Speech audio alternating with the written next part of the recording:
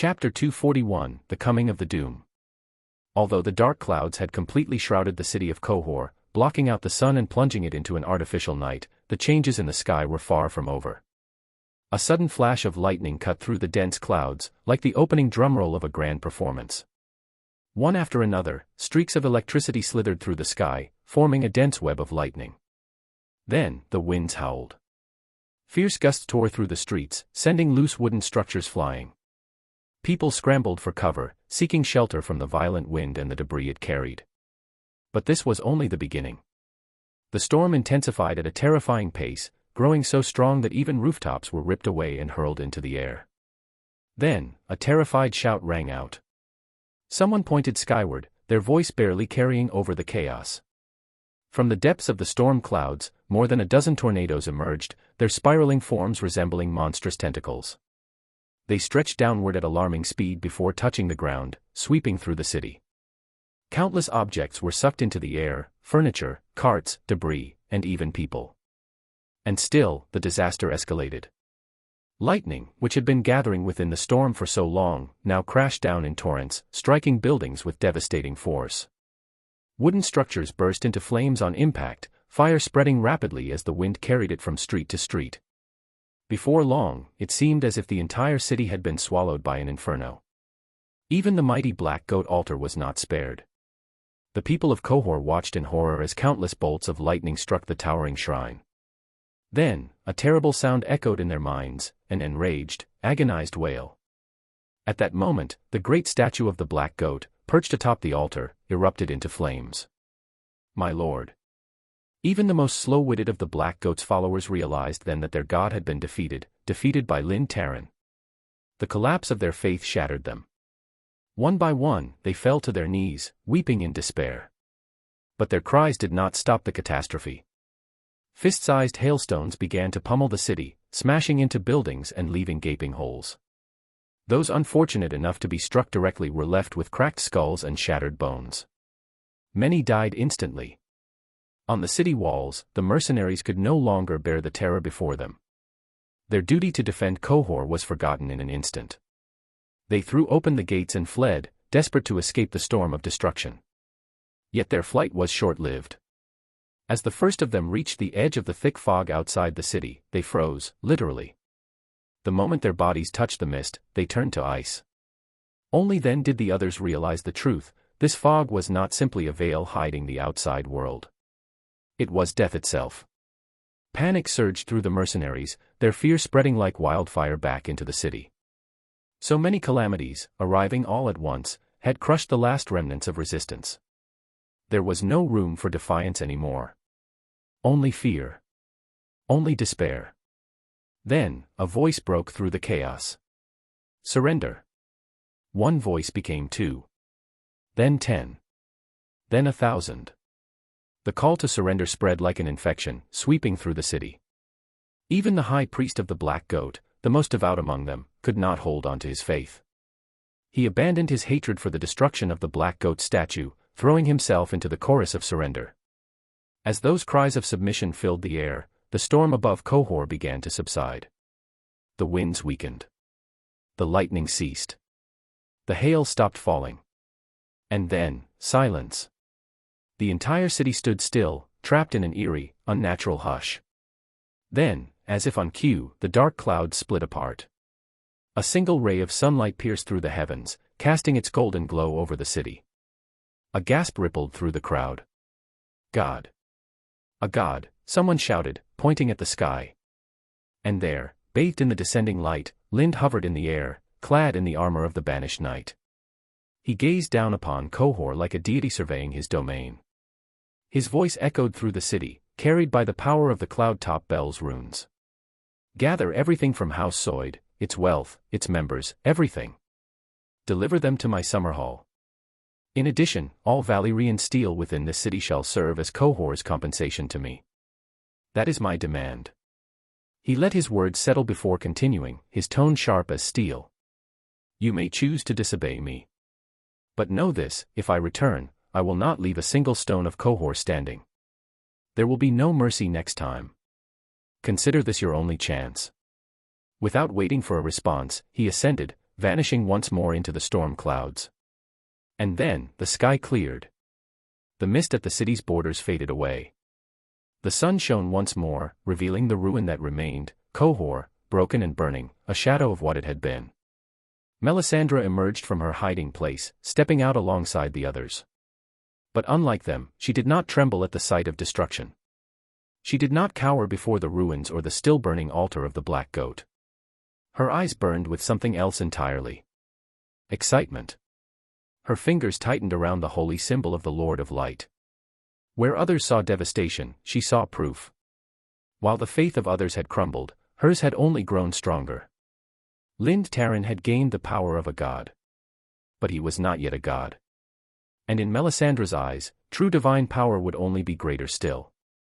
Moreover, Melisandre believed that Lind's act of striking the Black Goat god's altar with lightning and burning its statue, while leaving the Red Temple completely unscathed, was undeniable proof that the Black Goat god was a false deity, whereas the Lord of Light was the one true god.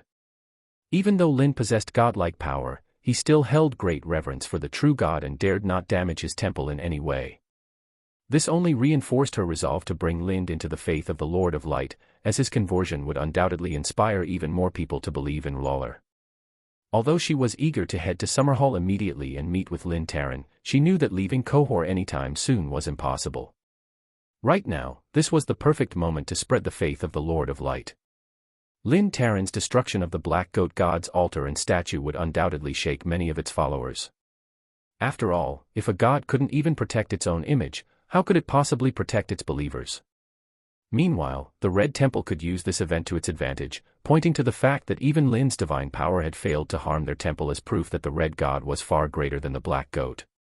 This would allow them to absorb the wavering believers, accelerating the spread of the Lord of Light's faith throughout the city. As Melisandre contemplated her next steps in infiltrating the ruling class of Cohor and ensuring that the faith of the Lord of Light took root among the city's elite, the citizens, who had gradually recovered from their fear of the calamity, began to surge toward the upper city. More specifically, they were heading for the Soyd family's estate. Their intent was clear, to capture every member of House Soyd and deliver them to Summerhall in order to fully appease Lind Taran's wrath. It wasn't just House Soyd's estate that came under siege, every property they owned throughout the city was quickly surrounded. Many members of the Soyd family, as well as their employees and associates, were dragged out, bound, and taken away. Their businesses were immediately sealed off.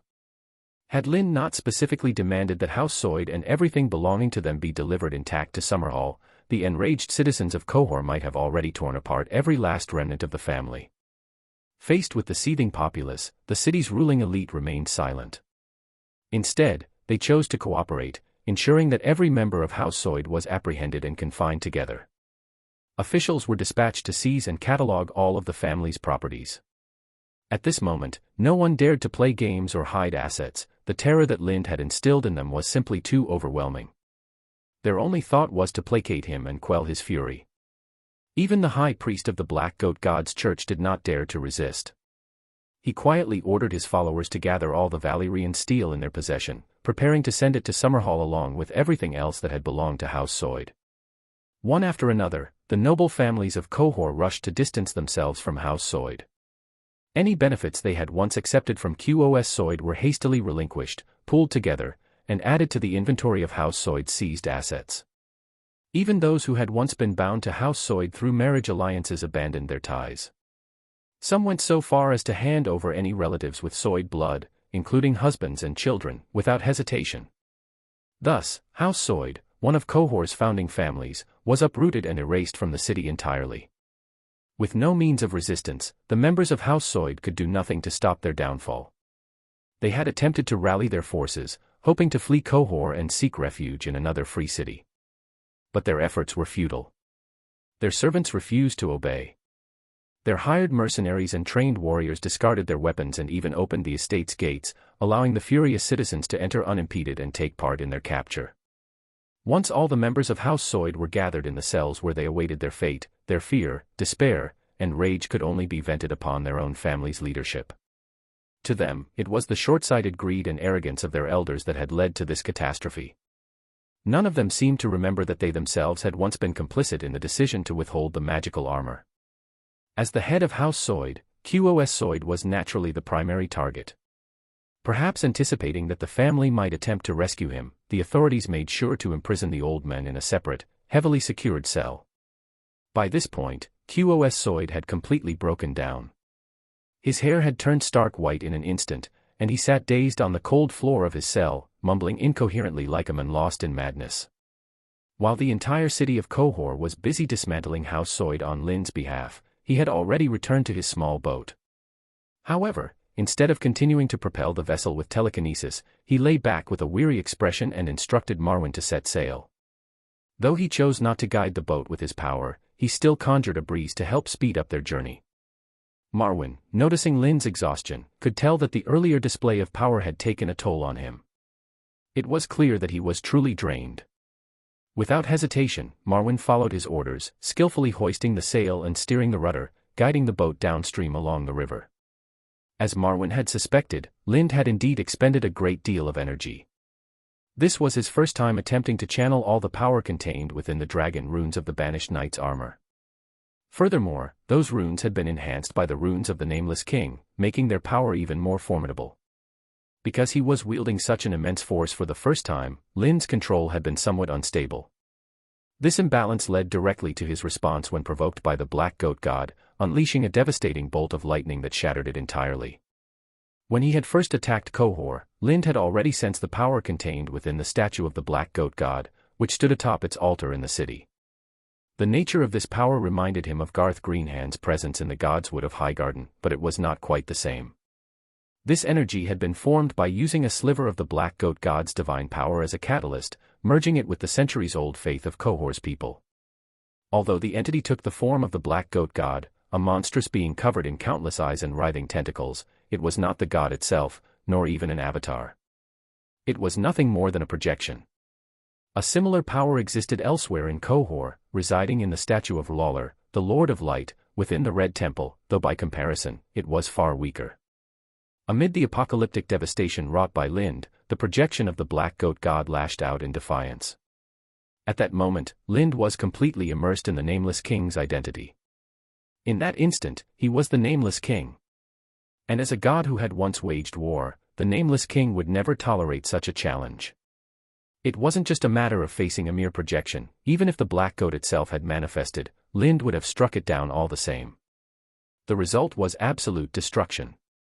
Lightning cleaved through the Black Goat God's altar, shattering its statue and annihilating the power contained within its projection. At the very moment the statue and its projection were obliterated, every single follower of the Black Goat God in Cohor, including Lind himself, heard a tormented, furious howl. Moreover, Lind felt an eerie gaze upon him from the void itself. This gaze was the true reason for his rapid depletion of power. It was more than just an oppressive presence, it carried the nature of an imprint, attempting to seep into his very being. To resist, Lind was forced to unleash a vast amount of the Nameless King's rune power to dispel it. Without the augmentation of the Nameless King's runes, the magic of the Banished Knight's armor alone would not have been enough to sustain such an overwhelming display of power. Fortunately, the people of Cohor had surrendered just in time. Had they resisted any longer, he might have been forced to retreat as well. But everything was unfolding exactly as he had envisioned. Now, he only had to wait to reap the rewards of his victory. He was confident that Cohor's ruling elite would no longer dare to defy his will. And even if they did, the citizens of Cohor would surely force them to comply. The wealth accumulated by House Soid over 1,000 years, along with their skilled craftsmen and artisans, would provide Summerhall with an extraordinary surge in strength, an opportunity Lind had no intention of wasting. Chapter 242, The Aftermath of the Doom. More than a month had passed since Lind had exerted his divine might over Cohor. In that time, spies from various free cities and kingdoms stationed in Cohor had relayed news of the event to their superiors through the fastest means available. Soon after, rulers and influential factions sent envoys to Cohor to verify the reports. The accounts delivered by their spies were simply too extraordinary to be believed. What they described defied all logic, especially the details about Lind. He was no longer spoken of as a mere man, but as something far greater, a being of true divinity. However, when these envoys arrived in Cohor, they saw firsthand the devastation that remained. Large portions of the city still lay in ruins, and the people they spoke to recounted the events of that fateful day in fearful, reverent tones. Gathering all the information, they sent their reports back to their respective rulers, and in the end, no one could deny the truth: Lind had single-handedly destroyed half of Cohor. With that realization, Lind's name spread once more, not just throughout the Free Cities and Slavers Bay, but even to the distant lands of ET. This time, however, the titles associated with him expanded. In addition to names like Chosen of the Seven Gods and Storm God, he was now also called the God of Magic and, more notably, the Calamity Incarnate. Of these, Calamity Incarnate quickly gained prominence, threatening to eclipse all others. Ironically, Melisandre had initially assumed that the destruction of the Black Goat God's shrine would weaken its faith, leading many of its followers to abandon it. She had expected the Red Temple to claim those lost believers. Yet, reality proved different. Not only did the Red Temple fail to win over these converts, but even some of Lolares' own followers defected. They did not turn to the Black Goat, but instead to a new faith, the worship of the Calamity God, a faith that had emerged in the wake of Cohor's near destruction. Extreme fear, when coupled with extreme power, inevitably breeds extreme devotion. Although the worship of the Calamity God was new to Cohor, and its object of reverence was none other than the very being who had raised the city, those who had witnessed Lind's descent from the heavens, bathed in radiant light, found themselves incapable of hatred. Instead, as the faith in the Calamity God took form, they all became his followers, including those who had lost their loved ones at Lind's hands. Without exception, these believers were zealots. Their fervor fueled the rapid spread of the new faith, and in just a single month, the worship of the Calamity God had risen to stand alongside the Black Goat Church and the Red Temple as one of Cohor's dominant religions. The leader of this faith, its first high priest, was a man named Mafaz Panchen, a scion of the powerful House Panchen, one of Cohor's ruling elites. His wife and children had perished in the cataclysm Lind had unleashed, swept away and shattered by a tornado. Yet, rather than hatred, Mafaz developed a profound and unwavering devotion to Lind. When he noticed the faith in the Calamity God beginning to take root in the lower city, he was among the first to join. Using his family's influence, he expanded the religion's reach, ensuring that it rapidly gained prominence, securing its place as Cohor's third great faith. However, it was not his devotion that earned him the title of High Priest. Among the Calamity God's worshippers, there were many whose faith burned even brighter than his. What set Mafaz apart was his knowledge, his ability to structure and define the faith. Drawing upon his studies of religious doctrine, he composed the Codex of Calamity in a remarkably short time, providing the new faith with a foundational scripture for preaching and conversion. Within this codex, he outlined the divine authority of the Calamity God. The most significant doctrine was this: those who perished in disasters would have their souls fall into the hands of the Calamity God. There, in a place called the Realm of Catastrophe, they would undergo penance for the sins of their past lives. Only by embracing the faith of the Calamity God and atoning for the sins of their loved ones could the faithful hope to reunite with those lost to disaster. In death, they could journey to the Realm of Catastrophe, find their departed kin, and, through faith, construct a vessel to ferry them away, across the abyss, to the far shore of paradise, where eternal happiness awaited until the very end of time. Once the codex was complete, Mafaz delegated missionary duties to other priests. He himself took the codex and joined the convoy escorting House Soid to Westeros. To Mafaz, no matter how well written the codex was, it meant nothing without the Calamity God's own approval.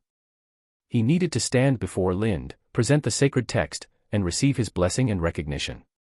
Only then could he truly claim the title of High Priest of the Calamity God. Mafaz was not the only one to join the convoy. A great number of mages had also chosen to accompany the procession. Wizards, alchemists, dark warlocks, necromancers, cloud sorcerers, blood mages, and fire priests, nearly 2/3 of the Cohor Mages Association had departed with them. It was no exaggeration to say that the city's entire magical order was now en route to Summerhall. It was no surprise that the members of the mage associations reacted this way. After witnessing Lind's ability to manipulate the weather itself, every magic practitioner who revered arcane power saw him as the embodiment of magic, a prophet, or even the god of magic. Among these people, the faith in the god of magic began to spread. Although it did not expand as rapidly as the worship of the Calamity God, and its followers were fewer in number, those who did believe were deeply devoted. Much like Mafaz Panchen, they collaborated to compile a sacred text, the Codex of the God of Magic. During its creation, the Aeromancers were the most enthusiastic contributors. Nearly half of the codex was written by a dozen of their members, and the remaining sections were refined and revised under their guidance. Their fervor was understandable, because in Lind, they saw the ultimate manifestation of the magic they had spent their lives mastering. Despite Cohor's open acceptance of magic, most of the Essos continent regarded sorcery as a dark and dangerous force, one that was often banned or heavily restricted. The Aeromancers, however, were an exception. Not only were they free to practice in the free cities, but even religious institutions did not classify them as heretical. This was largely due to their mastery over air magic, an element that was both practical and beneficial. Aeromancers could predict storms for seafarers, summon rain to parched lands, and purify polluted air. In a city like Cohor, where forges and smelteries filled the streets, their purification magic ensured that the people were not suffocated by smoke and soot. Without them, the city would have been buried under an unbreathable haze, incapable of sustaining such a large population. Because of this, the Aeromancers held a uniquely privileged position in Cohor. Yet, even they, despite their status, chose to embrace Lind as a prophet and dedicate themselves to the faith of the god of magic. Their devotion bordered on fanaticism. Without hesitation, they wrote letters to their counterparts in other free cities, urging them to travel to Summerhall and follow Lind as well. The convoy departing Cohor was massive, comprising over 2,000 members of House Soid, including both direct and collateral relatives, as well as associated retainers, servants, and hired workers. They were escorted by 2,000 unsullied and 1,000 mercenaries. Alongside them were hundreds of mages from the Association, more than 100 followers of the Calamity God, and a vast amount of wealth, both assets confiscated from House Soid and the reparations Cohor had paid to Lind. This formidable procession did not take the more convenient river route.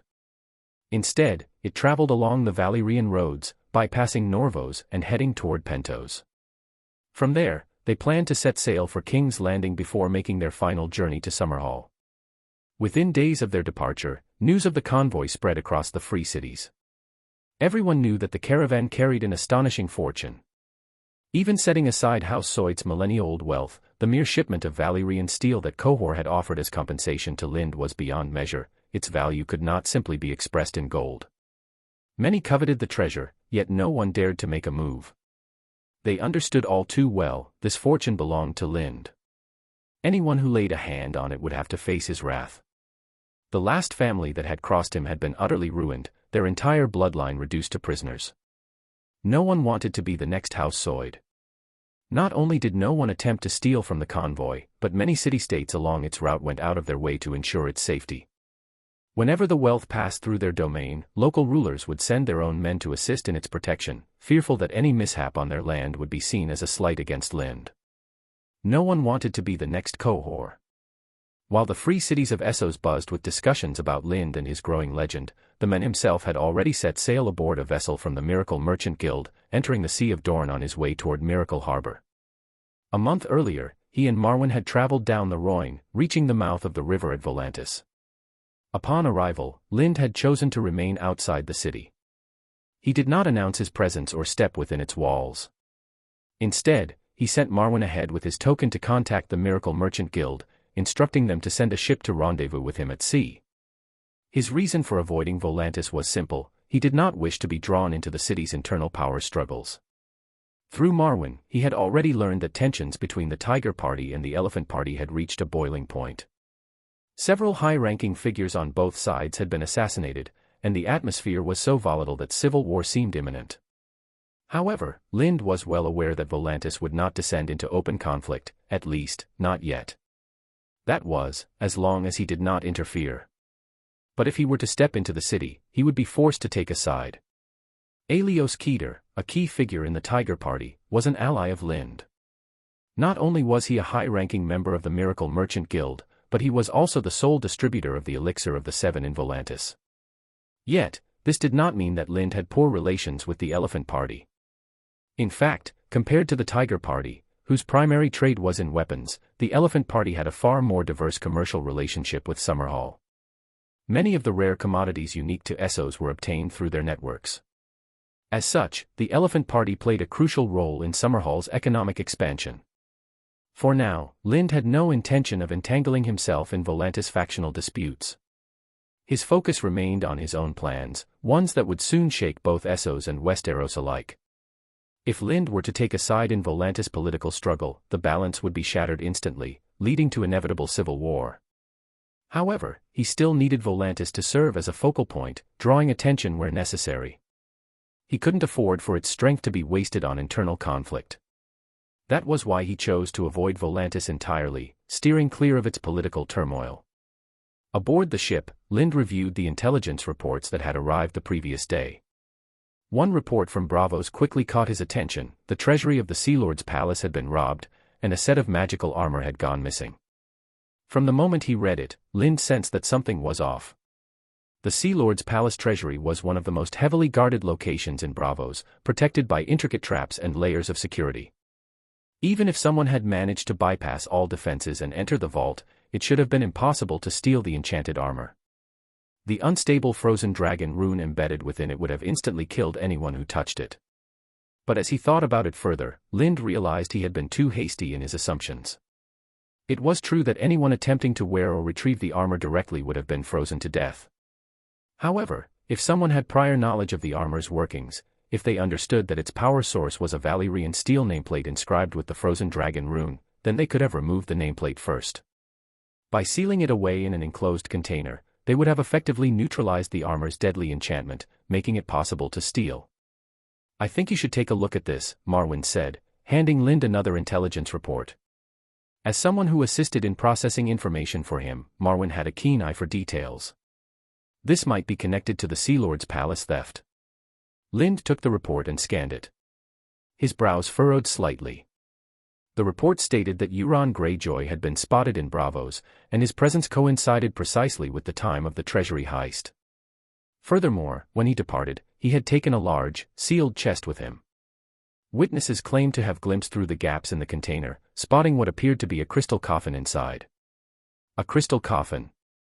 Lind immediately grasped what Marwyn was getting at. The coffin Euron had taken was most likely the same one that had been stored in the Sea Lord's palace, the one containing the remains of an ancient civilization's member who had not yet been transformed into a White Walker. Lind had mentioned this to Marwyn before, and the latter had always been fascinated by ancient civilizations. He had conducted extensive research into their remnants and had even expressed a desire to travel beyond the wall and to Bravos to investigate firsthand. The mention of the crystal coffin in the intelligence report had triggered an instant connection in his mind. What does he want with the crystal coffin and the enchanted armor? Lind muttered, puzzled. He wouldn't be trying to create White Walkers, would he? Marwyn speculated offhandedly. Though Marwyn had spoken without much thought, Lind felt an uneasy certainty creeping into his mind.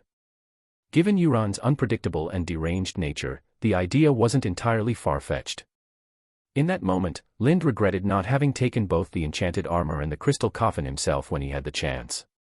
No matter what Euron intended to do with them, it could not possibly be anything good. After some deliberation, Lind quickly drafted an order, signed it, and handed it to the ship's captain. "Send this out using the letter Hawk," he instructed. The message was simple yet urgent: the Miracle Merchant Guild was to keep close watch on Euron Greyjoy's movements. If his whereabouts were discovered, they were to capture him at all costs. Lind had just elevated Euron Greyjoy's threat level. A few days later, as Lind arrived in Miracle Harbor, news reached him: Bravos' Sea Lord had dispatched a fleet in pursuit of Euron Greyjoy. The chase had led them to the waters near Skane Island in the north. There, Euron's ship had run aground on the rocks and sunk. He was presumed dead, lost to the sea. The report was conclusive. But Lind didn't believe it for a second. To him, Euron was still alive. The so-called death at sea was nothing more than a deception. And if he was right, then Euron Greyjoy had likely already ventured beyond the wall. Chapter 243, The Rise of an Independent Kingdom. It had been more than 10 days since their return to Summerhall from the continent of Essos, and only now had news of the events in Cohor begun to spread to Westeros through various channels. Reactions to the news were sharply divided. Some believed the rumors, primarily followers of the faith of the Seven and the Storm God, who saw Lind's actions as divine miracles. Others dismissed it all as mere theatrics, a ploy for fame orchestrated by Lind himself. Regardless of belief, most common folk agreed on one thing: the cities mentioned in these rumors, places like Cohor and Norvos, which they had never even heard of, were nothing more than backwater towns. After all, only small, insignificant places would make such a fuss over the miraculous powers Lind had demonstrated. In Westeros, his power was no secret, people had long been aware of his extraordinary abilities. Only those well-versed in the affairs of Essos, nobles, merchants, and seasoned sailors, understood the reality. The free cities were far older, larger, and more prosperous than King's Landing, and their inhabitants prided themselves on being superior to any town in Westeros. That these cities had reportedly yielded to Lind's power was unprecedented, not since the fall of the Valyrian freehold had such a thing occurred. Some perceptive individuals couldn't help but wonder, or even predict, whether Lind Taryn Summerhall would become the next Valyrian freehold. This idea was most prevalent among the great lords of the Seven Kingdoms. For these lords, the veracity of the rumors was secondary.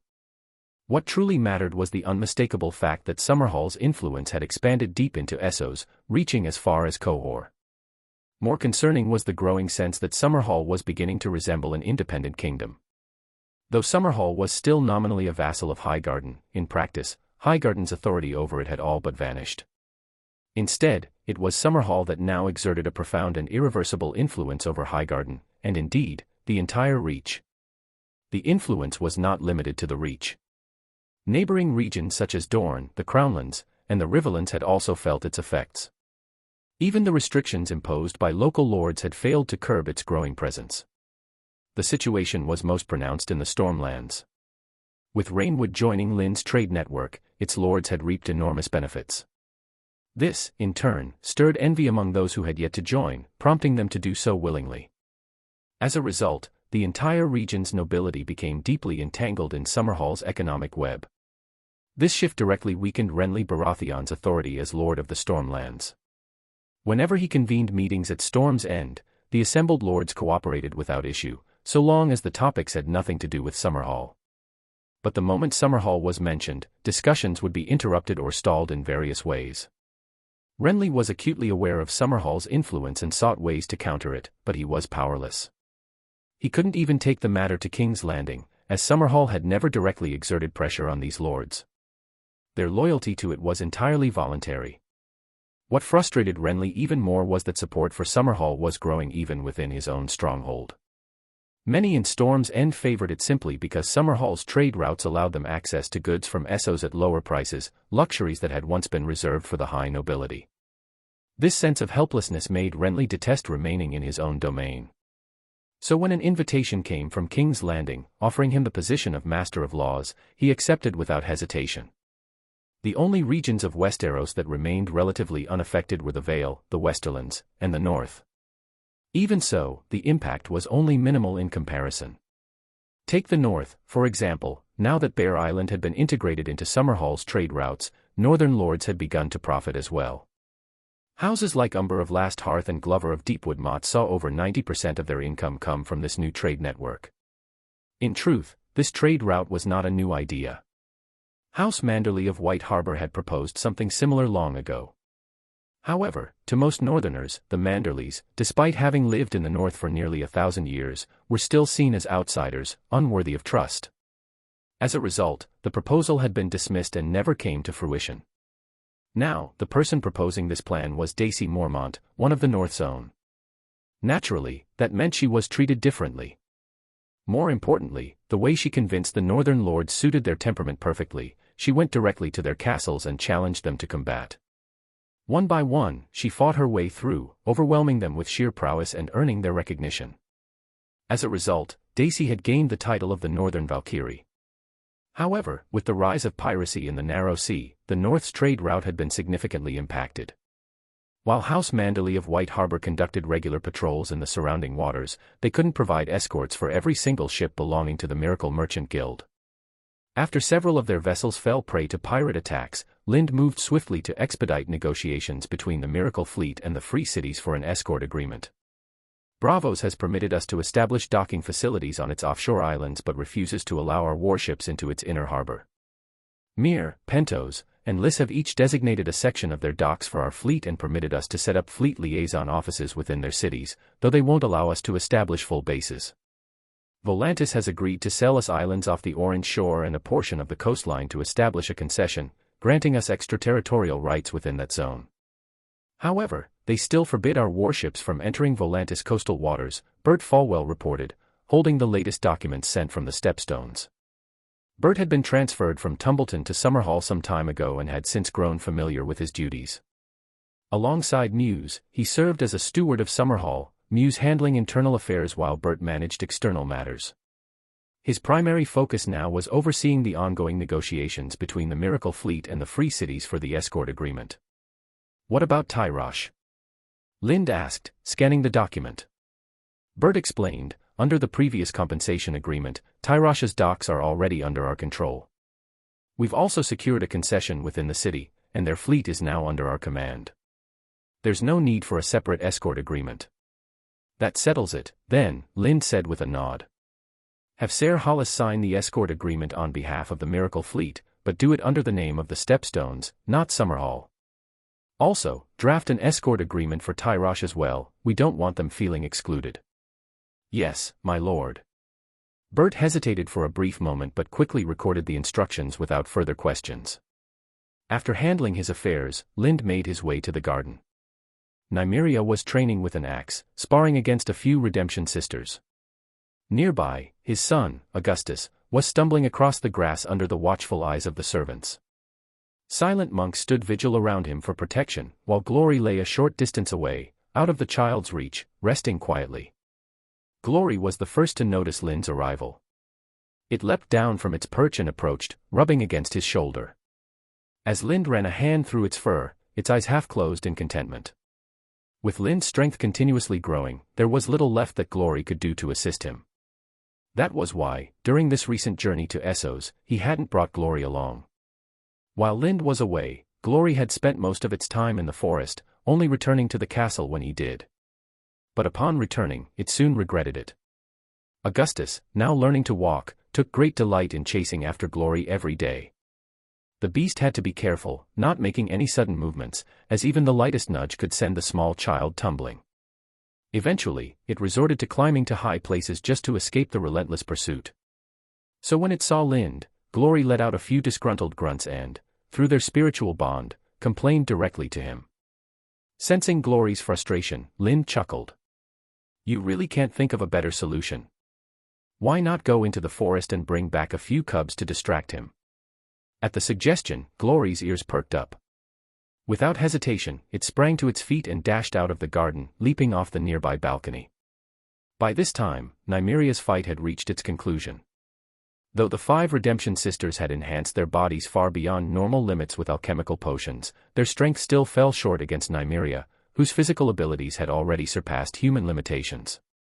With a powerful sweeping strike followed by a charge, she disarmed the last standing Redemption Sister, sending her warhammer flying. The woman hit the ground hard. After catching her breath, Nymeria extended a hand to help her fallen opponent up. Handing her battle axe to a nearby servant, she took a cloth and wiped the sweat from her brow. Then, she turned to look at Lind before shifting her gaze toward Augustus, who was running across the grass. Due to Lind's frequent travels, and the fact that he was never particularly fond of children, his relationship with Augustus was distant. Even now, seeing Lind arrive at the garden, the boy instinctively turned and ran the other way, seeking comfort with Nymeria. Nymeria laughed as she picked up Augustus, kissed his cheek, and then walked over to Lind. "You should spend more time with Augustus," she said. "Right now, he looks at you like you're a stranger. If this keeps up, he won't be close to you when he grows up." Lind chuckled, reached out, grabbed Augustus by the back of his shirt, and playfully tossed him into the air. A whirlwind formed beneath him, holding him aloft as he hovered above the garden's grassy expanse. At first, Augustus looked startled, but he quickly recovered. Soon, he was waving his arms and legs excitedly, giggling with delight. When Lind guided the whirlwind to gently lower him back to the grass, Augustus immediately scrambled back to his feet. With tiny, determined steps, he ran to Lind, clung to his leg, and babbled excitedly. "See. Winning over a child is that simple." Lind raised an eyebrow at Nymeria. Nymeria rolled her eyes at him but said nothing. After spending some time playing in the garden with his wife and son, Lind noticed Ser Russell and the executive chairman of the Miracle Merchant Guild, Gorman, approaching from the square, led by Muse. Handing the child over to a nearby servant, Lind nodded toward the approaching men and made his way to the study. Nimria, seeing him leave, decided to follow. A little over 10 days ago, upon returning to Miracle Harbor, Lind had immediately summoned Russell and Obella to discuss Goyandro.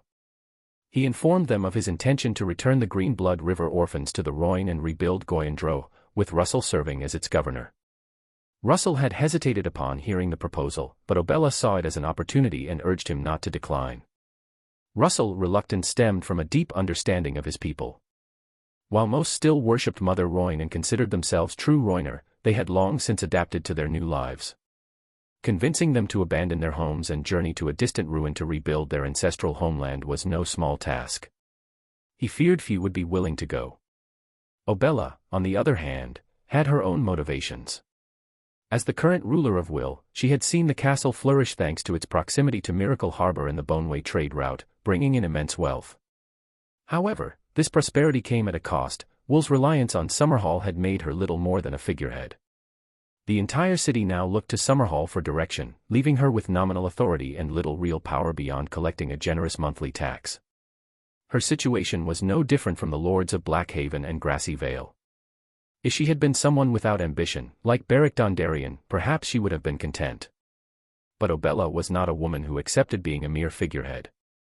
She had fought hard to retain her inheritance, even agreeing to marry Rozos, an orphan of the Green Blood River with no noble lineage, in order to secure her position. So when she heard Lind's plan to rebuild Goyandro, she immediately saw the potential benefits. The settlement was located deep in the Associ mainland, far from Summerhall's direct influence. Unlike her current position in Will, where she had to constantly consider Summerhall's wishes, a governor of Goyandro would have near total control over the region. The only real drawback was the distance. Should anything go wrong, Summerhall's ability to intervene would be limited.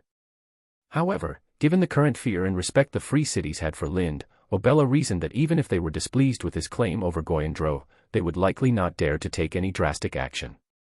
The only real threat to consider was the Dothraki. With this in mind, she wasted no time persuading her husband to accept Lind's proposal. Though hesitant at first, Russell ultimately agreed under her insistence. Of course, gathering the Green Blood River orphans would take time, and the number of willing settlers might not be enough to fully meet Lind's expectations. But Lind had already anticipated this. He had only ever needed a symbolic presence, however many Russell could gather would be sufficient for his purposes. Creators. Chapter 244, Nimeria's Journey on the Rhoyne. My lord, I have gathered 23,945 of our people. Some are on their way to Miracle Harbor, while others have already arrived, Russell reported eagerly in the study. More than 20,000? Lind raised an eyebrow, surprised. Based on Russell's previous descriptions, he had expected that most of the Green Blood River orphans would be unwilling to abandon their current lives. Russell explained honestly, word of your deeds in Essos has already spread to Dorne. With your name protecting them, they believe there won't be much danger in rebuilding Goyandro, so... He hesitated for a moment, then glanced at Lind with a conflicted expression. Clearly, he was not entirely pleased with how easily his people avoided hardship yet jumped at opportunity. Lind shook his head. It's fine. You don't need to worry that I'll blame them for going where the wind blows. As long as they're willing to help rebuild Goyandro, that's all that matters. At this point, Mew spoke in a low voice. With over 20,000 people, plus the river bandits who were already occupying the floating strongholds of Goyandro, the numbers should be sufficient.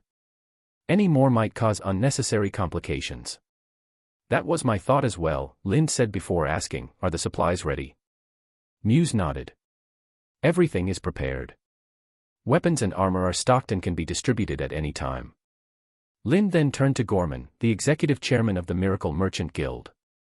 What about the ships? How is the fleet's preparation coming along? They're ready, Gorman replied seriously. We have enough ships to transport over 30,000 people along with all the necessary supplies in one trip. However, Pentos has yet to respond. We don't know if they'll allow us to dock. Lind waved off the concern.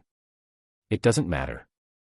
Even if we can't use Pentos docks, we can ferry people ashore in small boats outside the city. Then, as another thought crossed his mind, he added, once the transports are done, send a few of our better ships to Pentos to pick up the scholars from the Sphinx Academy and their collection of books. Understood. Yes, my lord, Gorman responded quickly. I want to go to Essos as well, Nymeria suddenly said. The room fell silent for a moment, and then all eyes turned to Lind. Lind frowned slightly. Is this because of New York Sar? Nymeria nodded. Seeing her response, Lind felt a twinge of regret that he had mentioned New York Sar to her at all. After returning to Summerhall, he had, as always, shared stories with Nymeria about his experiences in Essos. But when he spoke of New York Sar, the old men in the river, and the statue of Queen Nymeria in the ruins, a statue that looked exactly like her, Nymeria's reaction had been unusual. At first, Lind didn't think much of it. But in the following days, Nymeria began to have strange dreams. In them, she found herself in New York Sar, except the city was still intact, and she encountered the old men in the river. Lind initially assumed she was simply having vivid dreams inspired by his storytelling. But when he questioned her about the details, he discovered something uncanny. Nymeria's descriptions of the city's layout and architecture were identical to the real New York Sar. Yet Nymeria had never set foot anywhere near New York Sar. She hadn't even been to the coastal regions of the Free Cities, let alone deep into Essos' interior. How could she possibly know so much about its geography? That left only two possibilities: either Nymeria was the reincarnation of Queen Nymeria, or her bloodline had somehow awakened ancestral memories. The concept of reincarnation was not unheard of in the world of ice and fire. The most well-known prophecy spoke of the rebirth of Azor Ahai, the Lightbringer. If that legend held truth, then the idea of Nymeria being the warrior queen's reincarnation wasn't entirely impossible. However, Lind was more inclined to believe that it was a matter of blood rather than reincarnation. Nymeria had already surpassed mortal limits through various means, gaining extraordinary abilities in the process. One of the most remarkable was her ability to communicate with highly intelligent creatures like Glory and the Cannibal, not just sensing their thoughts but conveying her own to them as well. This ability seemed somewhat similar to the Greenseer's gift of communicating with animals, yet upon closer examination, it was fundamentally different. Later, Melora discovered through ancient texts that this power had also appeared in legendary heroes of the past, figures like Garth Greenhand and, notably, the Warrior Queen. According to legend, when the Warrior Queen led the Roiner in their Great Migration, they initially intended to settle on the continent of Suturios. However, they faced numerous disasters there, including a devastating attack from a swarm of wyverns.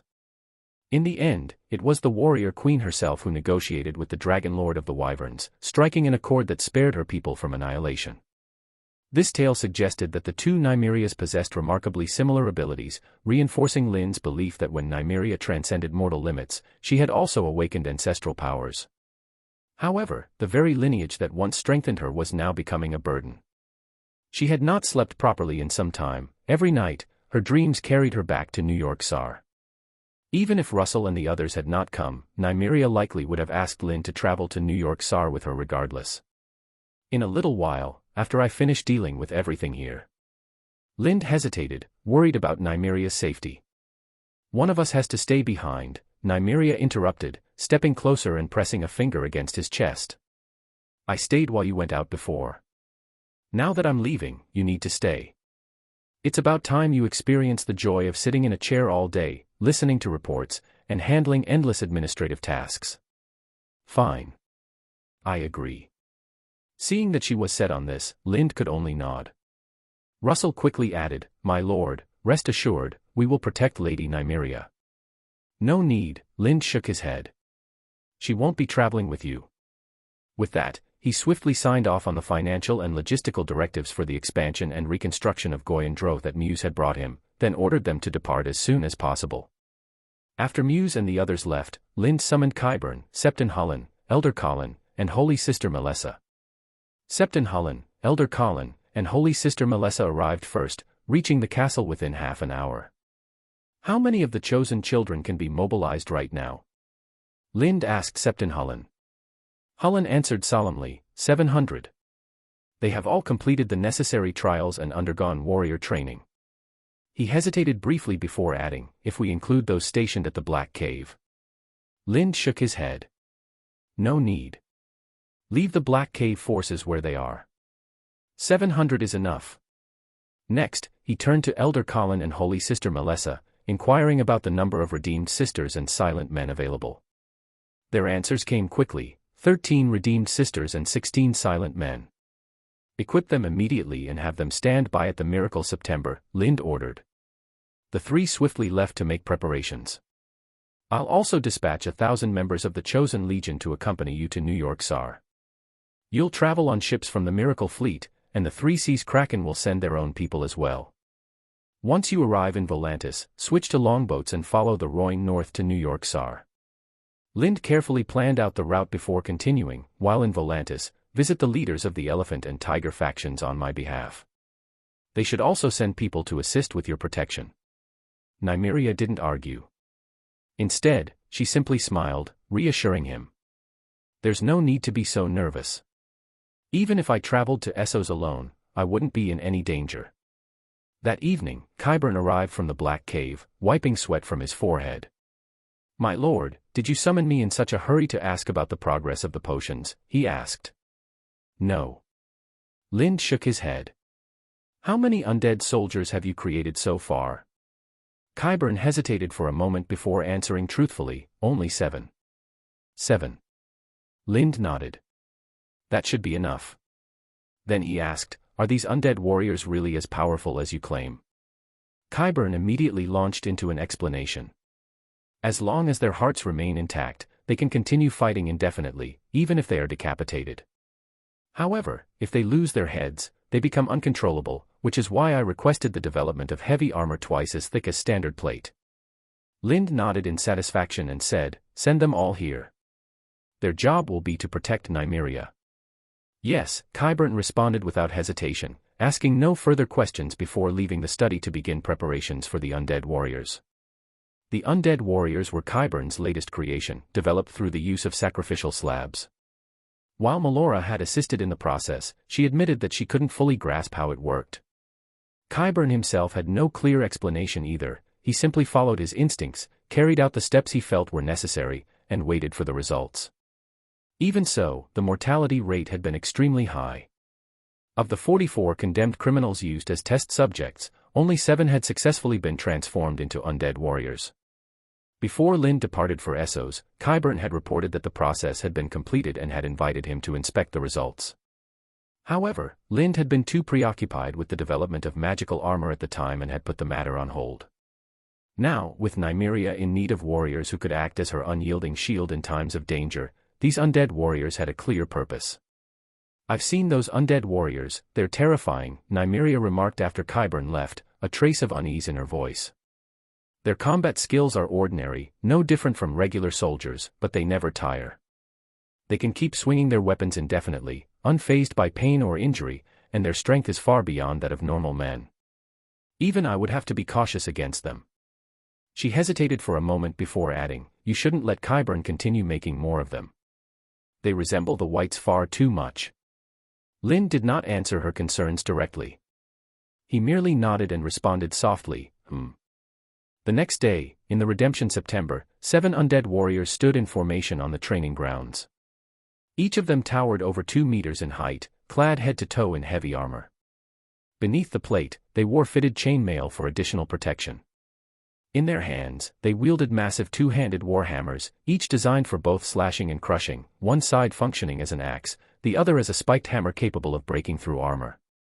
As Qyburn instructed Nymeria on how to control them, Lind took the opportunity to examine them up close. According to the records, the criminals used for the experiments had been of average height, none taller than 1.5 meters. Yet now, these undead warriors stood over 2 meters tall. Clearly, their bones, muscles, and bodies had undergone extensive forced growth through alchemical enhancements. Even their internal composition seemed unnatural. Lind could still detect the scent of medicinal concoctions emanating from their bodies, rather than the stench of rotting flesh, which suggested that they had been infused with a special fluid to sustain them. Another striking detail was the complete absence of magical energy. These creatures were not products of sorcery, but of pure alchemical modification. Perhaps this was why, despite having observed the entire process, Melora had been unable to understand how Qyburn had created them. Once Nymeria had mastered their control, Lind gestured for her to command the undead warriors to attack. With the transfer of control granted by Qyburn's sigil, the undead warriors immediately obeyed Nymeria's commands. From their movements and reactions, it was evident that they retained a level of basic intelligence. When ordered to attack, they coordinated their strikes rather than fighting mindlessly like headless beasts. However, as Nimria had pointed out, their combat abilities were rather crude. They relied solely on their inexhaustible stamina and their inability to die, charging forward with brute force. Against an opponent like the Red Viper, an agile fighter who could exploit their weaknesses, it was possible that they could be neutralized without injury. That said, such an outcome was only likely in single combat, and if they weren't wearing their armor. Once two or more undead warriors worked together, it would be nearly impossible for an ordinary soldier to take them down. And now, with 7 of them acting as a single unit, they could serve as an impenetrable defense for Nimria, capable of holding off thousands. Satisfied with their capabilities, Lind finally felt reassured about Nimiria's journey along the Rhône. The next day, Nimria entrusted all her affairs to Lind.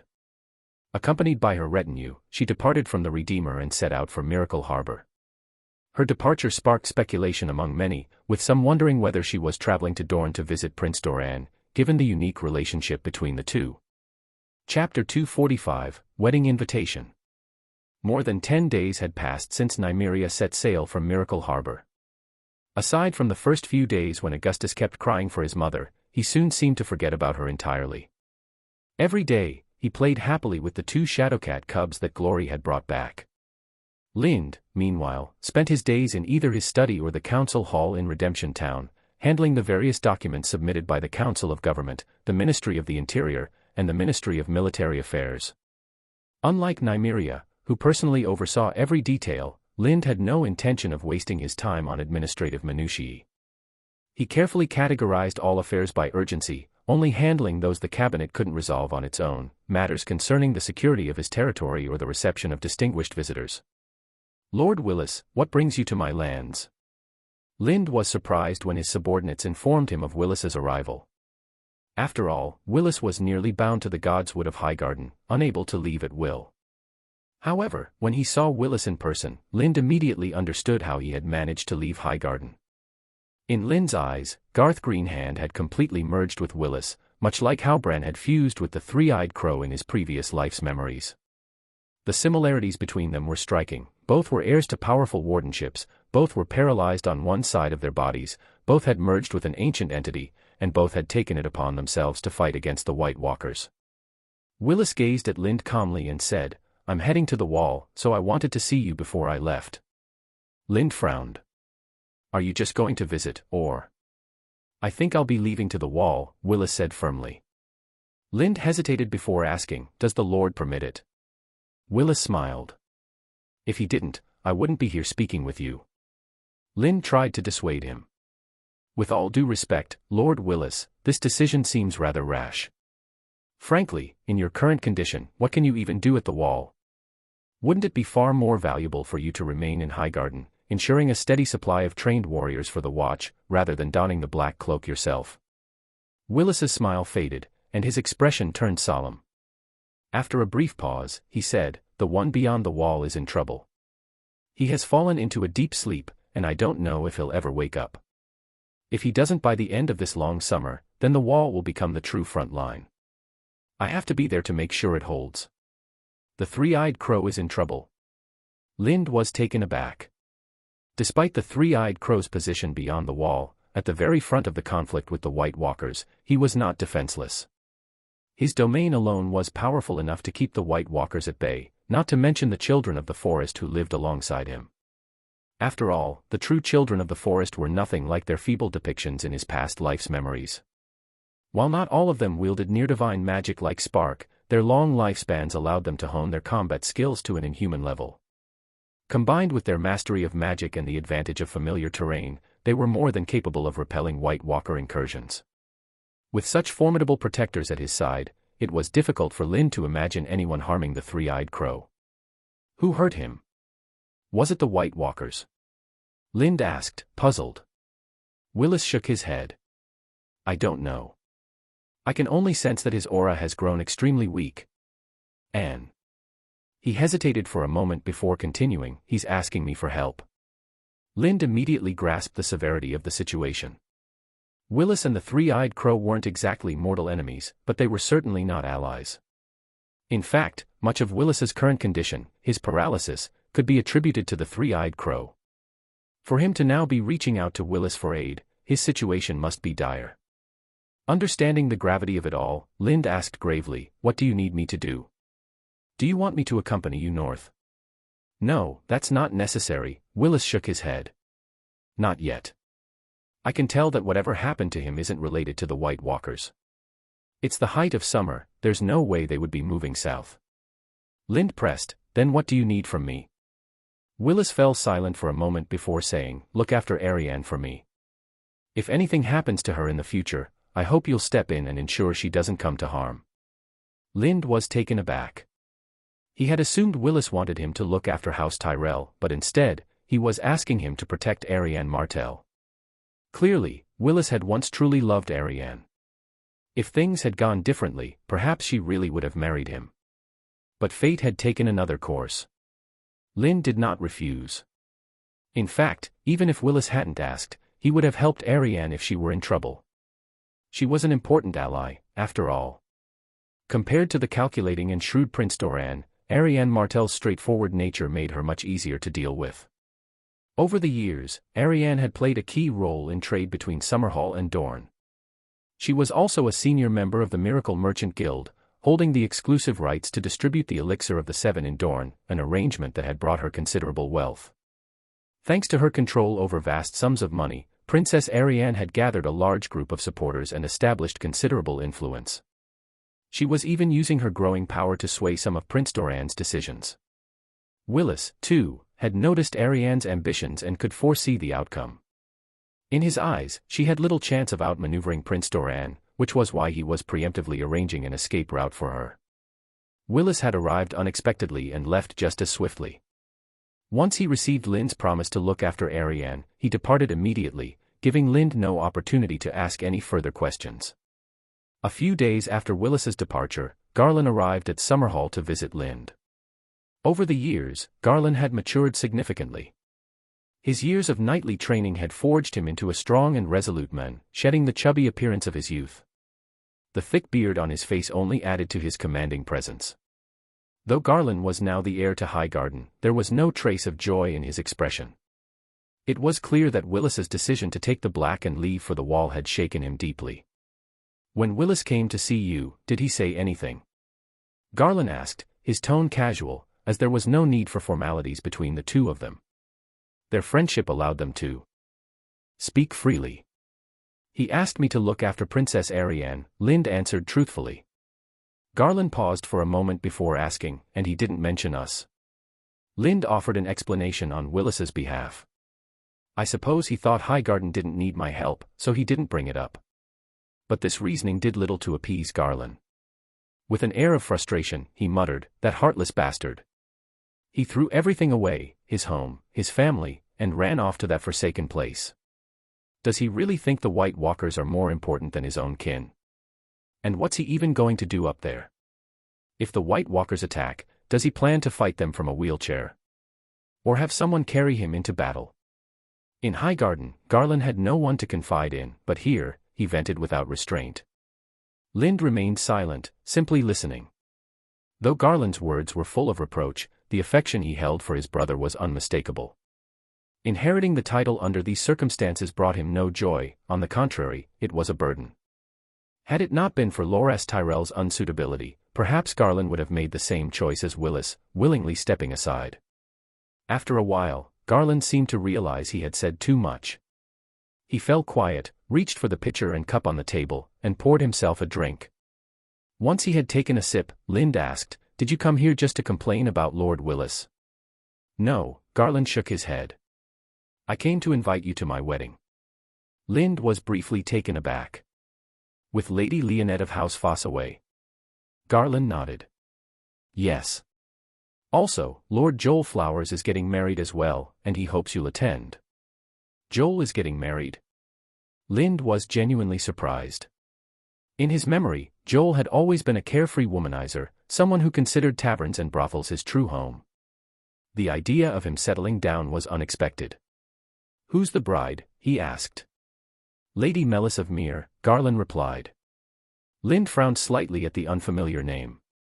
From which powerful Myrish family? None, Garland said with a shake of his head. A thought crossed Lind's mind, and he ventured a guess. A courtesan. Garland nodded. More precisely, a madam. She owns a brothel, an inn, and a tavern in the town outside Highgarden, along with 3 manors and farmland in the countryside. She's very wealthy, extremely wealthy, and just as beautiful. He paused briefly before adding, honestly, Joel is lucky to have her. Garland's words piqued Lind's curiosity about Lady Melis.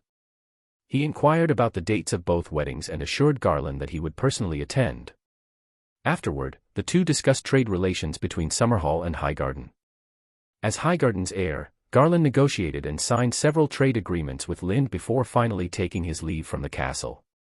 In the following days, Lind focused on preparing for his journey to Highgarden. Unlike before, this time he planned to bring Augustus along so the boy could be introduced to the powerful figures of the 7 kingdoms. If it were merely the wedding of the Warden of the South and the second son of the Lord of Highgarden, it wouldn't have drawn much attention. But Garland's status had changed, he was now the future Lord of Highgarden. Such a wedding could not be taken lightly. It was expected that many of the 7 kingdoms' great lords would attend, and even those who couldn't make it in person would likely send high-ranking representatives.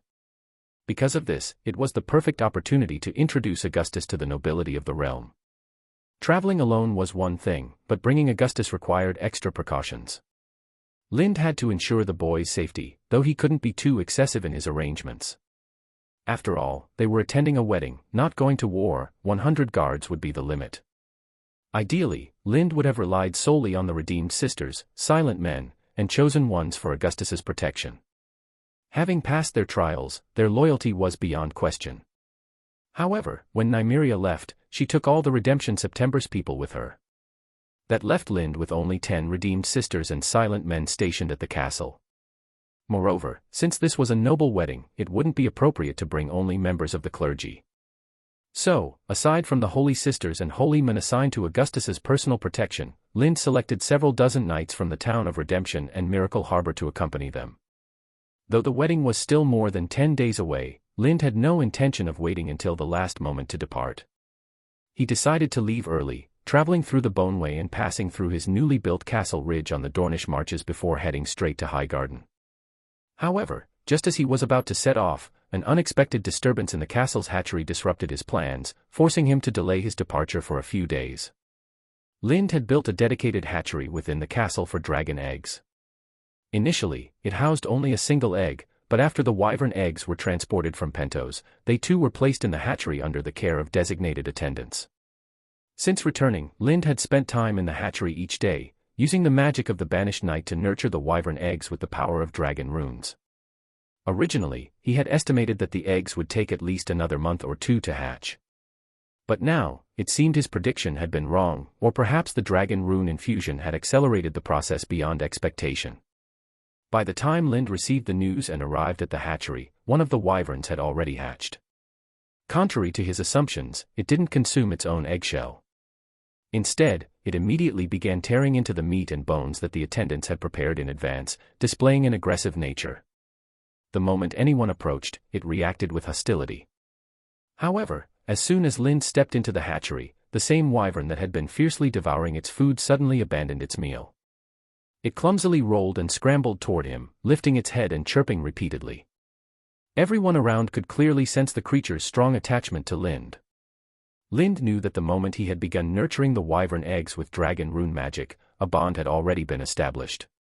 This connection wasn't one of blood, but something far deeper, a spiritual link, much like the one he shared with Glory and the cannibal. He picked up the newly hatched wyvern, holding it up for a closer look. Freshly born, the creature was still hideous, resembling a plucked chick more than the fearsome beast it would one day become. Just then, the other wyverns began hatching one after another. Within moments, the hatchery was filled with the sharp cries of newborn wyverns.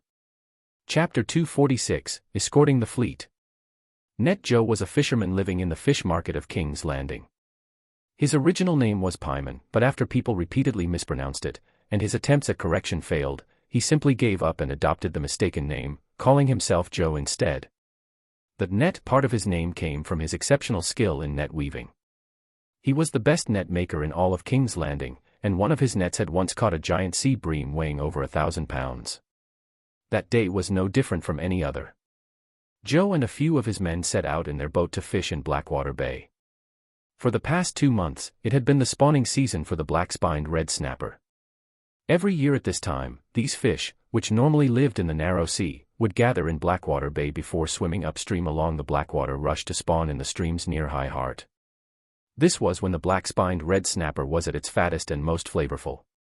The roe of the female fish, in particular, was a delicacy reserved for the nobility, with a small dish costing 10 silver stags. Because of this, catching black-spined red snapper during this season was the most important source of income for Joe. However, he was far from the only one aware of this opportunity. When Joe arrived at Blackwater Bay, he found that many other fishing boats had already dropped anchor, all hoping for a good catch. The key to successfully catching black-spined red snapper was finding the right spot to cast the nets. Due to their natural habits, these fish only gathered in warm currents. But with the prolonged summer, Blackwater Bay's waters were uniformly warm, making it much harder to locate those specific pockets where the fish would congregate. For Joe, though, this was not a problem. His family had a method of easily identifying the warm currents that attracted the snapper. Just as expected, as soon as he entered the waters of Blackwater Bay, he quickly found a prime location to cast his nets. After steering the boat to the right position, Joe gave the order to drop anchor. He retrieved the nets he had woven and prepared the day before, attached floats to them, and began lowering them into the water one by one. The nets drifted along the warm ocean currents, sinking gradually with the pull of their weighted ends, forming a deadly trap for the fish. Once the nets were set, there was nothing more to do but wait. They would retrieve them late at night when the catch was plentiful. In the meantime, one of Joe's older crewmen pulled out a worn chessboard in pieces, setting them up on the deck to teach the others how to play a game called Sivas. He claimed to have learned it from a Valentine sailor during his time at sea. Joe watched for a while but quickly lost interest. To him, moving pieces around a board just to capture other pieces seemed dull and pointless. Instead, he picked up a fishing rod, intending to pass the time by angling for smaller fish. Just as he was tying the hook and preparing to bait it, he caught the sound of horns carried on the wind from the shore. At first, he thought he had misheard. But when he noticed men on a nearby boat standing up and looking toward the walls of King's Landing and the Red Keep, he followed their gaze. That was when he saw it. A black banner had been raised above the Red Keep and along the city walls. War. Who is King's Landing at war with? Joe muttered in confusion. The black banner signified that the city was now in a state of war readiness.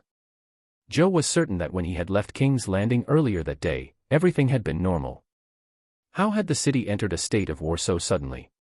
As he struggled to make sense of it, one of his crew suddenly leapt to his feet, pointing toward the mouth of Blackwater Bay.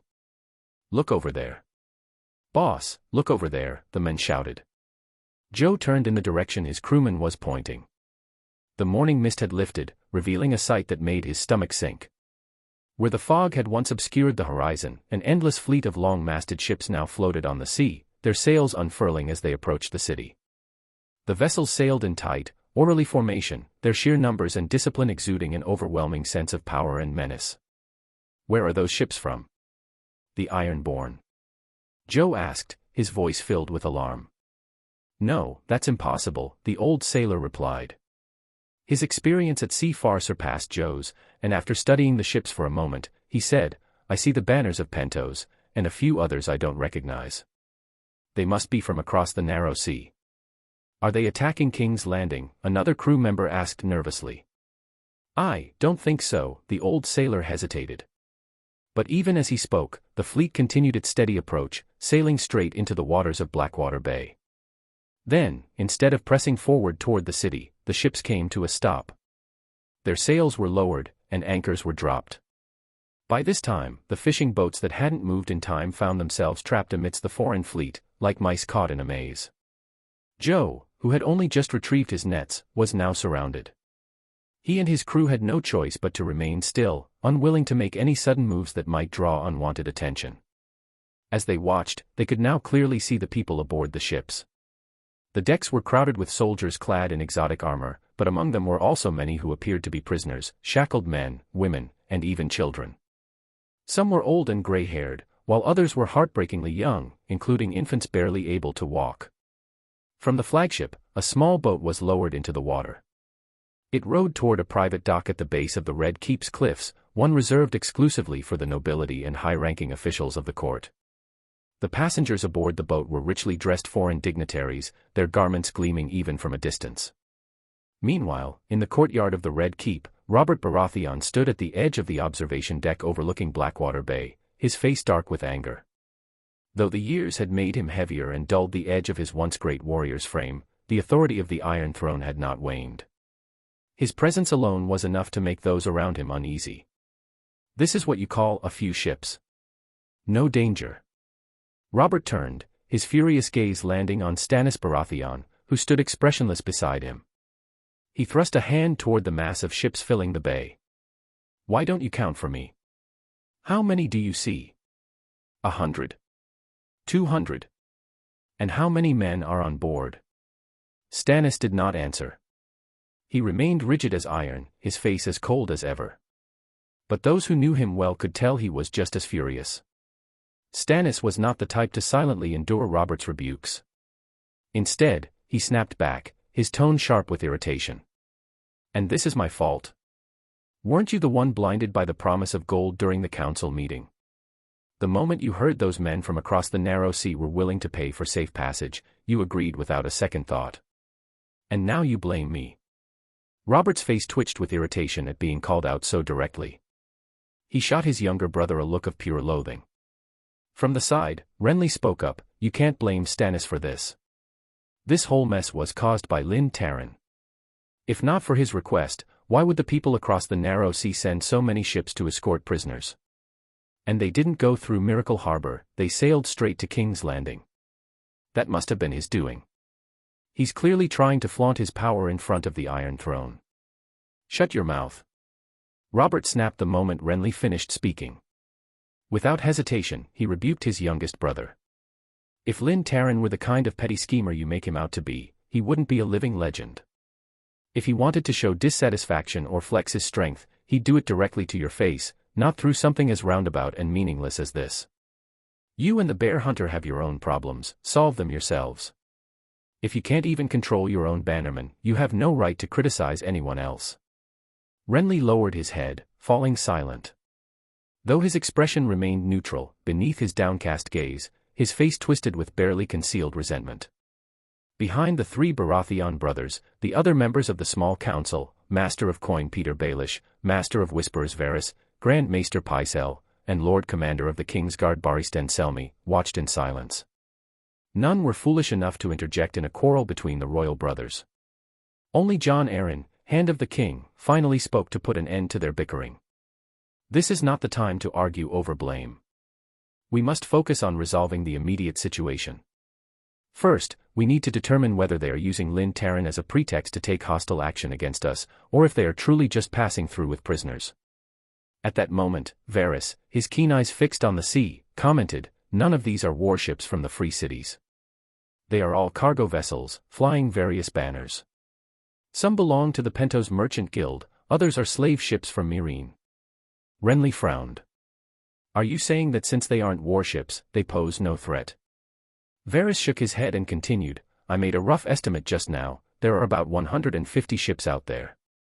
Their cargo capacities vary, but if we take an average calculation, each ship, excluding necessary crew and supplies, can carry between 25 and 50 people. That means, in total, these ships are transporting between 3,000 and 7,500 individuals. According to my sources, Cohor has ordered the entire household, including family members, extended relatives, servants, employees, anyone remotely connected to them, to be deported. Their numbers are at least 5,000. Add to that the soldiers escorting them, and the count would match the number of ships." Renly, growing impatient, waved a hand dismissively. "And what exactly is your point, Varys? Is any of this useful?" Varys merely smiled and inclined his head. "I am only providing information and analysis. The final decision, of course, rests with your grace and the lords of the council." "It looks like they've sent an envoy," Peter Baelish interjected, pointing toward the sea. The group turned to where he was indicating, just in time to see a small boat carrying 4 or 5 individuals rowing toward the private dock at the base of the Red Keep. Seeing this, the argument came to an abrupt halt. Led by Robert, the group turned and headed back into the council chamber, taking their seats to await the arrival of the envoys. It wasn't long before a servant arrived to announce their approach. Robert gave the order to bring them in. "Greetings to you, your grace, the king of the Undulls, the Roiner, and the First Men, lord of the 7 kingdoms, and mighty ruler of the Iron Throne, Robert Baratheon." The envoys entered and bowed respectfully before Robert and the others. "State your names," Robert demanded in a deep voice. "You, strangers from across the narrow sea." The old man in the center stepped forward. "I am Boon Samada of House Samada, the supervisor of this escort operation." The warrior beside him saluted and said, "I am the commander of the Cohor Longlegs Company, responsible for escorting the prisoners." A middle-aged man, dressed in the robes of a priest, nodded to Robert and said, "I am Mafaz, the chief priest of the Church of the God of Calamity." Another man, bald with a thick red beard and mysterious symbols tattooed on his scalp, spoke in a strange accent. Dressed in red robes, he introduced himself, "I am Maloxan, the new president of the Cohor Mages Association and high priest of the Church of the God of Magic." Robert frowned, pointing at the priest and the red-robed mage. "The God of Calamity? The God of Magic? And why have I never heard of them?" Before either man could respond, Varys stepped forward and whispered a brief explanation of their origins into Robert's ear. After hearing this, Robert paused for a moment before chuckling. "This bear hunter truly is an amusing man. First, he gave us a storm god. Now he's created a god of calamity and a god of magic. Give it a few more years, and will he conjure up a god of the sea? A god of the sun? Perhaps an entire pantheon?" He smirked, his tone dripping with irony. "He shouldn't be a lord, he should be a god." His words carried an unmistakable mockery, a fact that did not go unnoticed by those around him. The 2 priests, Mafaz and Maloxan, both frowned but remained silent, their expressions composed as they gazed at Robert. Seeing that they offered no reaction, Robert lost interest. He waved a hand toward Littlefinger, signaling him to take over. Littlefinger stepped forward smoothly. "Your ships and people exceed the expected numbers," he said. "I cannot simply take you at your word. I will need to send men aboard to inspect the ships. Only once we confirm there is no threat will you be allowed to pass through our docks. And, of course, there will be an additional inspection fee." Boon Samada frowned, clearly displeased. "The inspection is not a problem, but as for the fee, we already..." Before he could finish, Stannis cut him off with an irritated scowl. "You weren't honest with me from the start," he snapped. "You didn't mention anything about this many ships. You only said you were escorting some prisoners." "Enough." Robert interrupted, his patience worn thin. "If you don't agree, then leave. Sail to another port. But if you want to dock here, you will follow my terms." The 4 envoys exchanged glances, their expressions unwilling but resigned. Finally, they nodded in reluctant agreement. "You can discuss the details with my hand of the king and the rest of the small council," Robert said, already rising from his seat. "I have other matters to attend to." With that, he strode toward the exit, disappearing through the doorway without another word. Chapter 247, Little Schemes. Why bring people here at this time? In the newly built castle on the ridge in the western marches, Lind sighed helplessly after receiving a letter from King's Landing. "You don't need to worry. Muse and Bert are more than capable of handling these matters, and your prior arrangements were already quite thorough," John Bulwer said with a faint smile, his face still bearing signs of illness. Lind didn't say anything, only nodding in response. Then he turned to John and asked, "How's the medicine been working for you lately?" "It's been very effective," John replied with a smile. After succeeding as the Lord of Blackcrown, John had fallen gravely ill, hovering on the brink of death. His condition was so dire that House Bulwer had already begun discussing the matter of succession, who would take over as the next lord and head of the family. Fortunately, by then, the Black Cave had already developed the initial version of the Elixir of the Seven. As soon as Lind learned of John's situation, he had the medicine sent downriver on the fastest boat available, pulling John back from the brink of death. Even so, though his life had been saved, his body had suffered lasting damage. Over the years, he had been plagued by persistent illness. It was Melora who later suggested that he move away from Blackcrown to the milder climate of Miracle Harbor, where he could recover more comfortably. The location was also close to Summerhall, ensuring that any health issues could be treated promptly. After much deliberation, John accepted the proposal and relocated with his family to Miracle Harbor. Fortunately, the manor he had lived in during his tenure as the harbor's steward was still available, so they didn't need to acquire another residence. Management of Blackcrown was left in the hands of Maester Normand, a trustworthy man who had served the castle since John's father's time. He was also a cousin of Lord Mace Tyrell, which further cemented his reliability. Blackcrown had always maintained a close relationship with Highgarden, with generations of intermarriage between House Bulwer and House Tyrell. John's wife, Lady Victoria, was a more distant relation to the Tyrells of Highgarden, but her surname remained Tyrell, and she was still listed in the family's genealogy. Naturally, that meant they couldn't miss Garland's wedding. As Lynn's procession passed through Miracle Harbor, John and his family joined them. As had been the case in the past, Lynn instinctively assigned John as his deputy, assisting with the affairs of Summerhall. "How are the little ones?" With John's help, the relatively small workload was quickly handled. Lynn set his quill back into its stand, washed the ink from his fingers in a basin brought by a servant, and asked casually. "I imagine they're watching the wyverns by the cages," John said as he organized the documents on the table, sealing them before handing them off to a designated messenger for delivery back to Summerhall. "Let's go have a look." Lind left the room and made his way toward the castle's courtyard. Castle on the Ridge was still under construction. Only the foundations, walls, and the main tower had been completed, the rest of the facilities were still being built. Since Lynn's group was passing through, he had decided to stop and rest for a day, using the opportunity to inspect the site. Ever since it had been brought under Summerhall's control, he had not set foot here, and his understanding of the place was limited to reports on paper. For now, Castle on the Ridge seemed to be the least significant of his holdings, but with the gradual development of the surrounding mountains' mineral resources, it was only a matter of time before the castle became one of his most valuable assets, just like Red Watch. Because of this, he had a comprehensive plan for its construction. It was never intended to be just a solitary landmark marking his territory, it was meant to serve a vital purpose. Since they were only staying for a single day, the caravan hadn't even bothered to unload their supplies. Instead, they simply set up camp in the castle's courtyard as if they were camping in the wilderness. Within the courtyard's encampment, one section had been set apart from the main camp, positioned near the castle walls. There, several large cages had been set up, and a dozen chosen ones stood by them, holding fresh cuts of meat to feed the young wyverns inside. One of the cages was opened, and a chosen one carefully carried out a wyvern hatchling, placing it on a mat in the center of the camp. Lynn's son, Augustus, and John's daughter, Alice Ann, sat cross-legged on the mat, playfully teasing the young wyvern.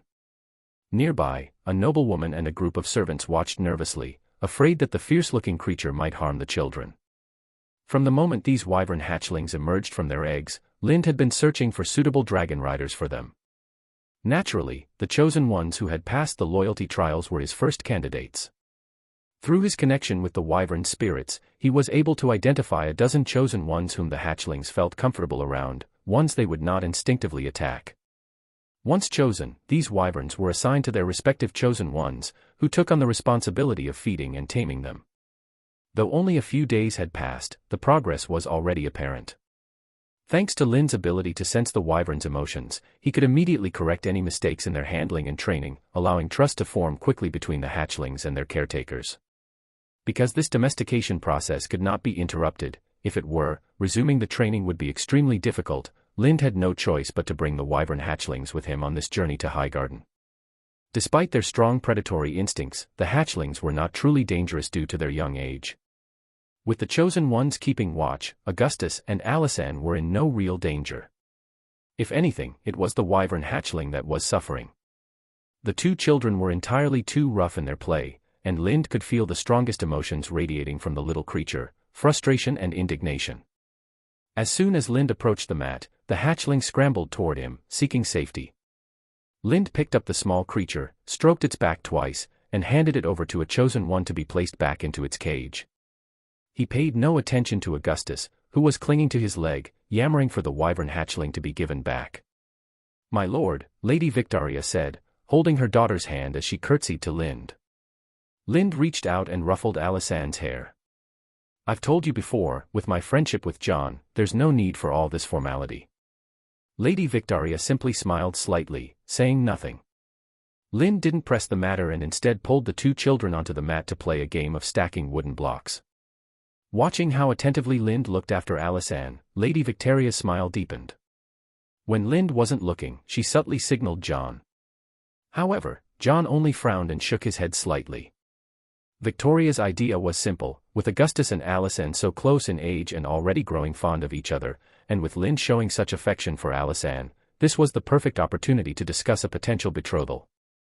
If such an alliance could be arranged, it would be a boon for both House Bulwer and House Tyrell. But John knew Lind's character far too well. He was certain that Lind would never agree to such a proposal. Moreover, John was realistic about their respective standings. Though both of them were earls and lords of their own lands, the difference in their actual power and influence was vast. Even if Lind were to agree, the noble houses sworn to Summerhall would strongly oppose it. It wasn't even worth bringing up. Seeing her husband's response, Lady Victoria immediately understood that he had said nothing on the matter. A hint of displeasure flickered across her face. While the couple exchanged silent glances, Lind suddenly spoke up. Did you know? After clearing out the ghosts of Summerhall, I specifically sought out records on Aegon V. Targaryen. I found that while Aegon V may not have been a great king, he was a truly admirable man. John avoided his wife's gaze and added, yes, he was indeed worthy of respect. His legendary journey with Ser Duncan the Tall is still spoken of throughout the Seven Kingdoms, and I believe those stories will continue to be told for generations. You misunderstand me, Lind said, turning to John. I don't admire him for his adventures with Ser Duncan the Tall. I respect him because he was one of the few truly good fathers in the Seven Kingdoms. Even when his children broke their betrothal vows in pursuit of true love, bringing danger and instability to their house, he never punished them. Instead, he silently bore the burden of their choices. John and Lady Victoria immediately understood the implication behind Lind's words. A trace of unease flickered across their faces, and they lowered their heads slightly.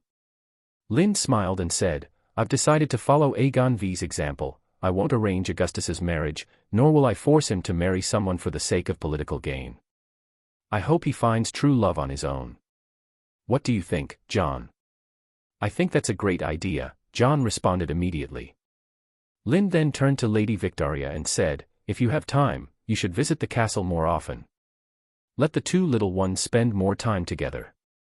Who knows what the future holds? Lady Victoria smiled at his words. Although Lind had subtly made it clear that he wouldn't interfere with Augustus's marriage, he had also given Alisanne an opportunity, which was already good news for her. Meanwhile, the two children, Alisanne and Augustus, were still innocently playing with their blocks, completely unaware that the three adults had already begun planning their future. Lind spent a day in Castle Ridge, handling some affairs, before continuing on his journey to Highgarden. The group left the mountainous borderlands and arrived on the southern bank of the river Tuahu, passing through the territory of House Fossaway in Cider Hall. When they reached Cider Hall, House Fossaway warmly welcomed Lind and his entourage. For a long time, the Fossaway family had not been on good terms with House Tyrell of Highgarden. The Fossaways traced their lineage back to Foss the Archer, son of Garth Greenhand, and considered themselves far nobler in blood than the Tyrells. After the fall of House Gardner, they believed they were more deserving of the title of Lords of Highgarden. However, the Tyrells, once the stewards of the Gardners, took over as Lords of Highgarden and even became Wardens of the South. Naturally, the Fossaways resented being forced into a subordinate position. For more than 2 centuries, House Fossaway had made numerous attempts to overthrow the Tyrells and reclaim what they saw as their rightful place, hoping to restore the king's oaken seat of Garth Greenhand. Unfortunately for them, the Lords of Highgarden had always been shrewd, skillfully defusing House Fossaway's schemes and gradually dismantling the anti-Tyrell alliance that had formed under the banner of Garth Greenhand. Over time, House Tyrell firmly secured its hold on Highgarden. By now, the conflict between House Fossaway and House Tyrell had become more of a matter of pride than genuine ambition. The Fossaways had come to accept that they had no realistic chance of toppling Tyrell rule, and their relationship with Highgarden had gradually improved. Garland was now set to marry Leonette Fossaway, a member of a cadet branch of the family from Cider Hall. With her marriage, many knights from House Fossaway had also pledged their service to the Highgarden Guard, formally aligning themselves with House Tyrell. This, in many ways, was a symbolic gesture of House Fossaway finally conceding and recognizing Tyrell rule. House Fossaway's warm reception of Lynd's party was not just due to his connection with Garland or his own influence, it was also because the Fossaways hoped Lynd could help establish a road linking Castle Ridge to Cider Hall. Since the construction of Miracle Harbor, House Fossaway had long sought to establish a supply route for its wine. However, the current transport routes were inefficient, requiring a detour through Summerhall and then a long trek south along the Boneway to reach Miracle Harbor, far more costly and cumbersome than direct shipping. However, with Nimeria's conquest of the southern Dornish marches and the construction of Castle Ridge at the heart of the region, along with a road connecting to the Boneway, the situation had changed. Now, if Cider Hall could build a direct road to Castle Ridge, it could use the marches as a shortcut to Miracle Harbor. Not only would the journey be significantly shorter, but the route would also be patrolled by Summerhall's elite chosen army, ensuring its security. During the banquet hosted for Lynd, Lord Fossaway subtly brought up the topic, testing Lynd's interest in the road project. He also made it clear that House Fossaway was willing to share the cost of construction. Lynd saw no reason to refuse. In fact, even if the Fossaways hadn't suggested it, he had already planned to visit Cider Hall after completing Castle Ridge to discuss the road's construction and establish trade links between Miracle Harbor and the Reach's interior.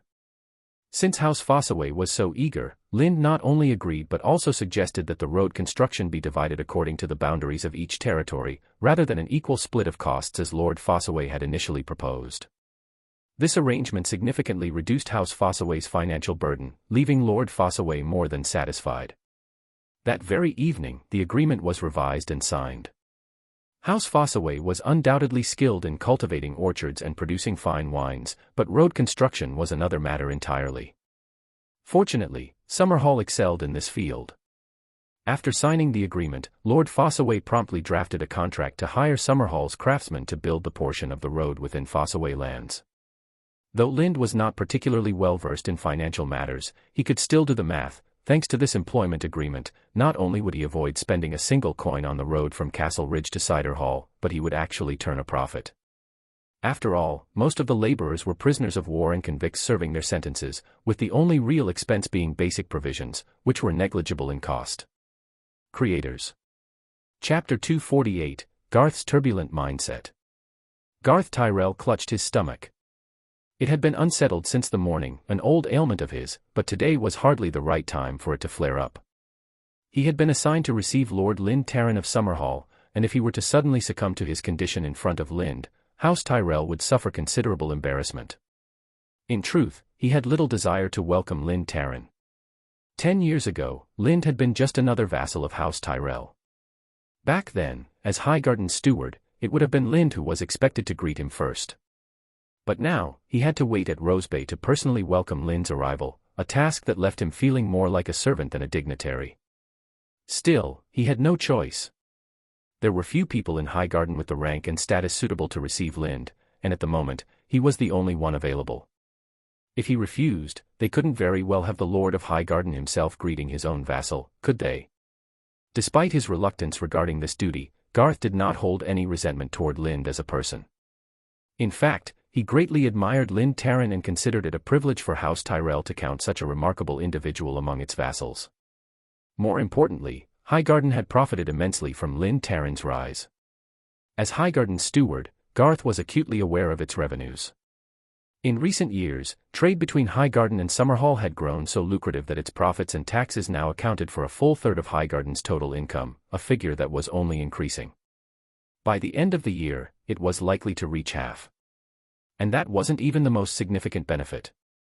The real advantage was how Highgarden's status in the Seven Kingdoms had risen alongside Lynd's. No matter how powerful Lynd became, he remained a vassal of House Tyrell, and his achievements reflected well on them. That was precisely why Garland had personally traveled to Summerhall to invite Lynd to his wedding, a clear sign of respect. Garth's assignment to receive Lynd was intended to convey the same message. Just as he was pondering how best to handle his upcoming interaction with Lynd, a commotion stirred from the rear of the procession. Turning to look, he saw a group of a dozen men clad in the robes of the faith of the Seven's clergy approaching. Leading them was none other than the newly appointed High Septon of the Great September, Quinan Tashi. "Lord Garth," Tashi greeted, offering a slight nod and a bow as he stopped before him. Seeing that a delegation from the faith had also come to welcome Lind, Garth's expression remained composed, but inwardly, he was displeased. Still, propriety dictated a response. He returned the nod and said, "High Septon Tashi." After that brief exchange, the two men stood on opposite sides of the road, making no further effort to acknowledge each other, their silence making them seem like strangers. In the past, the appointment of a High Septon for the Great September typically involved Highgarden submitting a short list of candidates, from which the faith would select the most suitable one. This time, however, the faith had bypassed Highgarden entirely. Without so much as a courtesy notice, they had transferred a Septon from the Vale and elevated him to High Septon. Had it only been a matter of skipping Highgarden in the selection process, the Tyrells might have let it slide. Similar instances had occurred in the past. But the real issue was that Tashi was proving to be anything but passive. He had begun meddling in Highgarden's internal affairs, crossing a line House Tyrell would not tolerate. Lord Mace had already decided that once Garland's wedding was over, he would formally petition the faith to replace the High Septon of the Great September. Now, it was clear why Tashi had come to greet Lind. He had caught wind of Highgarden's intentions and was hoping to use Lind's status as the chosen of the Seven to shield himself. That was what truly concerned Garth. Everyone knew that Lind and the faith of the Seven were deeply intertwined. Even the creation of the Faith of the Storm had not disrupted his relationship with the faith. If anything, it had strengthened their ties. Especially after Lind's return from beyond the wall, when he brought back proof of White Walkers and Whites. That revelation had reshaped religious belief in the Seven Kingdoms, giving rise to new factions within the faith, sects like the Chosen Redeemed and the Chosen Salvation, all centered around Lind Taryn. Over time, these factions had grown to become the dominant force within the faith of the Seven. It was no exaggeration to say that Lind Taryn had completely supplanted the High Septon of the September of Baylor in King's Landing and had become the de facto leader of the entire faith of the Seven. Given Lind Taryn's influence within the church, if he were to openly declare his support for High Septon Tashi, even if Highgarden demanded his removal, the faith would likely refuse their request outright. "My lord, Lord Lind Taryn's entourage has arrived," a knight reported as he hurried back. Just as Garth was beginning to feel a headache over this unexpected development, he now had to prepare for Lind's imminent arrival. Hearing the news, Garth quickly adjusted his clothing and signaled to the Highgarden knights behind him to compose themselves. On the other side, High Septon Tashi had his Septons help him into his elaborate and weighty ceremonial robes. He also took up his own custom-forged ceremonial staff, dressing himself like a peacock in full display. Before long, a procession bearing a long, blood-red sword banner appeared at the end of the road. The makeup of the group, however, was rather unusual. At the front were a dozen knights in gleaming full plate, leading the way, nothing out of the ordinary. But behind them marched two distinct groups, one of monks and one of nuns. These monks and nuns were unusually tall and powerfully built, each one resembling a smaller version of the mountain. Their attire was just as striking as their imposing physiques. The monks on the left wore the robes of the Silent Brothers, yet beneath their cloaks, they were clad in chainmail. Each of them held what appeared to be a simple walking staff, but upon closer inspection, the staffs were actually long spears, making them look more like warriors than clergy. The nuns on the right were even more dramatically outfitted. Underneath their outer robes, they wore full leather armor, with an additional layer of chainmail draped over it. One of them clutched a book that appeared to be made of metal, an ornate, reinforced copy of the seven-pointed star, while her other hand rested on a half-man-high iron rod, its ends tipped with jagged, armor-piercing spikes. "They're the Silent Brothers and Redeemer Sisters of Summerhall," someone among Garth's knights murmured. As the remark implied, although the Silent Brothers and Redeemer Sisters technically hailed from the Redemption September, those familiar with their origins considered them to be more of a personal armed force under Lind Taryn's command. Rumors claimed that each of these monks and nuns had been personally selected by Lind to serve as his family's protectors. Every one of them had undergone rigorous training under his direct instruction, mastering elite combat techniques. Few people knew the true extent of their strength, but one fact was indisputable: if Lind Taryn trusted them with the safety of his wife and children, their skills had to be exceptional. However, not everyone was pleased with Lind's decision. Some knights saw it as an affront, believing that safeguarding a lord and his family should be the duty of knights, not clergy. To them, Lin's reliance on these warriors of the faith was a blatant show of distrust toward his own knights. Some even accused him of covertly re-establishing the militant orders of the church. Garth himself shared this unease. He had always been wary of the church encroaching upon secular power, and he saw High Septon Tashi's overreach as a direct consequence of Lin's growing influence. When he spotted the Silent Brothers and Redeemer Sisters among Lin's retinue, his expression darkened slightly, though he quickly composed himself. By contrast, High Septon Tashi wore a beaming smile. Given Lin's deep ties to the church, he seemed confident that he would receive the support he was hoping for. As the procession drew nearer, the gathered crowd finally caught sight of Lin Terran at its center. Unlike his usual dragon-themed armor, which had become famous across the Seven Kingdoms, today he wore a set of dazzling, gilded plate, far more extravagant and imposing. Among the knights present, those who had heard tales of Lin's legendary exploits in Essos quickly recognized the armor. It was none other than the fabled Golden Lion Knight armor, the very same described in countless stories. And now, seeing it with their own eyes, they realized that the real thing was far grander, more magnificent, and more awe-inspiring than anything they had imagined from the tales. Although many of the knights secretly longed for a set of Lion Knight armor of their own, the sight of its heavy plates made them abandon the thought with a wry smile. Even if they could forge such a suit, wearing it would be another matter entirely. While most of the Highgarden knights were captivated by Lin's magnificent armor, Garth Tyrell's attention was fixed elsewhere, on Augustus Terran, who sat at the front of the saddle, held securely in Lin's arms. As the heir to Summerhall, Augustus Terran was just as much a subject of interest among the Seven Kingdoms nobility as his father. However, Lind and Nymeria had gone to great lengths to shield him from the public eye, so much so that few had even seen his face. This secrecy only fueled the curiosity surrounding him. But now, Lind had chosen to bring his son to Garland's wedding, a clear sign of his closeness and trust in House Tyrell. Seeing this, the slight concern on Garth's face gave way to a smile. The procession came to a halt before Garth. Lind dismounted gracefully, lifting Augustus down with him. Holding the child's hand, he strode toward Garth. As they passed the group of monks and nuns, two figures stepped forward from their ranks, silently positioning themselves around Lind and Augustus, forming a protective barrier around them. "Lord Garth, I'm sorry to have troubled you by making you wait," Lind greeted him with a courteous bow. "No, Garth started to respond. Before he could finish, Tashi stepped forward, eager to seize the moment. "Lord Chosen One, I am High Septon Tashi of the Great September. Over a month ago, I traveled to Summerhall to pay my respects, but unfortunately, you were." "I know who you are, High Septon Tashi," Lind interrupted him, raising a hand. "I have always believed that the faith governs matters of the spirit, while lords oversee worldly affairs. The two may cooperate, may communicate, but neither should meddle in what does not belong to them. Your actions in Highgarden have caused no small amount of trouble for the faith. The Church has already made its decision regarding your conduct. I suggest you return to the Great September and await their judgment." A moment ago, Tashi had brimmed with confidence.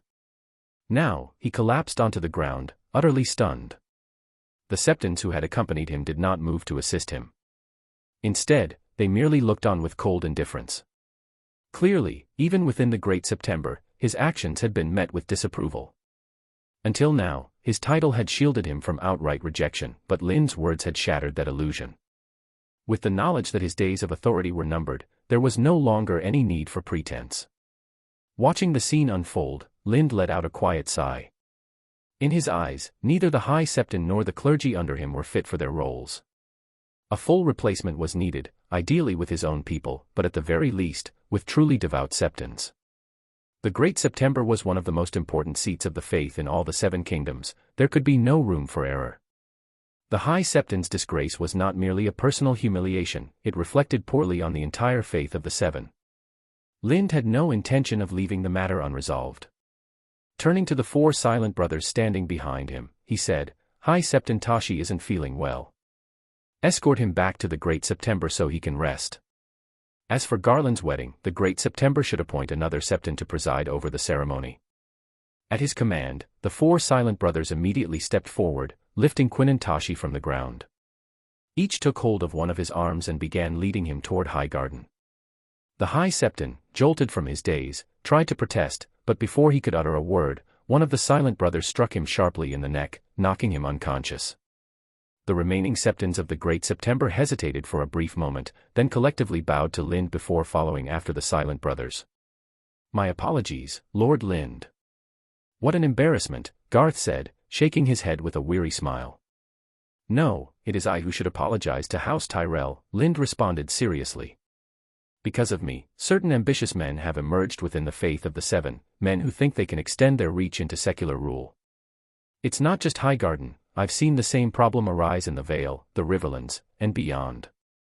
He paused before continuing. "Before coming here, I consulted with the Tribunal of the Faith of the Seven.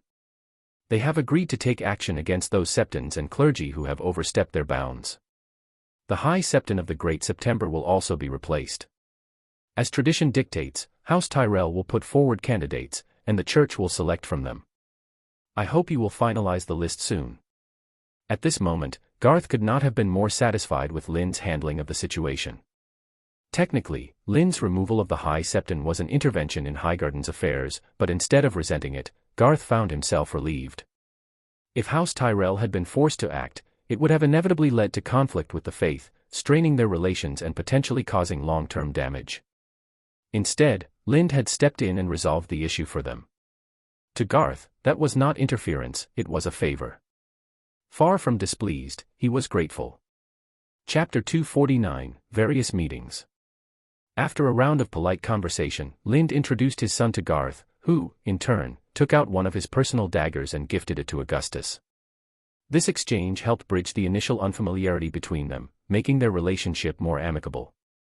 Garth then led Lind to his designated residence, a place he was already familiar with, Golden Rose Courtyard. Whether by coincidence or design, the Dornish envoys attending the wedding had been accommodated in the manor adjacent to Golden Rose Courtyard. What made the situation even more intriguing was that the envoy representing Dorne this time was none other than Princess Arianne.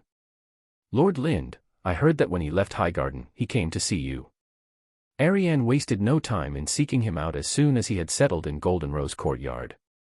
The first thing she asked about was Willis. Looking at Princess Arianne after years apart, Lind couldn't help but be struck by her beauty.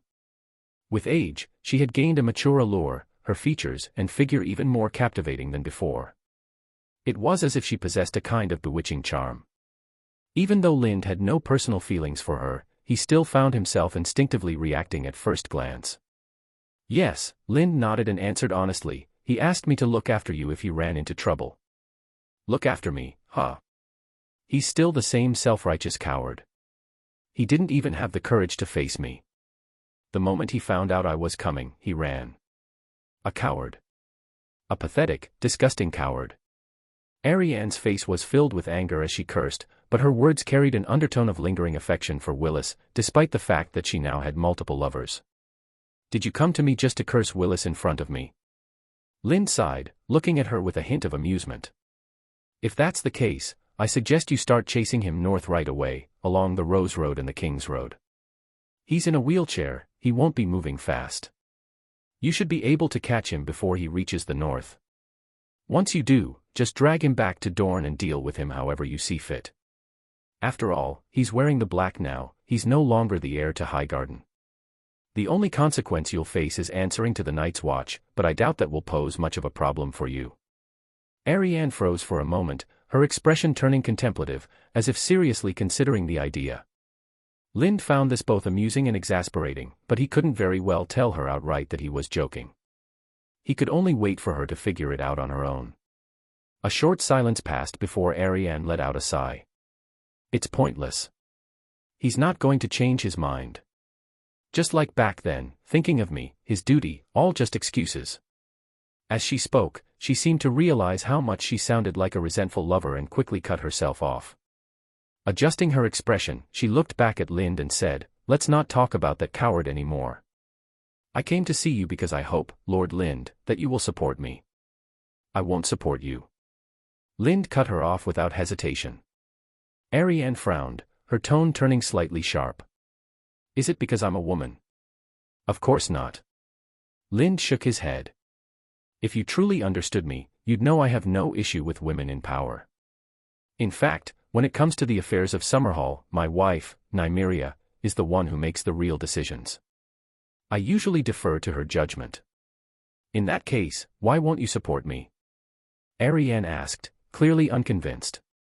Because your abilities and temperament show that you're not suited to be a ruler or a princess. Lind spoke bluntly. Do you realize that despite being Prince Doran's daughter, you resemble your uncle, Prince Oberyn, far more? It's not just your personality, you handle things the same way. You're basically a female red viper. Prince Oberyn, for all his talents, was never capable of governing Dorne. So how could an imitator like you possibly do better? Do you know the biggest difference between you and Prince Oberyn? Ariane's expression darkened, but she still asked, and what difference is that? The difference is that you lack self-awareness, Lind stated without hesitation. Prince Oberyn knew exactly what he was capable of and what he wasn't. That's why he was able to work seamlessly with Prince Doran, helping to keep Dorne's lords in check. But you don't have that kind of self-awareness. Not only that, but you overestimate yourself and... Enough. Ariane snapped, cutting him off. She glared at him furiously before turning on her heel and storming out of Golden Rose Courtyard. It was clear that Lind's words had struck a nerve. Jon, who had remained silent throughout, finally spoke up after Ariane had left. Lowering his voice, he hesitated before saying, Lord Lind, don't you think that was a bit too harsh? After all, Princess Ariane. Lind interrupted him with a grin. I'll make sure to describe to Lady Victoria exactly how you were looking at Princess Ariane just now. Oh, and wipe the drool off your mouth. Jon's face turned red with embarrassment as he hurriedly turned away to wipe his mouth. With Princess Ariane's arrival, it was as if a switch had been flipped, one for receiving guests. Soon, lords and nobles attending Garland's wedding began arriving at Golden Rose Courtyard to meet with Lind. Some sought to discuss trade matters, while others came simply to strengthen their relationship with him. This wave of visits continued until nightfall, when the influx of guests finally subsided. After all, it wasn't often that one could meet the legendary Lind so easily. Most of the time, he was either in Summerhall, stationed at Miracle Harbor or Red Watch, or off handling affairs in Black Cave or Redemption September. For most people and most matters, getting an audience with him was no simple task. That evening, after dinner, Lind took the two little ones out to the courtyard, accompanying the chosen one in training the wyverns. At that moment, a scout arrived at Golden Rose Courtyard, carrying fresh news from Highgarden. Bowing slightly, he reported, My lord, the contingents from King's Landing and the Westerlands have entered the city and have been accommodated within the inner city. Lind nodded. Who came on behalf of his grace?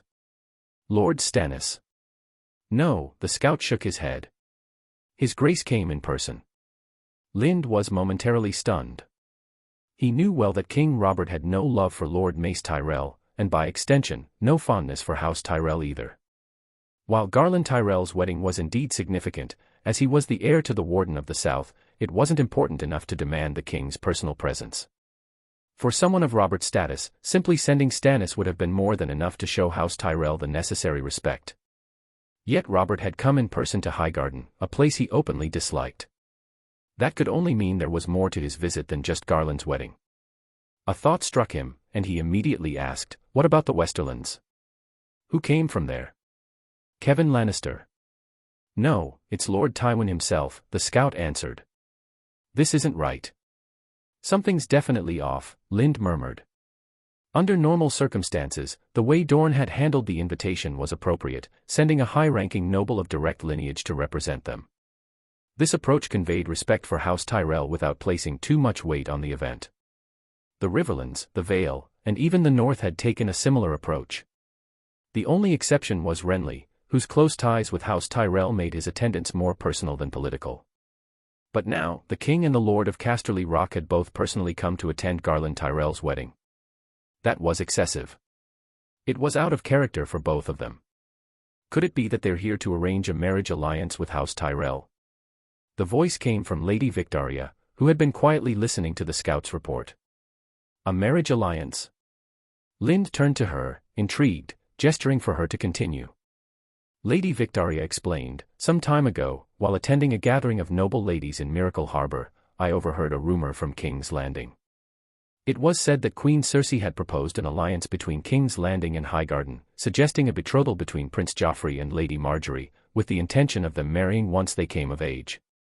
Lind and John exchanged glances, both sensing the plausibility of the rumor. In fact, it seemed likely that the rumor had been deliberately spread from King's Landing to gauge Highgarden's response. Now, with both King Robert and Lord Tywin personally present, it suggested that House Tyrell had already given tacit approval, and they were merely waiting for the right time to formalize the arrangement. Having understood the situation, Lind dismissed the matter from his mind. Though it deviated from what he remembered from his past life, it wasn't a significant issue. Many things had already changed, one more deviation hardly mattered. The marriage alliance between King's Landing and Highgarden had no bearing on him. His only concern was managing his own territory. As far as he was concerned, avoiding unnecessary trouble was already an accomplishment. He had no interest in worrying about the consequences of this political match. After a night's rest, Lind set out early in the morning, taking Augustus with him to Highgarden to pay his respects to Lord Mace. After a brief exchange of pleasantries, Lord Mace affectionately patted Augustus on the head, then turned to Marjorie, who stood nearby. "What a lively little boy. Marjorie, take him to the garden to play." Whether it was Marjorie's natural charm or the influence of Garth Greenhand's lingering power within her, Augustus, who typically disliked strangers, obediently let her take his hand and lead him out of the room without so much as a backward glance at his father. As he watched Marjorie disappear into the distance, Lind realized that Willis must have been preparing for his departure to the Wall for years. From the way Marjorie carried herself, it was evident that Willis had been shaping her for a long time. Now, she was the new incarnation of Garth Greenhand. As for whether Willis's connection to Garth Greenhand's power would weaken once he left Highgarden, Lind wasn't sure. But he knew one thing: with Willis's intelligence, he must have accounted for this. Otherwise, he wouldn't have left so decisively. After Marjorie departed, Lord Mace's expression shifted, his usual warmth giving way to a more serious demeanor. He motioned for the unnecessary attendants in the room to leave, keeping only Garland and Garth behind. Then, with a complex expression, he turned to Lind and said, "I never imagined that one day my heir would choose to wear the black. What use is a black cloak to him? What can he do, sitting in a wheelchair, fighting wildlings and white walkers?" Garland sighed. "Father, the Wall has maesters. Brother Willis." Silence. Lord Mace snapped, shooting Garland a fierce glare before turning back to Lind.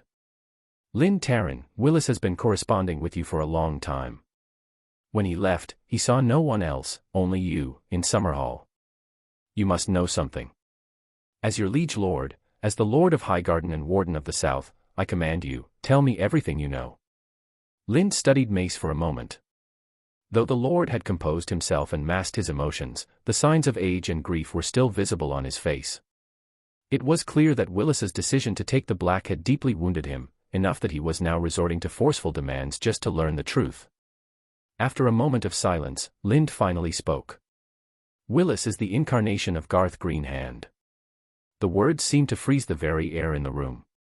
Everyone fell silent. Even Lord Mace was momentarily at a loss for how to react. "Lind, you're joking, right?" Garland asked in disbelief. "I'm not." Lind shook his head. "Willis has the potential to become a green seer. Years ago, when he traveled to Dorne, the three-eyed crow took notice of him. He wanted Willis to be his successor." "Wait," Lord Mace interrupted, frowning. "Who is the three-eyed crow?" "He's an incredibly powerful green seer," Lind explained gravely. "At certain times, in certain places, his power is enough to rival that of the gods. He resides beyond the Wall, deep in the land of always winter, using the power of the old gods to stand guard and prevent the White Walkers from invading the south." Lind paused briefly before continuing, "I don't know exactly what the three-eyed crow is. Based on my research with Melora, he could be a green seer from the age of the first man who has survived by continuously awakening in different bodies. The current three-eyed crow is Brynden Rivers, the same blue draven who shot down Demon Blackfire over 100 years ago and ended the Blackfire Rebellion." As Lind's words settled over the room, Lord Mace, Garland, and Garth all remained silent, utterly stunned. Although these revelations sounded as far-fetched as the ancient tales sung by tavern bards, there was a crucial difference: such tales, coming from a bard, could be dismissed as fantasy. But when they came from Lind Taryn, a man the world recognized as a legendary hero, even the most outlandish stories suddenly seemed all too real. Chapter 250, The Secret of Willis. Time passed, and Lord Mace and the others gradually recovered from their initial shock. Why? Why would the three-eyed crow want Willis as its successor? Garth asked, his confusion evident. My guess is that this generation's three-eyed crow has reached the end of its lifespan, Lind said gravely. No matter how powerful he is, his body is still that of an ordinary mortal. 100 years is already pushing the limits of human longevity. Garland suddenly speculated, then could it be that Willis volunteered to go to the wall because he intends to become the three-eyed crow's successor? Lind was momentarily stunned, he hadn't considered that possibility before. But he quickly shook his head. Impossible. Willis's body has already been altered by the power of Garth Greenhand. The three-eyed crow's power could never take root in him now. Lord Mace refocused the discussion. And what exactly is the story with Garth Greenhand? Lind explained, years ago, when the three-eyed crow sought to make Willis his successor, something unexpected happened. He inadvertently awakened the dormant bloodline of Willis's ancestors, the bloodline of Garth Greenhand. That resonance stirred the power of Garth Greenhand, which had been lying dormant within the three-hearted tree in Highgarden's Godswood. That power then fused with Willis. So the Willis you've known all these years was also Garth Greenhand. Even though they had already been stunned by the earlier revelations, Lord Mace and the others found themselves rendered speechless once more. Ignoring their shocked expressions, Lind continued, back then, the three-eyed crow and Garth Greenhand fought over Willis's body, which left him in a coma. During the struggle, the three-eyed crow temporarily pulled Willis's soul beyond the wall. Though Garth Greenhand ultimately reclaimed his soul, it had already been wounded by the White Walkers. More specifically, by their queen, who was most likely the wife of the infamous Night King, the former Lord Commander of the Night's Watch.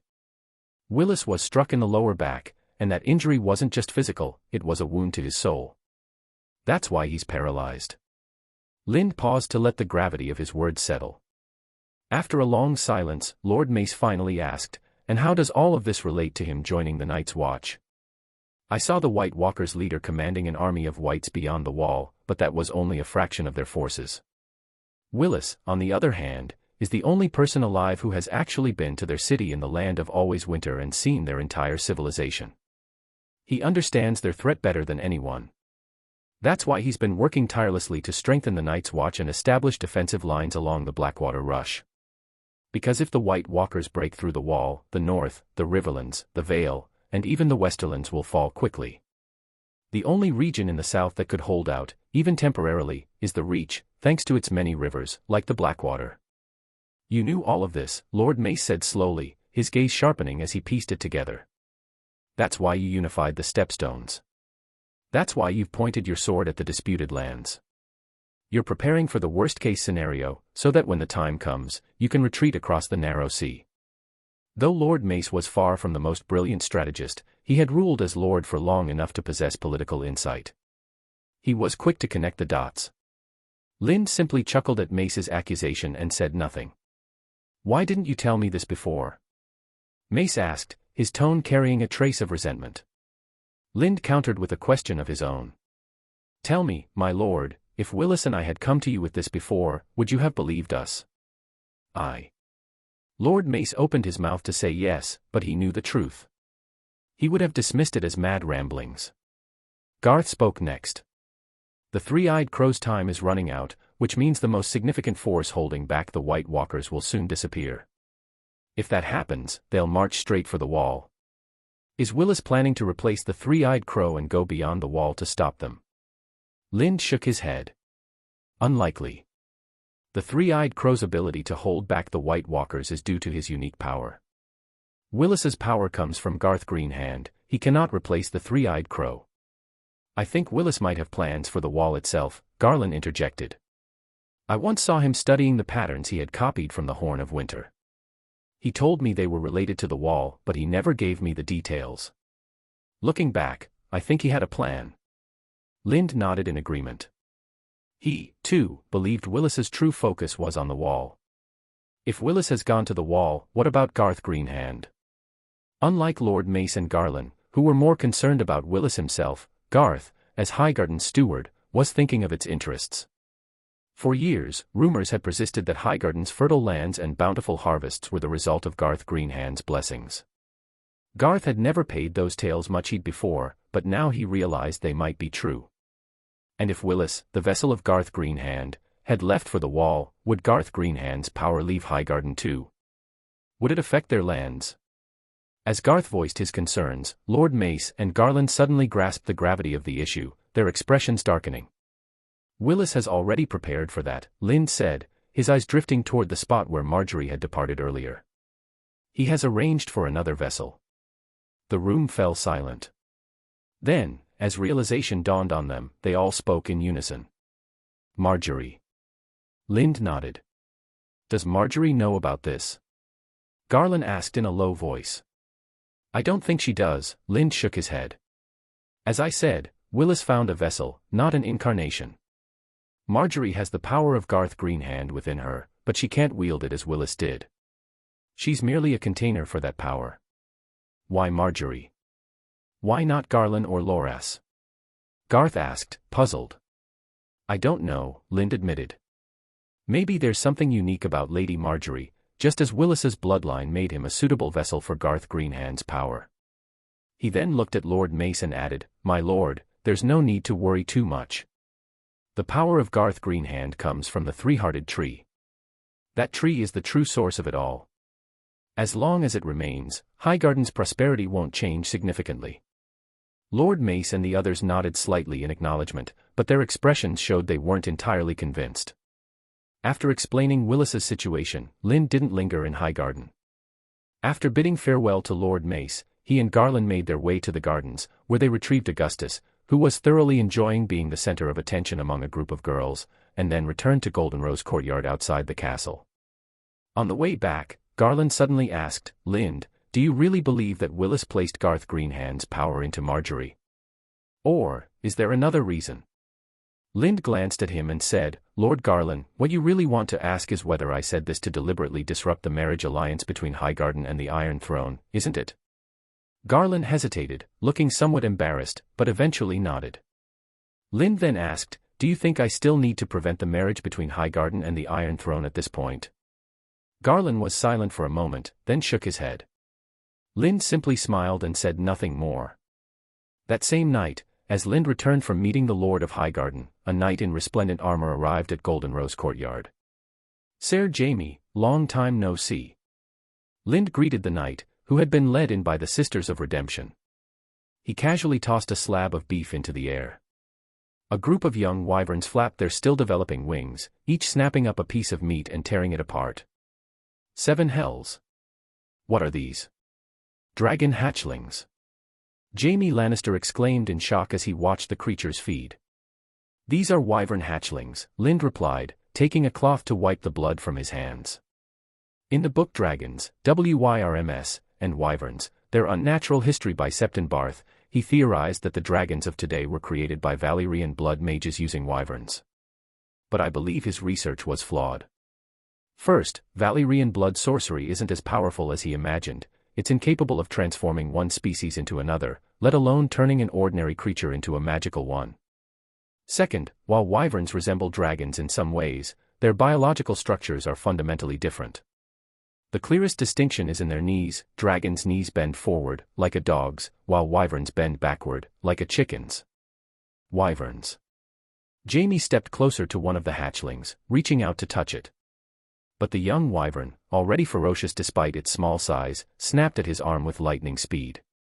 Fortunately, his armor protected him, but the deep bite marks on the metal made it clear, if he hadn't been armored, the bite would have shredded his skin and possibly fractured bone.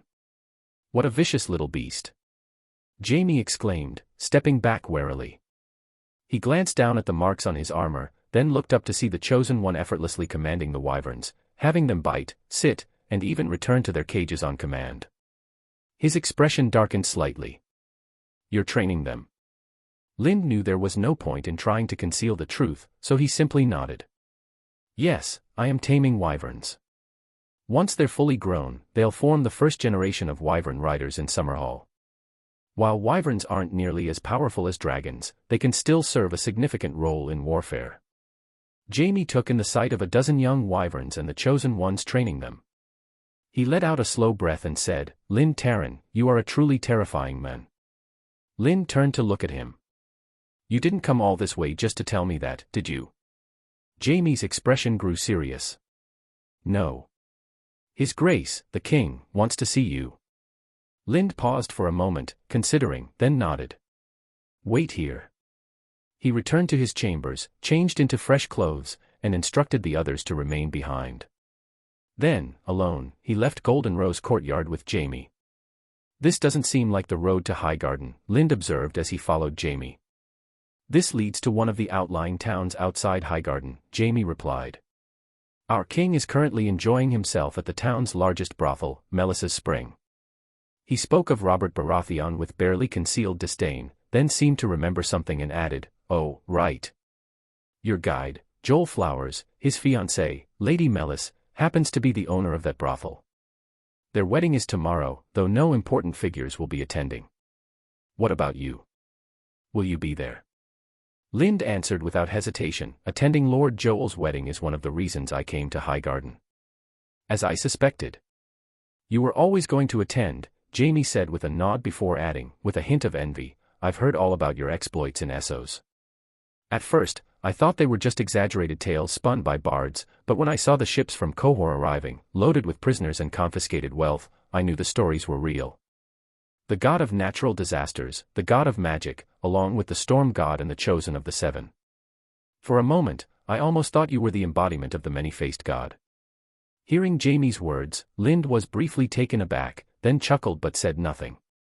Jaime continued, you once told my Uncle Kevin that you wanted to invite Tyrion to work for you in Summerhall. Uncle Kevin passed the message along, and while Tyrion didn't say much at the time, I know he regretted turning it down. With his talents, if he had joined you, he could have easily become the governor of the Stepstones. You're right. He certainly has the ability to govern a territory, Lind agreed with a nod. But unfortunately, he's Tyrion Lannister, the lawful heir of House Lannister and the future Lord of Casterly Rock. Unless you take off that white cloak, he'll never be able to leave Casterly Rock. Jaime's expression darkened slightly. He glanced at Lind and asked, you think I'm the one holding my brother back? No, Lind shook his head. It's not just you. It's also Lord Tywin. Both of you focus too much on his stature. Your protectiveness and your father's cold indifference, both are harming him. Jaime frowned. You think my care for him is hurting him? He asked, clearly displeased. Lind met his gaze. All he wants is to be treated like everyone else. But your care only reminds him that you see him as different. That you see his size as something that needs compensating for. Jaime fell silent for a long moment before muttering, it's not just me. It's society as a whole. Even if I change my mindset, I can't change the way the world sees him. But have you even tried to change your own? Lind countered. Jaime had no answer. He remained silent for the rest of the journey, not speaking again until they reached the outskirts of Highgarden. Chapter 251, The Conflicted Robert. Look who's here, our bear hunter. Where's the singer? Damn it, sing me the bear hunter's song. As Lind stepped into the special courtyard behind the brothel, he immediately spotted the rotund Robert, his face flushed red and reeking of alcohol, draped over several Lyseni prostitutes with silver hair and violet eyes. The moment Robert saw Lind entering, he bellowed across the courtyard, calling for the singer to perform. With the king's command, the first rendition of the bear hunter's song rang through the brothel as the singer's voice carried over the gathered crowd. Come, come. Sit and have a drink, my chief knight, Robert called out, waving Lind over. He grabbed a goblet and placed it heavily on the table. Lind stepped closer but replied, Your Grace, you forget, I never drink. Right. You don't drink, Robert nodded, then grinned. But I am your king, and I command you to drink with me. Though Robert's voice wasn't particularly loud, his words carried through the courtyard. The music came to an abrupt halt as everyone turned to watch. A tension settled over the gathering, thick and unmistakable. The king's guard standing nearby, including Barry Stan, grew visibly alert. Even Jaime Lannister, ever the rogue, wiped the smirk off his face, looking momentarily stunned.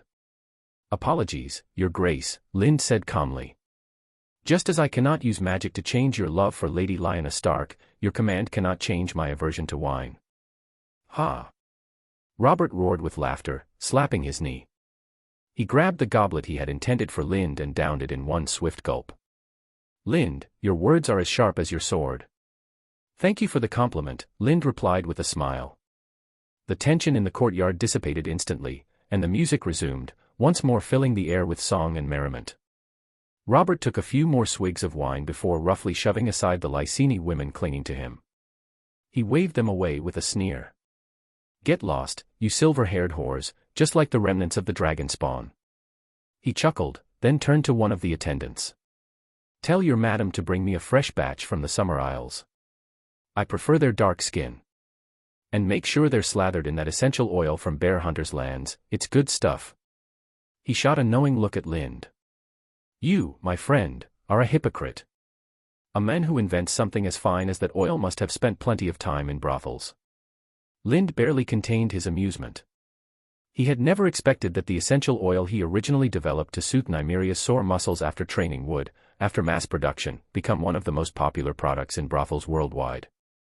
Not only were brothels stocking up on it, but noble houses also kept a steady supply. Rumors even spread that the oil enhanced fertility, which only boosted sales further. At this point, its revenue was second only to weapons trade, making it one of the most lucrative exports of Summerhall. Knowing there was no way to completely clear up the misunderstanding, Lind still made an effort. Your Grace, this oil was designed to relieve the fatigue of warriors after training. It's not. Of course. For warriors after training. Robert grinned wickedly. And what do you call the ones on their backs? Bed warriors are warriors too, eh? Lind sighed and let it go. Robert grabbed a thick slice of fatty meat, bit into it with relish, then washed it down with more wine. Wiping his hands, he turned back to Lind. I heard something interesting a while back. When you campaigned against Tyrosh, they tried to win your favor by offering you 2 Targaryen brats. Is that true? Yes, Lind answered with a nod. Archon Tyrosh sought to ingratiate himself by gifting me Viserys Targaryen and Daenerys Targaryen, who had sought his protection. Robert's expression darkened. And where are they now? I sent them to Pentos, Lind replied, his tone steady. Give me a reason, Robert demanded, his eyes locked onto Lind's. I am a warrior, Lind said simply. Robert scowled. 7 hells, you're as infuriating as Ned. Stubborn as stone. Lind smiled. And yet, you surround yourself with such stones. Lord Ned is one, he said, then gestured toward Barristan, who stood silently nearby. And Lord Barristan is another. Robert's gaze shifted to Barristan, and after a moment, he let out a loud laugh. I. Barristan too. He raised his goblet toward the king's guard. Come, Barristan, have a drink with me. Barristan remained impassive. Apologies, Your Grace. I am on duty and cannot drink. I knew it. You're all the same, Robert grumbled, then downed the wine himself. By now, the new batch of prostitutes had arrived. The women from the Summer Isles, their skin gleaming with scented oil, stood under the flickering torchlight, their dark olive bodies exuding an exotic allure. Robert grinned, pulling them into his embrace. He turned to the singer and bellowed, "New song." The singer quickly adjusted, switching to another tune. But it was still one of Lind's compositions, The Storm Saints Him, a piece he had played in Bravos, though originally titled Pirates of the Caribbean. Unfortunately, the singer wasn't using a violin, but a different string instrument, and his lack of familiarity with the melody made the performance an absolute disaster. What a dreadful performance! Robert scowled, speaking his mind without hesitation. He then turned to Lind and said, "They say you wrote this song yourself and dedicated it to the storm god's temple in Bravos. I refuse to believe the original sounded this bad." Lind answered honestly, "Of course not. This instrument isn't suited for the piece, and the singer isn't familiar with it. Naturally, the performance suffers greatly." Robert acted as if it were a casual remark. "In that case, why don't you play it for me yourself? I want to hear how this song, supposedly composed for the storm god, is meant to sound." The entire courtyard fell silent. To nobles, musicians were ranked little higher than court jesters, their status even lower than that of common servants. Now, Robert was asking Lind, a high lord, to perform as if he were a mere minstrel. It was a blatant insult, one that even a lesser noble would struggle to tolerate, let alone someone of Lind's standing. "Your Grace, this is..." Jamie began, unable to hold back. Robert cut him off sharply. Shut your mouth, Kingslayer. No one asked for your opinion. Just stand there and keep quiet. Baristan stepped forward as well. Your Grace, this is not how. Robert waved him off impatiently. Enough, Baristan. I just want to hear the song. If he could play it in the public squares of bravos for foreigners and courtesans, why shouldn't he play it for his king? Of course, I can play for you. To everyone's surprise, Lind remained perfectly calm in the face of Robert's unreasonable demand. He gestured for Baristan to stand down, then glanced around before turning to one of the prostitutes. Do you have a violin here? The prostitute nodded quickly. Yes. There's one in the boss's room, Lord Joel gifted it to her. I'll fetch it right away. She hurried off and soon returned with the instrument. Along with her came Lady Melis, the brothel's owner, who had clearly sensed the tension. She hesitated at the edge of the courtyard, glancing nervously at the silent gathering, as if about to speak to defuse the situation. But Lind raised a hand, stopping her. Taking the violin from the prostitute, he made a few adjustments to the strings, then placed the bow upon them. The murmuring from the front of the brothel faded into complete silence. It seemed word had spread. Then, as Lind drew the bow across the strings, a powerful, storm-like melody burst forth from the small instrument. The moment the music reached their ears, those gathered felt as if they had been plunged into a surging tempest. Waves crashed, winds howled, an invisible storm raged within the sound. And this was no ordinary performance. Lind infused his playing with the runic power of the cloud-top bell, amplifying its effect, pulling listeners deeper into the storm's embrace. The music spread far beyond the courtyard, sweeping through the brothel, past the city walls, and out across the land, reaching every corner of Highgarden Castle and the surrounding estates. Throughout the city, people paused whatever they were doing. They stepped out of their homes, looking up, searching for the source of the sound. And then they, too, were lost in the music, carried away on its tides, soaring through the storm, feeling the thunderous exhilaration of the gale. The final note rang out, completing the song with a flawless crescendo.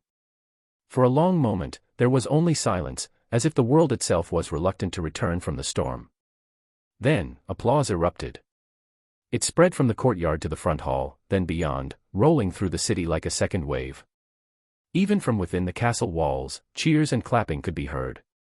Everyone who had heard the music was left breathless, moved by a melody that felt as if it had been played by the gods themselves. That was fucking incredible. Robert grabbed the bottle on the table and took a long swig, his eyes filled with both envy and longing as he looked at Lind. I should have been out there like you, making my own legend, instead of being stuck on that damned Iron Throne, listening to petty squabbles all day. If I could, I'd trade everything I have now for. Your Grace, be careful what you say, Baristan interrupted, sensing that Robert was about to say something he shouldn't. Robert, realizing it himself, gritted his teeth and swallowed the words before they escaped. Instead, he gestured for Lind to sit beside him and loudly ordered some water and fruit juice to be brought. Then, turning back to Lind, he said, Tell me about your time in Essos. I've heard plenty of bards sing about your exploits, but their tales are always vague, full of embellishments and nonsense. I'd rather hear it from you, straight from the men who lived it. Lind did not refuse. He recounted select parts of his journey across Essos, though he skimmed over the sections involving magic. Even with these omissions, the crowd hung on his every word. Particularly when he spoke of New York Tsar, how he had met the legendary old man of the river and discovered that the ancient Nimria bore an uncanny resemblance to his wife. At that revelation, gasps of astonishment rippled through the audience. So your wife has taken people to New York Tsar to confirm this, Robert mused, seemingly well aware of Lind's current affairs. Yes, Lind nodded. After hearing what I told her about New York Tsar, she began having dreams, visions of the city before it fell to ruin. She believes it may be some ancestral connection calling to her, so she wants to see it with her own eyes. Maybe she'll discover something I missed. You and your wife, what a life, Robert sighed wistfully. Going wherever you please, adventuring as you wish. I envy that freedom. Then, his expression shifted. What about Cohor? Did you really bring down a disaster that destroyed half the city? The courtyard fell into a heavy silence. All eyes turned to Lind, waiting for his answer. Lind nodded, his tone calm and direct. Yes. I did. The weight of his words settled over them like a storm rolling in. A collective gasp filled the air. For a moment, it felt as though even the atmosphere had thinned, pressing down on their chests with an unseen force. Lind had said little, yet his simple confirmation sent imaginations reeling. Everyone pictured a different kind of catastrophe, but they all shared the same thought: terror. Robert let out a low whistle. No wonder they call you the god of disasters. The way they speak of it, you've left them pissing themselves in fear. Looks like you truly scared them out of their wits. With a chuckle, he waved a hand at Baristan, pointing to the pouch at his waist. Baristan retrieved a small box and handed it over. Robert took the box and passed it to Lind. Here. Your music was damn good, and your stories were even better. Consider this a reward. Then he turned to Jamie. Now, take Lord Lind back. He's too rigid, his presence is killing my fun. Lind said nothing. He simply accepted the box, stood, and bowed to Robert before following Jamie out. As they left, Robert let out a long sigh, then laughed heartily, pulling the Summerisle's women back into his arms. He drank deep and tore into his meat, as if trying to drown out something lingering in his thoughts. Once they had exited the brothel, Jamie retrieved the horses and led Lind through the outskirts of the city. Along the way, he couldn't hold back his curiosity. So, what's in the box? Lind was curious too. He opened it and found inside a decree of royal grant. Robert had bestowed upon him several of the Stepstones Islands under the Iron Throne's rule, along with the title Prince of the Stepstones and the Narrow Sea, an official acknowledgement of his dominion over the region. Chapter 252, The Sudden Assassin. Lind's performance the previous night had become the talk of all Highgarden. Praise for his music spread throughout the city, and the already artistically inclined court was now gripped by an almost fanatical admiration. Some even suggested that Lind should be granted the title of the god of music. Despite the growing fervor, Lind remained indifferent. After dressing simply in the morning, he took Augustus and set out for Joel's wedding at his estate outside the city. Though Joel had some renown in Highgarden, his swordsmanship was on par with Vortimer's, that was where his influence ended. His flower's surname had already set clear limits on his prospects, restricting both his social circle and his future. Fortunately, Joel didn't care. To him, enjoying life with close friends was far more important than status or noble recognition. As a result, most of his companions were common folk, traders, fishermen, and other laborers. Apart from Lind, the only guest of noble birth was Vortimer. Because Lind had dressed plainly, and Augustus was in similarly unremarkable attire, they appeared to be just another father and son attending the celebration. Since few at the gathering recognized him, his arrival caused no commotion. After exchanging a distant greeting with Joel, who was busy welcoming guests alongside his wife, Lind took a seat in a quiet corner with Augustus, listening to an old fisherman boast about how, in his youth, he had once caught a giant whale in the Mander River. Whales only live in the sea. How did one end up in a river? Lind suddenly interrupted, his curiosity piqued. The old fisherman fell silent, struggling for an explanation. Finally, he grumbled, "It was just there, swimming in the river. How the hell should I know why?" With that, he grabbed his cup and wandered off in search of a more receptive audience for his tales. He wasn't lying, Joel remarked as he approached, holding a goblet of wine. He took a seat beside Lind. Old Borui really did catch a whale in the Mander when he was young. The poor thing must have wandered into the river by mistake and couldn't find its way back to the sea. He and his father found it, tried to capture it. His father drowned in the process, and Borui was later discovered on the riverbank, alongside the whale's carcass. Lind turned to Joel, raising a brow. "Shouldn't you be busy with the wedding? What are you doing out here?" "The wedding. This is the wedding," Joel said, gesturing around. "We're not nobles, we don't need some grand, formal affair. Melis is Lysini, she doesn't care for Westerosi traditions either. We held the ceremony yesterday, according to Lysini customs. Vortimer served as the witness. It's all done." "Congratulations," Lind said sincerely. He felt no disappointment at not being chosen as a witness, only genuine happiness for his friend. Joel smiled, his expression radiating contentment. At that moment, Vortimer arrived and took a seat on Lind's other side. He glanced down at Augustus, cradled in Lind's arms, and smirked. You've been keeping this little one well hidden. There are already plenty of rumors outside. People are saying your son is a deformed monster, just like the imp of Casterly Rock. Lind's expression remained unchanged. People can say whatever they like. Their words don't concern me, as long as they don't say them in front of me. Vortimer frowned. You're as calm as stagnant water. I heard about what happened last night. I'm surprised you didn't react. Do you think I should have? Lind asked. I don't know, Vortimer admitted. I just know that if I had your power and status, and someone tried to humiliate me, even if that someone was a king, I wouldn't just sit there and take it. Lind gently pushed Augustus's hand away from the goblet he was reaching for. His expression darkened slightly. And what if that's exactly what he was waiting for? Vortimer and Joel exchanged puzzled glances. What do you mean? Lind recalled Robert's behavior from the night before and said solemnly, our king might be looking for an excuse to start a war. Either he destroys his enemies, or they destroy him. The words hung in the air. Vortimer and Joel fell silent, both lost in thought. After a moment, Lind suddenly remembered something. Ah, I haven't given you a wedding gift yet. He rummaged through his belongings, then retrieved a small box and handed it to Joel. Use it when you can't keep up with your wife's demands. Joel scoffed. My stamina's just fine, I don't need this. Despite his words, he still took the box without hesitation. He didn't open it, instead giving Lind a knowing look. Elixir of the Seven. Lind nodded. Joel's casual demeanor vanished. Carefully, he tucked the box into his inner pocket. The Tyrells controlled the distribution of the Elixir of the Seven in the Reach, but they never sold it, only gave it as a reward to their vassals. Because of this, the elixir was nearly impossible to obtain, and its value was astronomical. One vial alone could buy a small estate in the countryside. The wedding celebration continued well into the afternoon. More and more people arrived, some acquaintances, some complete strangers, but Joel welcomed them all the same. Laughter and merriment filled the estate. But then, one of Lind's retainers arrived, bearing urgent news. An assassin had infiltrated Goldenrose courtyard with clear ill intent. Lind wasn't the only one caught off guard. Vortimer and Joel were equally astonished.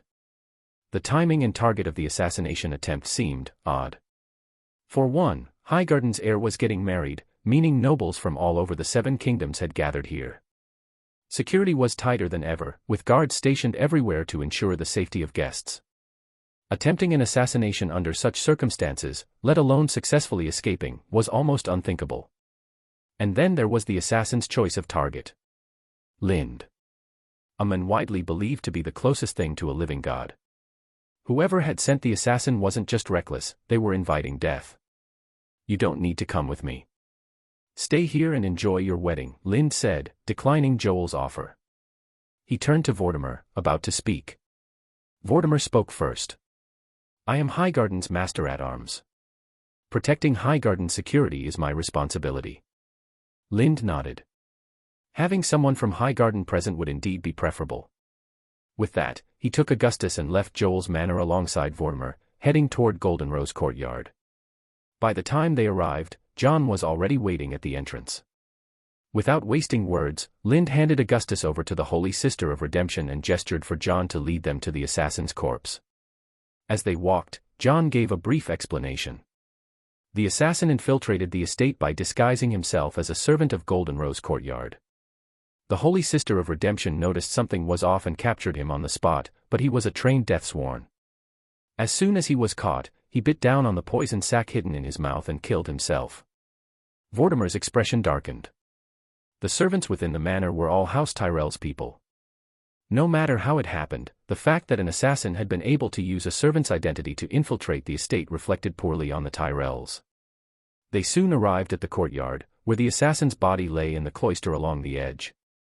His mouth was open wide, as if gasping for air, but thick foamy blood filled it. His face was darkened with a purplish hue, and his eyes, now eerily red, were blood-filled and lifeless. Strangler, Lind said immediately upon seeing the telltale signs of the poison. John handed him a mask. This was what he wore when he sneaked in. It's made from human skin. I'd wager the real servant he was impersonating is already dead. Lind took the mask and examined it carefully. Vortimer, standing nearby, observed thoughtfully. A poison-like strangler, combined with a human skin mask, this assassin could be a faceless man. Lind shook his head. No, not a faceless man. I have several of their masks, I know exactly how they're made. This mask, while similar, is nothing like a true faceless man's disguise. It's an imitation. He let out a cold chuckle. A fake faceless man, armed with a signature poison, whoever sent him wanted us to think it was the work of the faceless man. Kneeling beside the corpse, Lind examined the body more closely. Whoever had sent the assassin had been meticulous. His body had been scrubbed clean of identifying marks before his mission, leaving no obvious clues behind. The only certainty was that he was a eunuch, and judging by the scars, he had been castrated at least a year or two ago. The Unsullied, Vortimer said immediately, recognizing the famous breed of eunuch warriors. Lind nodded in agreement. He was trained in the same way as the Unsullied. Vortimer frowned. Do people in the Seven Kingdoms even know the Unsullied's training methods? Lind stood up. The methods themselves aren't exactly a secret. Many in Westeros know how Unsullied are trained. What's difficult is having the patience and time to see the training through. Vortimer's expression turned grim. So, in other words, we have no leads on who sent him. Not exactly, Lind replied vaguely, though he didn't elaborate. It was clear he intended to investigate on his own. Vortimer seemed to suspect as much but didn't press the matter. Instead, he asked, "What do you plan to do about this?" Lind thought for a moment. Lord Vortimer, please inform the Lord and see how he wishes to handle it. I'll ensure the matter is kept quiet to prevent unnecessary panic. Vortimer nodded and immediately left Golden Rose Courtyard, heading for Highgarden Castle. When Lord Mace Tyrell heard the news, he was visibly shaken. He understood better than anyone how disastrous it would be if this incident became widely known. Without hesitation, he ordered the assassin's body to be secretly retrieved from Golden Rose Courtyard and set his people to work investigating who had sent the killer, and who had dared to stir trouble during his heir's wedding. Both Lind and Mace Tyrell wanted the matter kept under wraps to avoid casting a shadow over Garland's wedding. But whoever had orchestrated the attack had no intention of letting it be buried. That very night, rumors of an assassination attempt on Lind began circulating in the taverns outside Highgarden. The whispers spread like wildfire, reaching every noble who had come to attend the wedding. At first, the nobles dismissed the rumors as absurd. Assassinating Lind was no different from courting death. But as the whispers grew more persistent, some began to question their own judgment. However, Highgarden quickly took action, publicly denouncing the rumors and sending men to arrest several of the instigators. Lind himself cooperated with the investigation, and soon, the situation settled. Whether or not the attempt had truly occurred, the nobles understood one thing: they had to act as if it hadn't. Garland's wedding was held as scheduled in the September of Baelor. Guests arrived one after another, and when King Robert and Lord Tywin made their entrance, the ceremony officially began. Yet one detail puzzled many: the wedding was not presided over by the High Septon, but by an ordinary Septon. There was some quiet murmuring, but since House Tyrell showed no signs of protest, no one openly questioned it. Before the seven, Garland and his bride exchanged their vows. Everything proceeded smoothly, without incident, and Mace Tyrell, along with the rest of his household, finally allowed themselves to relax. Since the assassin's appearance at Golden Rose Courtyard, the Tyrells had been on high alert. The number of guards in Highgarden had tripled, and security was tighter than ever. Even Lord Mace's personal attendants were subjected to strict inspections. No one was taking any chances. At the wedding feast that followed, the tension eased. Lord Mace and his wife seemed noticeably more at ease, laughing and conversing with guests instead of wearing the stiff expressions they had held earlier. Lind, meanwhile, was one of the evening's most sought-after figures, second only to Mace Tyrell and King Robert. Many guests took the opportunity to approach him, offering goodwill and praise, especially toward Augustus, who received no shortage of compliments. As Lind politely handled the stream of well-wishers, his gaze swept across the banquet hall, searching for someone. When he finally found his target, he excused himself and strode toward him. Upon reaching the group, Lind addressed them directly. "Gentlemen, I'd like a private word with Lord Renly. Would you mind giving us a moment?" A few of them hesitated, exchanging glances. It was no secret that Renly and Lind were far from allies. Still, no one dared to refuse him. One by one, they stepped away. Lind then turned his attention to Loras Tyrell, who remained standing at Renly's side, clearly unwilling to leave. "Lord Loras, I believe the Lord could use your attention elsewhere." Loras opened his mouth as if to object, but Renly stopped him with a subtle gesture. With a brief but intimate touch to Renly's hand, Loras shot Lind a cold glare before turning and walking away. Now alone with Lind, Renly studied him with a complicated expression. Yet despite whatever thoughts ran through his mind, his face remained composed, his usual easy smile in place, the kind that could put people at ease. He looked, for all the world, as if he were greeting an old friend rather than the men who had nearly stripped him of his power in the Stormlands. Chapter 253, Marriage and Knighthood. "Lord Renly, I hope that what happened in Golden Rose Courtyard was the first and last time," Lind said bluntly, wasting no time on pleasantries. Renly looked at him in surprise, his expression one of feigned confusion. "Lord Lind, I'm afraid I don't understand what you're talking about."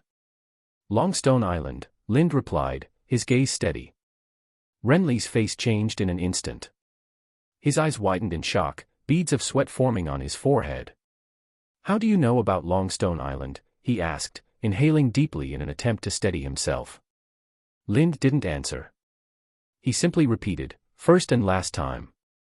With that, he turned and walked away. Loras, who had been watching from a distance, immediately approached Renly after Lind left. Seeing the look on his face, he frowned and asked, "What did he say?" Renly quickly composed himself and gave a small smile. "Nothing important. Lord Lind was just letting me know that an investment I made might not turn a profit after all." Loras narrowed his eyes. Was it a significant sum? He knew Renly well enough to recognize that something serious must have happened to unsettle him this much. "Quite significant," Renly admitted, his tone layered with meaning. "Years of work, gone." He still didn't know how Lind had uncovered the truth about Longstone Island, but he was certain of one thing: if word got out, his position as Lord of Storm's End would be forfeit, no matter that he was Robert's brother. No ruler would tolerate a vassal training deathsworn in the manner of the Unsullied, especially not ones imbued with certain faceless men techniques, capable of assassination. And for someone like Renly, who had already climbed near the peak of power, the implications were even worse. If the secret was exposed, everyone would assume he had only one goal in mind: ascending higher. And beyond the title of Lord, there was only the Iron Throne itself. No amount of denial or explanation would matter. He had no choice. Before Lind spread the word, he had to erase all traces of Longstone Island's operations. Every facility, every document, every trace of what he had built. And as for the 50 Unsullied trained assassins already prepared, they would have to be eliminated. Completely. Lind wasn't sure whether Renly would heed his warning, but he intended to find out. If Renly failed to act, Lind had no problem dealing with Longstone Island himself. In truth, he had been aware of Renly's secret for years. He had discovered the small island in Shipbreaker Bay, along with Renly's efforts to train Unsullied-style deathsworn there. It had surprised him at the time. He hadn't expected Renly to pursue such a venture. Further investigation revealed how it had happened. Renly had acquired a former Unsullied trainer from Slaver's Bay, a man from Meereen who had once been responsible for drilling the slave soldiers. With this man's expertise, Renly had begun crafting his own force of deadly warriors. Lind hadn't paid it much mind before. In his view, the strength of the Unsullied was overhyped, largely by the slavers who profited from them. Castration weakened a man considerably, especially in terms of raw strength, something no amount of training could truly compensate for. That was why the Unsullied primarily used spears. Their reach allowed them to fight without relying too much on brute force. But in close combat, even an average soldier could take down an Unsullied with relative ease. Their true value lay not in their strength, but in their absolute obedience and fearlessness. They were ideal for direct battlefield engagements, where formations and discipline mattered more than individual prowess. However, their rigidity made them ineffective for unconventional warfare. Guerrilla tactics, ambushes, and anything requiring adaptability were beyond them. More critically, their fatal flaw was their reliance on orders. If their commander fell, they lacked the instinct to react on their own. Even if marching into a death trap, they would do so without hesitation. So when Lind first discovered Renly's little project, he dismissed it. Even if Renly managed to train an entire unsullied legion, Lind's own divine chosen troops could wipe them out. But what had caught his interest, what had truly surprised him, was that Renly wasn't training them as standard soldiers. He was turning them into assassins. And not just any assassins, ones modeled after the Faceless Men, complete with disguise techniques and silent killing methods. That had been unexpected. Still, it had been nothing more than a curiosity to Lind, until now. He was certain that the assassin in Golden Rose Courtyard had been Renly's doing. But the motivation behind it was less clear. Renly wasn't foolish, he had to know that sending a single assassin against Lind was pointless. So why bother? Had he anticipated failure from the start? If so, then what he truly wanted was for House Tyrell to lose face. A guest being attacked in Highgarden was a deep humiliation for them. But that, too, didn't entirely add up. Lind knew Renly despised him, perhaps even hated him. But Renly's ties to House Tyrell ran deep. Beyond his relationship with Loras, he was genuinely close to Mace, Garland, and even the Queen of Thorns.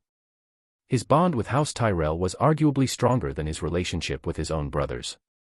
He had spent weeks in Highgarden, personally helping arrange Garland's wedding, treating the Tyrells like family. Even at the ceremony itself, he hadn't sat with Robert, he had been among the Tyrells. Would he really sabotage Garland's wedding, just to take a jab at Lind? Something didn't add up. Was it to stop Garland's wedding? Does he actually love Garland? Lind, knowing Renly's preferences, briefly entertained a wild theory. But after glancing at Garland, who was greeting guests with his wife, he shook his head. No, that's overthinking things. Just then, Robert approached with a group of noblemen. Compared to his state at the brothel, he was noticeably more sober, and the scent of alcohol on him was faint. "Is this your boy?" Robert asked, looking down at Augustus, who was clutching the edge of Lind's coat. "Yes, your grace," Lind replied with a nod. Robert crouched down to examine the child. Augustus, unfazed by the king's presence, reached out and tried to grab Robert's beard. "Ha ha. A bold one." Just like his father, Robert laughed, allowing the little boy to clutch at his beard. Then he grinned and said, "Lind, let's join our houses, your son and my daughter." Lind hesitated for a moment before asking, "Princess Marcella?" "Of course, Marcella," Robert said, his expression serious. "Shouldn't this be discussed with Queen Cersei first?"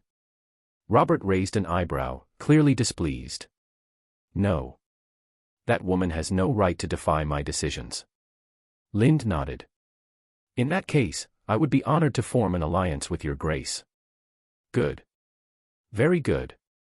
Robert laughed heartily, then lifted Augustus into his arms and strode to the center of the banquet hall.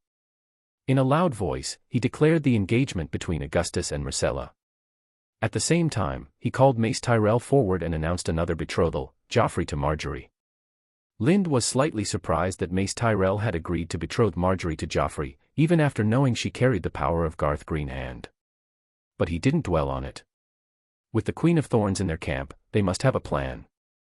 Robert's announcements left the nobles of the Seven Kingdoms in stunned silence. This had taken everyone by surprise.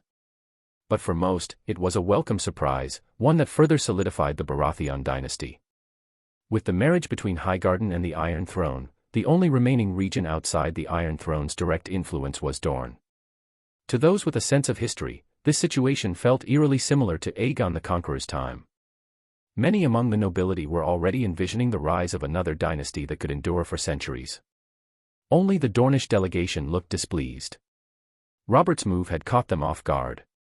Particularly shocking to them was the unexpected alliance between Summerhall and the Iron Throne. Princess Arianne shot Lind an angry glare, clearly believing he had orchestrated this from the start and deliberately withheld the information when they met days ago. But Arianne wasn't the only one unhappy with the announcement. Renly. Though he masked it well, Lind, who had been discreetly observing reactions, caught the subtle shift in his demeanor. It made him wonder, was the botched assassination connected to this? Had Renly known in advance that Robert was planning this betrothal? Then, Robert dropped yet another bombshell, one that sent an even greater wave of shock through the banquet hall. He declared Lind the king of the Stepstones and the Narrow Sea. The room erupted into murmurs. If the previous betrothals had been unexpected, this was staggering. The title King of the Stepstones and the Narrow Sea had existed since Daemon Targaryen's time. Throughout history, those who had managed to control most of the Stepstones, whether pirate lords, mercenary captains, or ambitious nobles, had claimed the title for themselves. But none had ever received official recognition. Even Daemon Targaryen himself had never been formally crowned. When he declared himself king, Viserys had begrudgingly allowed him to wear a crown but never acknowledged his title, unlike the Prince of Dorne, which had been a recognized position. But now, for the first time, Robert Baratheon had given the title official sanction. Lynd was no longer just a self-proclaimed ruler of the Stepstones. He was the king of the Stepstones and the Narrow Sea, with the full authority of the Iron Throne behind him. However, Robert had now publicly bestowed upon Lynd the formal title of prince, officially recognizing his rule over the Stepstones. This not only elevated Lynd's status to unprecedented heights but also effectively tore a piece away from the Seven Kingdoms, forming what could now be considered the Eighth Kingdom. The entire banquet hall was left in stunned silence, except for Lynd and Jaime, who had known about it in advance. Some envied him, others were filled with jealousy, and many began debating whether this move aligned with the laws of the realm. But notably, not a single person dared to question whether Lynd was truly worthy of the title. They all knew that, even without Robert's official recognition, Lynd was already the de facto ruler of the Stepstones. Furthermore, those with access to intelligence networks were aware that Lynd had signed a miracle fleet patrol agreement with the Free Cities, effectively securing his control over the Narrow Sea. In comparison, even Daemon Targaryen, the very men who had first claimed the title of King of the Stepstones and the Narrow Sea, had never wielded such undeniable authority over the region. With these explosive developments overshadowing the wedding itself, the banquet soon concluded. The nobles of the Seven Kingdoms gradually returned to their own lands, taking with them news of what they had witnessed. It didn't take long for word to spread far and wide. King's Landing. At the small council meeting, when Stannis Baratheon received the news of Lynd's coronation as King of the Stepstones and the Narrow Sea, his expression darkened to the point where it seemed like storm clouds could burst forth from his very skin. Without a word, he left the chamber abruptly. By the time the meeting had concluded and Lord Arryn went searching for him, Stannis had already boarded a ship bound for Dragonstone. From that point on, Stannis' relationship with the Iron Throne grew increasingly strained. The next to abandon the small council was Renly Baratheon, the Master of Laws. He didn't even return to King's Landing with Robert. Instead, he lingered in Highgarden for 2 months before making his way back to Storm's End. Once there, Renly began visiting the various Stormland lords, attempting to solidify their loyalty to him. However, he quickly discovered that his efforts were largely in vain. Nothing had changed. As before, the Stormland lords would obey his commands, so long as they did not concern Summerhall. The moment an order involved Lynd's domain, their attitudes shifted. They would not openly defy Renly, but they would drag their feet, delay orders indefinitely, or find convenient excuses to avoid carrying them out.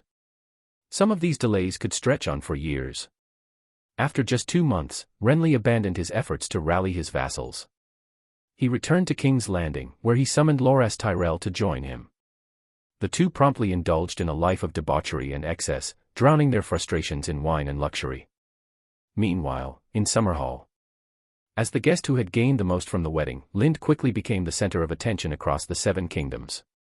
And when he returned to his lands, his actions led many to wonder whether the title King of the Stepstones and the Narrow Sea had gone to his head. At first, some of his initiatives were met with little resistance. His authorization of a temple to the god of natural disasters in Miracle Harbor and a temple to the god of magic in Redemption Town were unusual, but not entirely shocking. After all, with the temple of the storm god already established, the appearance of new deities wasn't entirely unthinkable. But what truly made people question his sanity was what he did next. Lynd established an institution in Summerhall, the Sphinx Academy, which mirrored the citadel of Old Town, complete with a system to recruit students and train scholars. This was nothing short of a direct challenge to the Citadel's millennia-old monopoly on knowledge. And he didn't stop there.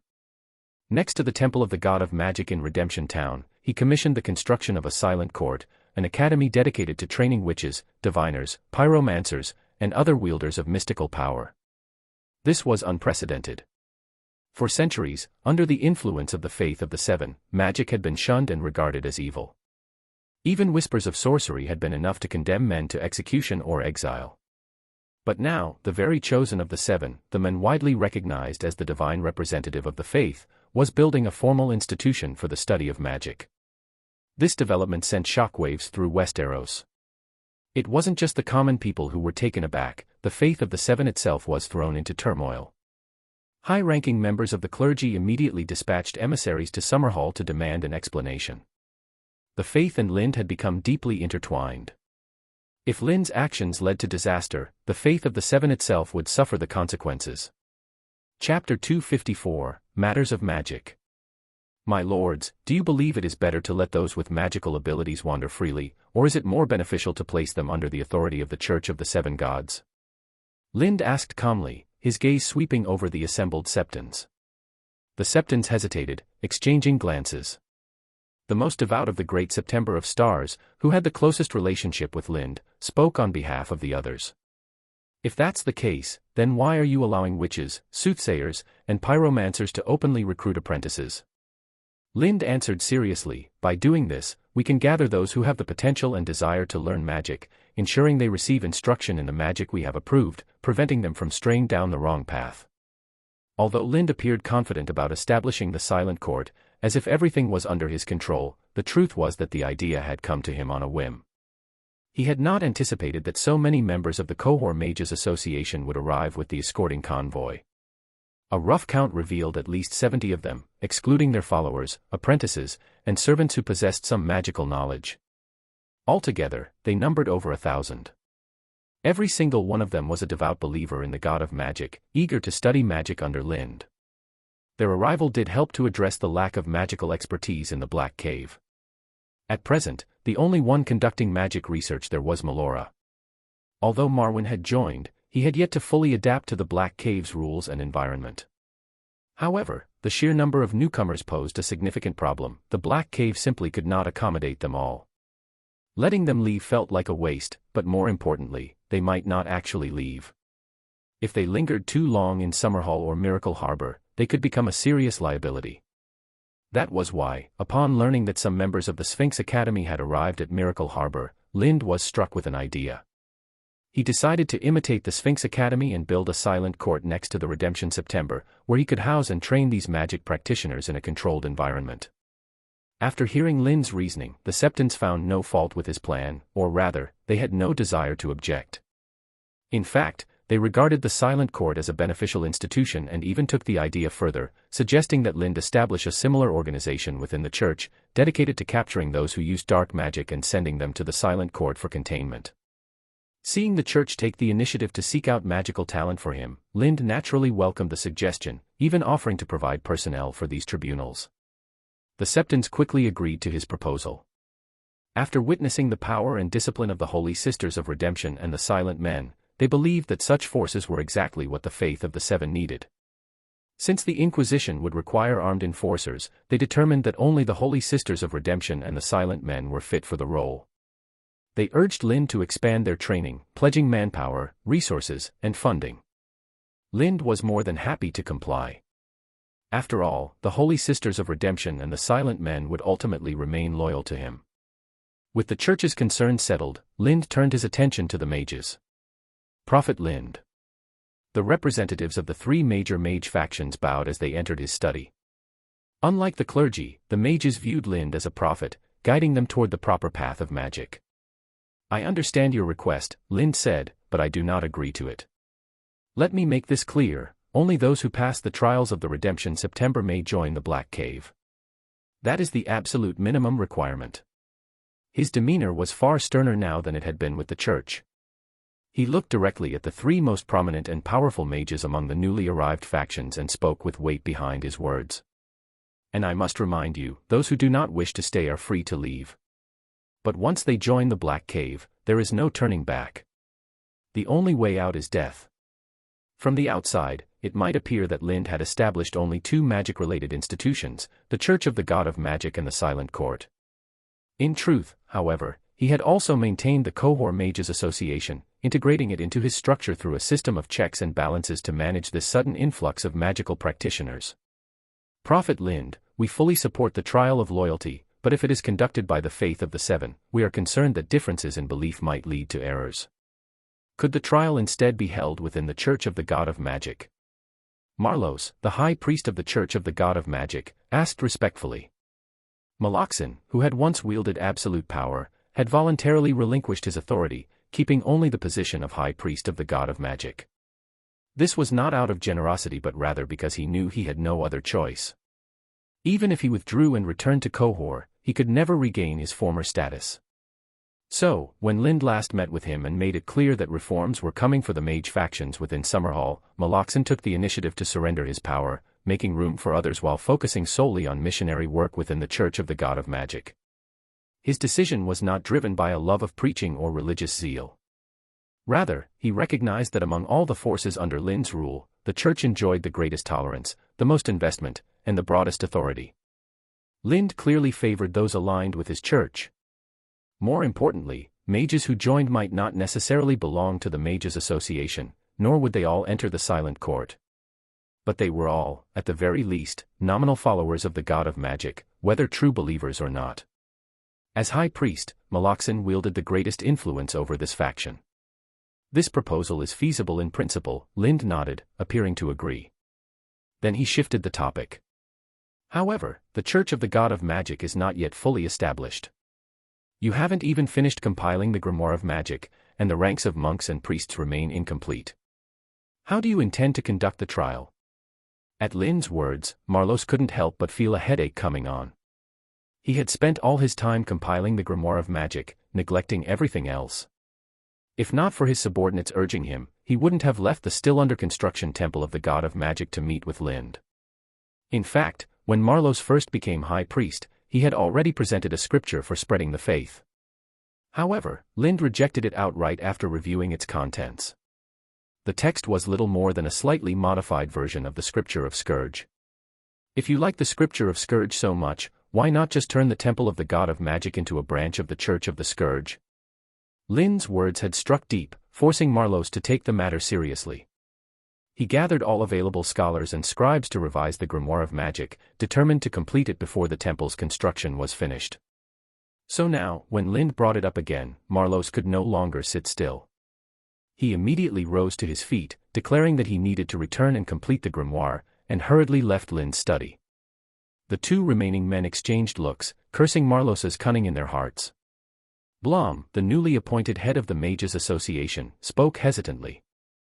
Prophet Lind, if they cannot join the Black Cave, then they have no purpose for now. For most, that's not a problem, but if the necromancers, dark sorcerers, and blood mages remain idle for too long, I fear trouble will arise. Blom had replaced Marlos as head of the Mages Association. He had the appearance of an old farmer, yet he was the leader of the Aeromancers of Cohor's Hall of the Sky. This time, he had brought every Aeromancer from Cohor to Summerhall, and even those from Norvos and Pentos had followed under his influence. Among the mage factions under Lind's rule, the Aeromancers were undoubtedly the backbone.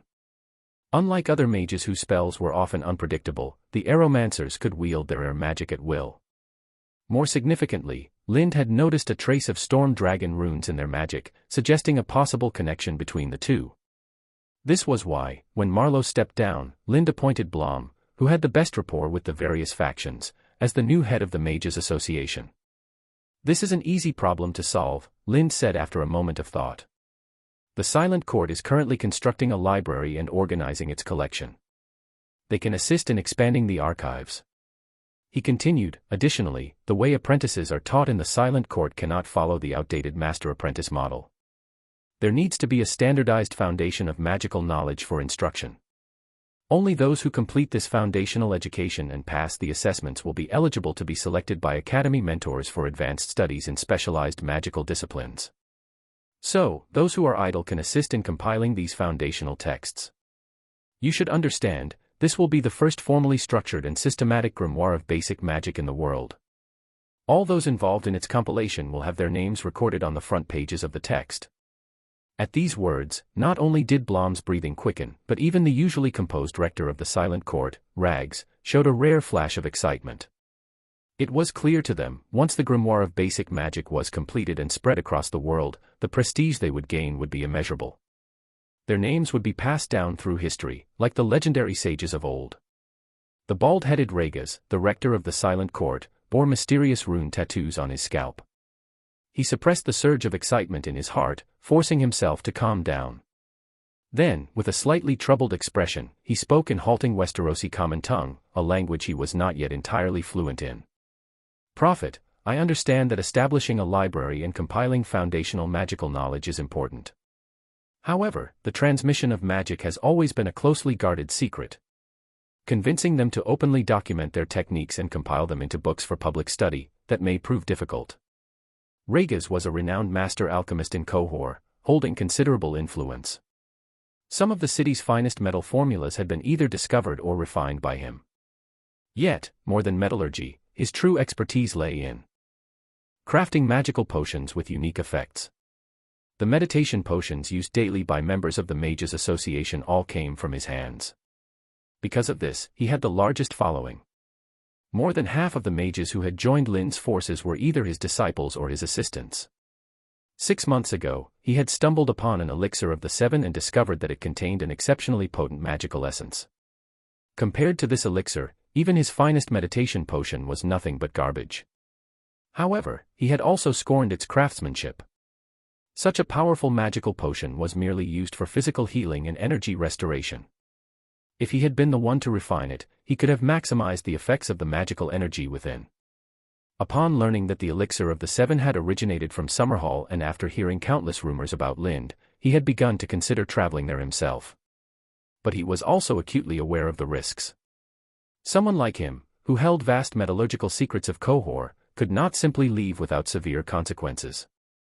The same Cohoric elites who once showered him with respect could turn on him in an instant, driving a knife into his heart the moment he attempted to flee. So he kept silent. He never spoke of leaving, not even to those closest to him. It wasn't until Lind descended upon Cohor like a natural disaster, crushing the city's arrogance and forcing its rulers to deal with House Soyd as he commanded, that Rhagas saw his chance. Quietly, he urged Maloxin and others to follow Lind's lead. In the end, he successfully escaped Cohor, bringing not only himself but also all of his people and research materials, completely intact. Because he had been preparing for so long, he was the best equipped among all the mage factions that had come to Summerhall. As a result, Lind immediately appointed him as the rector of the Silent Court, promising that once its construction was complete, he would be granted access to the Black Cave to study whatever he wished. This made Rhagas especially dedicated to the court's development. Whenever he encountered a problem, he sought out Lind without hesitation. As a result, he had become the mage who interacted with Lind the most. Lind, through their repeated interactions, had come to understand Rhagas' personality well. He knew the man was pragmatic, he reported problems exactly as they were, without exaggeration or omission. If Rhagas claimed something was difficult, it meant that it truly was a pressing issue. After a moment of thought, Lind retrieved a dragon crystal dragon rune necklace and handed it to Rhagas. Would this be enough to entice them, he asked. The instant Rhagas took the necklace into his hands, he nodded without hesitation. The library should be completed very soon. As Cohor's foremost master alchemist, Rhagas had undoubtedly been involved when House Soyd crafted the armor for the Banished Knight. He had studied the dragon runes and patterns inscribed upon its surface. However, his research had long been at an impasse, until House Soyd extracted the frozen dragon rune from the stone giant armor. That discovery had granted him a sliver of understanding, though it was just enough to allow him to replicate the runes rather than fully grasp their mysteries. Now, this dragon crystal dragon rune necklace clearly contained a different type of dragon rune. The opportunity to study its secrets at will was an irresistible temptation for anyone obsessed with magical power. More than that, he could feel the energy within the necklace, it radiated a calming effect, something that any magic researcher would covet beyond measure. It was no wonder he had instantly agreed to Lind's proposal. Chapter 255, An Irresistible Bait. Wearing a wooden lacquer mask and a black gauze robe, Quemmer walked through the streets of the town of Redemption. The rune ornaments hanging from her body clinked against one another, producing a crisp sound. The townspeople nearby were drawn to the noise, casting her unfriendly and curious glances, which soured her mood. If this were Cohor, anyone daring to look at her with such disrespect would have ended up on her sacrificial altar, becoming her next offering. But here, even if someone was brazen enough to insult her openly, there was nothing she could do about it. The last person who tried handling such disrespect the Cohor way had already been sent to the Black Cave, not as a researcher, but as a research subject. This was precisely why she was starting to question whether coming to Westeros had been a mistake. As the only Shadowbinder among the mages following Lind, she believed she should have been given special attention. Yet, based on her treatment in the Town of Redemption over the past few days, it was clear she was regarded as just another ordinary mage, receiving no particular respect. She had already decided she would stay a few more days, and if nothing changed, she would leave. She wouldn't waste any more of her time here. Before long, Quemmer left the town, making her way toward the Silent Court, which was still under construction beside the Redemption September. Though Lind, revered as a magic prophet, did not seem to place much importance on mages, he was surprisingly invested in the construction of the Silent Court. Not only had he set aside a large stretch of land for its development, but he had even halted the construction of Summerhall Castle to accelerate the project. All the craftsmen were reassigned to work on the Silent Court, and the building materials originally intended for the castle were diverted there as well. He had even gone so far as to spend a fortune hiring additional craftsmen from elsewhere to bolster the workforce. Because of this, within just a few weeks, the foundation of the Silent Court was already complete. The central hall and the primary halls of each department were now under construction. At this pace, it would likely take no more than a year to finish the entire project. While planning the Silent Court, Lind took the opportunity to restructure and classify the entire mage system, something that had never been done before, much like the ongoing revision of the fundamental magic scriptures. Lind divided mages into two broad categories, black magic and white magic. Within each of these, he established different factions, treating them as independent branches of magical heritage. For instance, Quemmer's shadowbinding was placed under the Black Court of Magic. Since she was the only one of her kind, she naturally became the chief instructor of this particular branch. As the chief instructor, her responsibility was to establish the structure of her discipline, which included seeking out suitable apprentices. However, at the moment, her focus was on designing the architectural style, layout, and interior facilities of the Shadowbinder Academy in accordance with its traditions. This was proving to be a frustrating endeavor because the artisan scholars from Old Town Citadel were utterly dense. Despite her explicitly stating her requirements and even providing sketches, they still managed to get it wrong, forcing her to order demolitions and rebuilds. As a result, she had to personally oversee the construction site at the Silent Court every single day. When Quemmer arrived at the Silent Court, still simmering with frustration, she was suddenly drawn to a commotion coming from the central hall. A crowd had gathered there, and among them were several instructors from various magical branches, much like herself. "What's going on?" Quemmer grabbed a passing apprentice of the Dark Warlocks and asked. "Lady Quemmer." The apprentice stumbled from the sudden pull and was about to snap in irritation, but upon realizing that the person grabbing him was Quemmer, his face instantly turned pale with fear. He hurriedly bowed with great respect and said, "Lord Prophet, in order to expand the library's collection, a reward has been offered. Any instructor willing to contribute their faction's secret arts to the library will receive a reward." "What kind of reward?" Quemmer asked. "A dragon crystal necklace imbued with rune power," the apprentice explained, pointing to the stone giant standing outside the main hall, keeping order. "Similar to the runes embedded in their armor, but instead of creating freezing power, this necklace calms the wearer's mind. Lords Rhaegas, Bronn, and Meloxen have all tried it, and the effects are remarkable. It greatly enhances meditation and prayer." Upon hearing this, Quemmer immediately released the apprentice's arm and strode toward the gathered crowd. As she reached the edge of the gathering, she unceremoniously shoved aside the people blocking her way. Those who were pushed aside reacted with anger at first, but upon realizing it was Quemmer, their expressions changed to alarm, and they quickly backed away.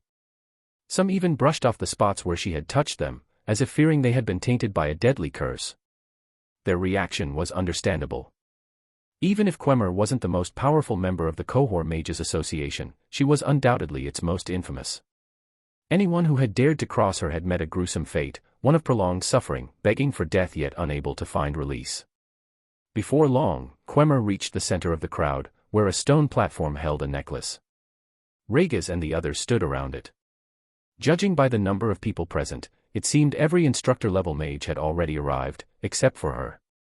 Quemmer didn't care that no one had informed her about this. What interested her was the necklace itself. Through the power of her lacquered wooden mask, she could sense the immense magical energy within it. May I try it? Cohor stepped forward and asked Rhagas. Of course, Rhagas nodded. Without hesitation, Cohor picked up the necklace and fastened it around her neck. The moment she put it on, an overwhelming sense of tranquility washed over her. Her thoughts became sharper, her mind clearer than ever before. It was an entirely new experience. After a moment, she removed the necklace and placed it back on the stone platform. Looking directly at Rhagas, she asked, "How many secret arts must I contribute to obtain such a necklace?" Like Cohor, those who had experienced the necklace's power were eager to offer the knowledge of their respective magical schools, submitting their arcane secrets to the Silent Court's library, even when Lin's condition demanded full disclosure. The generous reward rapidly expanded the library's magical archives, but this growth brought a serious problem. There was an enormous shortage of parchment, and not enough scribes to transcribe the knowledge. Since the Silent Court had been born from Lin's sudden inspiration, there had been no prior planning or preparation. All the parchment for its library had originally been allocated for the Sphinx Academy's revision of apprentice textbooks and study materials. Moreover, copying texts on arcane secrets was vastly different from transcribing ordinary books. Only individuals with a constitution resistant to magical influence could safely scribe such knowledge. Ordinary people attempting it would succumb within a day or two, killed by the curses and unknown forces embedded within the secret arts. Realizing the severity of the situation, Lind had no choice but to introduce papermaking and printing ahead of schedule. He had long considered revealing these technologies to strengthen his influence, but fearing potential backlash from the Citadel, he had chosen to keep them hidden.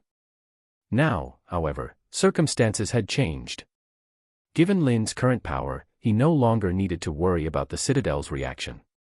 In truth, he had simply forgotten about these weapons after locking them away for so long. It wasn't until the Silent Court's library encountered this crisis that he remembered and finally decided to bring them into use. This is highly advanced technology. After summoning Melora from the Black Cave, Lind handed her a parchment detailing the methods of printing and papermaking. She skimmed through it briefly before glancing up at him, her expression sharpening with realization. "My lord, you've mastered these techniques long ago, haven't you?" she asked. "But you withheld them because of the Citadel, right?" Lind nodded. "Why bring them out now?" Melora pressed. Lind explained the situation with the Silent Court's library. After listening, Melora shook her head. "If you were to take my advice, I'd tell you to keep these two technologies sealed away a little longer.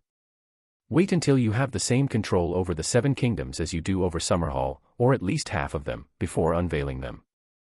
That would be the wiser course. Do I still need to fear the Citadel at this point?" Lind frowned. "When I built the Sphinx Academy in Miracle Harbor, their reaction wasn't that extreme." "The Sphinx Academy is an entirely different matter," Melora said seriously. "I've seen its curriculum.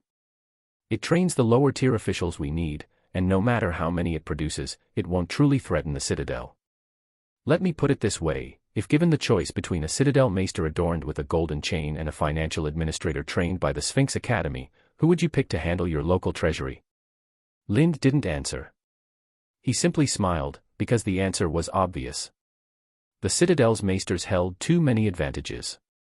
That's why the Citadel sees little real threat in the Sphinx Academy. They resent it, but given your influence, they hold their tongues, Melora continued. But these two technologies, they strike at the very foundation of the Citadel's power. If they spread, the system they've maintained for thousands of years will face complete upheaval. The Citadel won't just sit back, they'll do everything in their power to stop it." Lin's expression darkened. "And what exactly can they do?" "Stir the Seven Kingdoms into attacking me." "They wouldn't need to mobilize the Seven Kingdoms." Melora shook her head. "The Citadel harbors many secrets, many dangerous, forbidden forces. Maybe they can't harm you directly, but I can assure you, those around you won't be able to withstand them." Lind was silent for a moment before a thought struck him. He chuckled. "I've been thinking about this the wrong way. I only need papermaking and printing for myself, I don't actually have to be the one spreading them." Melora narrowed her eyes. "Once these technologies are out in the world, you won't be able to control their spread. The principles behind them are simple, anyone with some expertise can replicate them. How do you plan to keep those involved from leaking them?" put them all through loyalty trials. Lind smiled. You misunderstand me. I'm not trying to stop their spread, I want them to spread, just not by my hand. If someone else disseminates these technologies first, I can use them freely afterward. By then, the Citadel won't have any reason to target me. Melora blinked, momentarily stunned. She had assumed Lind wanted to monopolize these technologies for as long as possible, extracting maximum benefit before they inevitably leaked. It hadn't even occurred to her that he might not care about controlling them at all. Regaining her composure, she asked, "And how exactly do you plan to do that?" Lind thought for a moment. "What if I distribute a dozen copies of these technical documents to every major city in Westeros and Essos?" Melora let out a short laugh. "I'll offer the Citadel my condolences." She turned to leave but hesitated at the door. "Issue me a reading pass for the Silent Court Library. I want to see if there are any books I haven't read." Lind didn't refuse.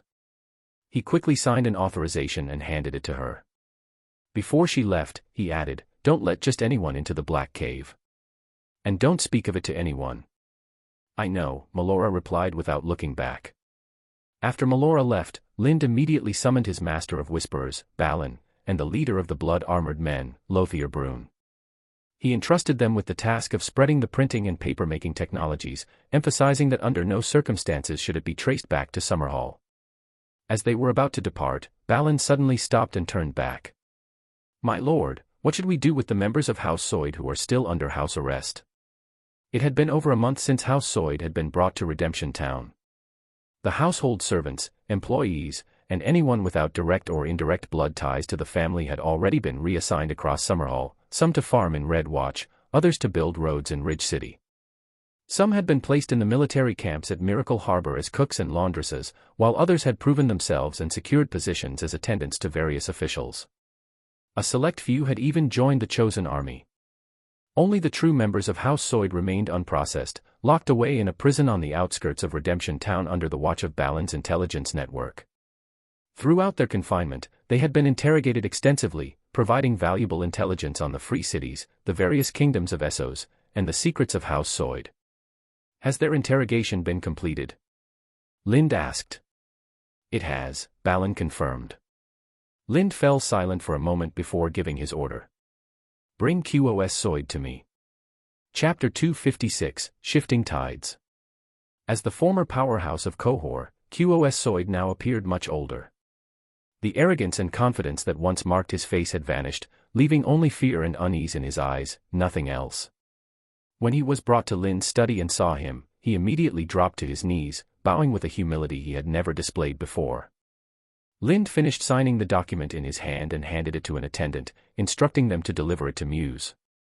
Only then did he turn his gaze to the kneeling QoS Soyd and say, "A person's nature, cultivated over a lifetime, cannot be changed in just a few months. Whether you have truly submitted or are merely pretending makes no difference to me." With that, he pulled a sheet of paper from his desk and tossed it to QoS. "This details how you will be dealt with. Take a look. Convince your kin. I don't want anyone causing trouble during the process." Old QoS hastily picked up the paper and read it word by word. As he did, the fear and anxiety on his face gradually faded. The emotional turmoil was too much for him to contain, and tears streamed down his face. On the journey to Summerhall under Cohor's escort, QoS had already prepared for the worst. If the roles were reversed, he would never have forgiven a thief or their family. He would have dealt with them in the most brutal manner possible, ensuring that everyone who knew of the crime would fear him and dare not repeat it. Along the way, many members of his family had succumbed to the pressure and taken their own lives, forcing the escorts to step in and protect the others. Otherwise, by the time they reached Summerhall, there might have been no one left alive to deliver.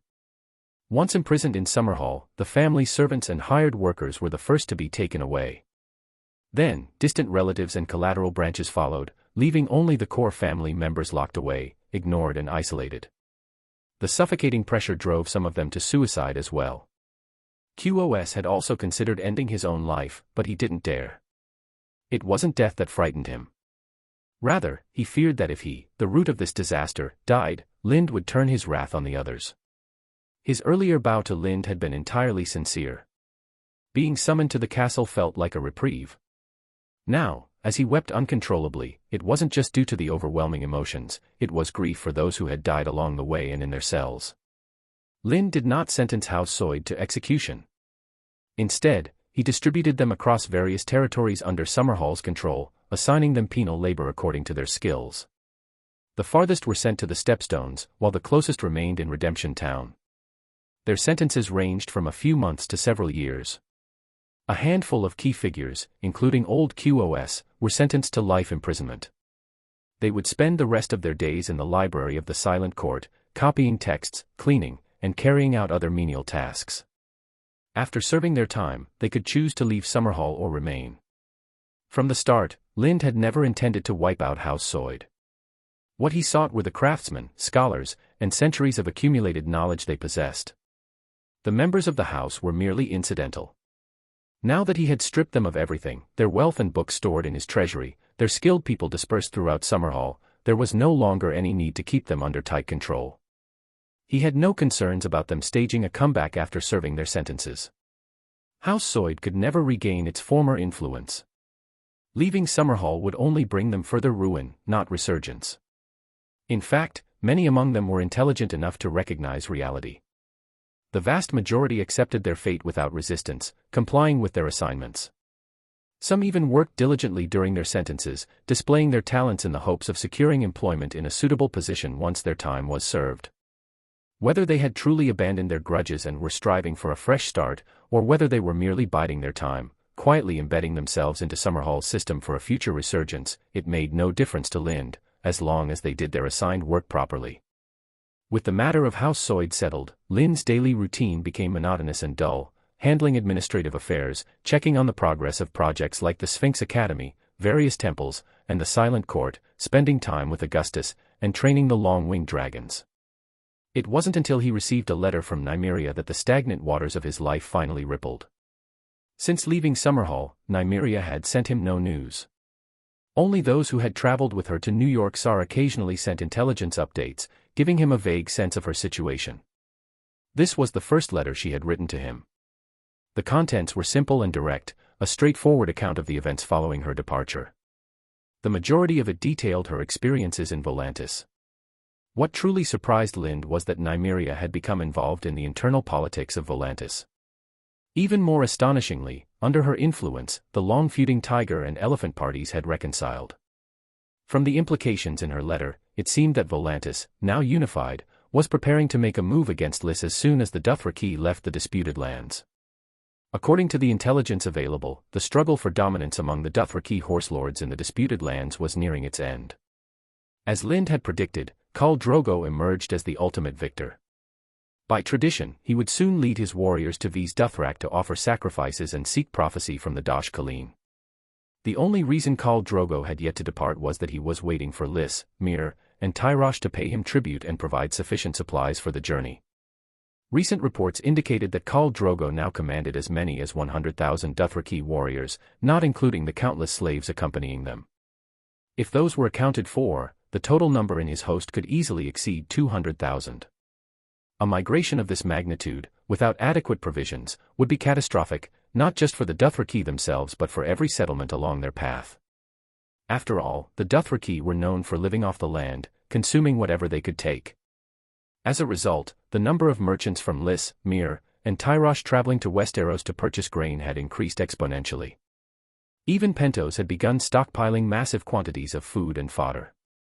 Under normal circumstances, the Dothraki, upon leaving the disputed lands, would head first to Pentos before following the Valyrian roads through Norvos and Cohor, returning to the Dothraki Sea. Thus, for Pentos, the most pressing priority was to prepare tributes and expedite their departure as quickly as possible.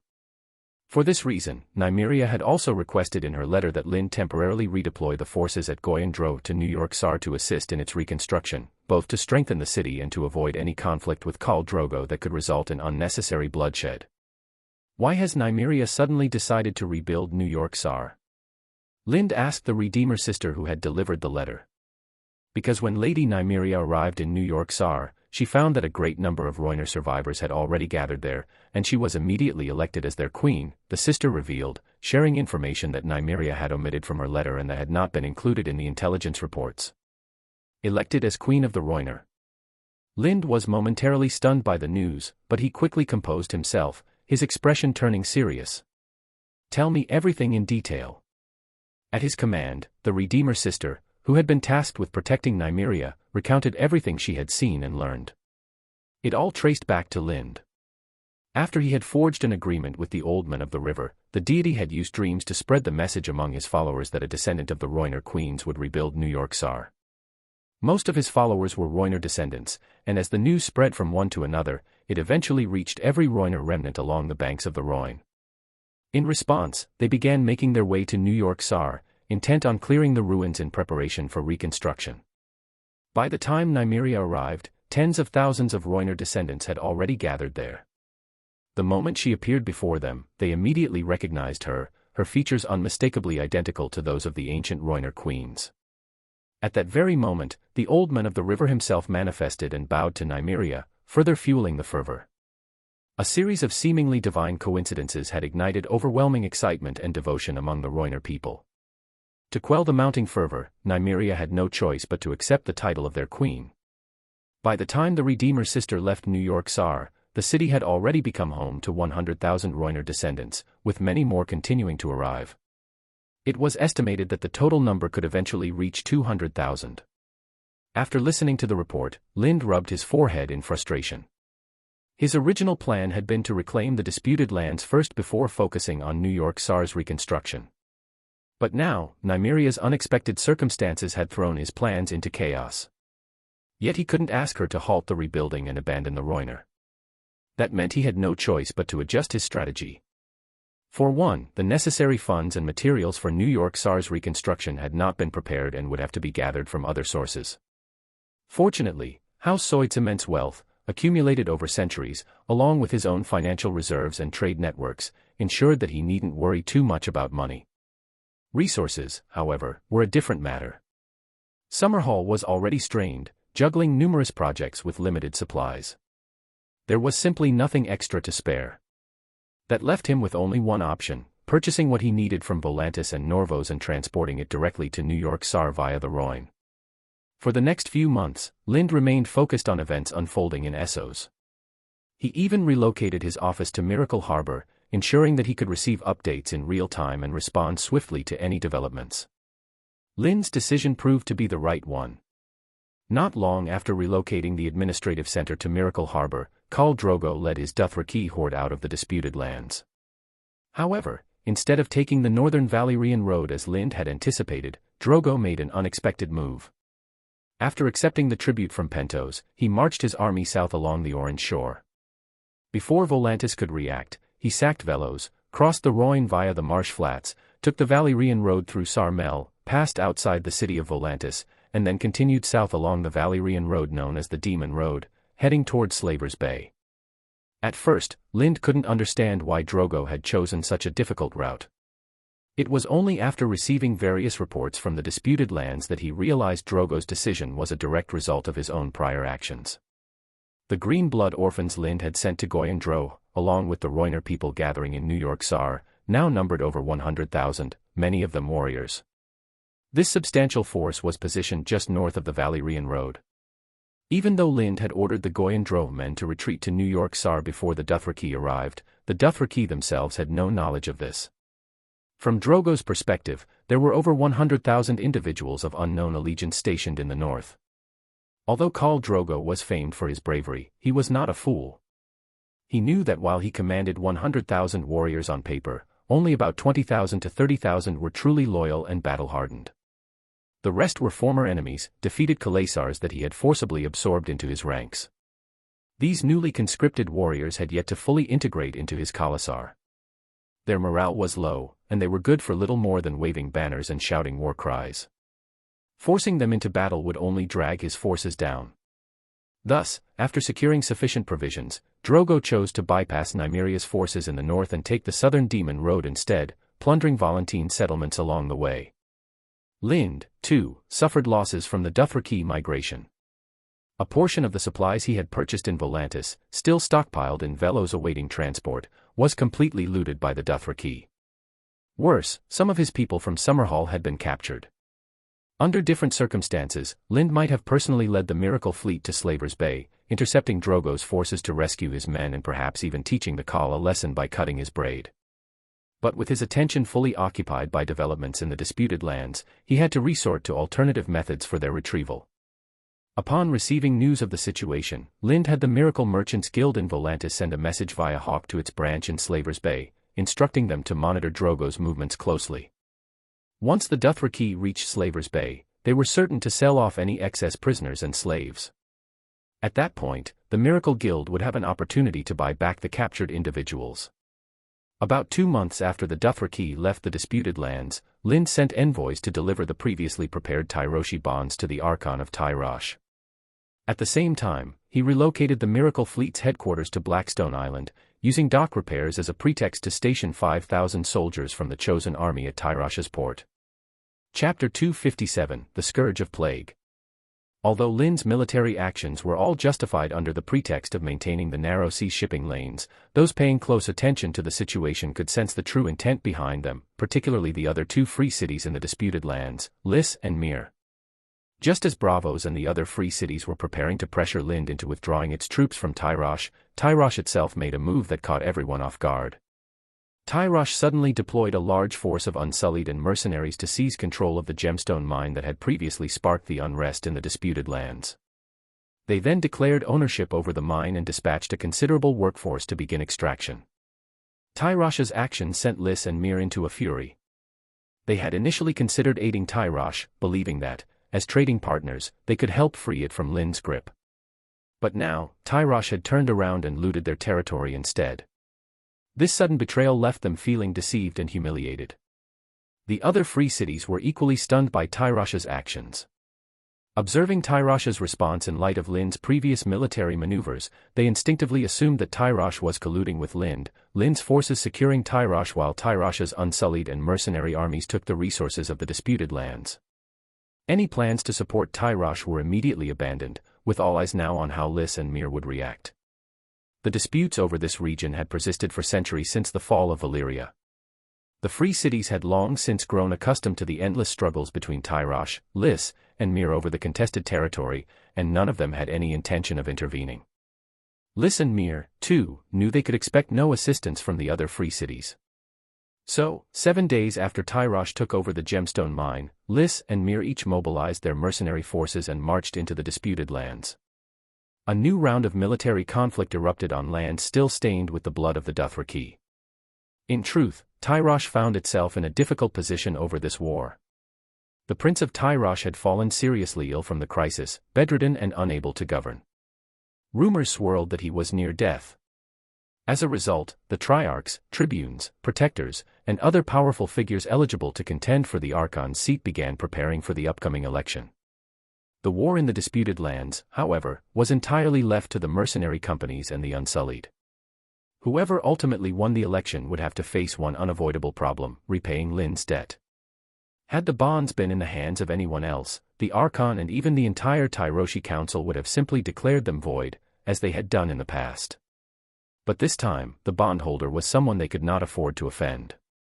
If they dared to announce the cancellation of Lind's bonds, Lind's forces would be marching into the city within moments, hanging every member of the council from the walls of Tyrosh.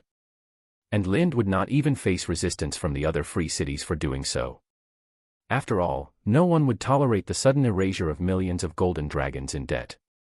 If the free cities tried to interfere, it would set a precedent for others to refuse to repay their own debts, such as the Iron Throne's massive loans from the Iron Bank.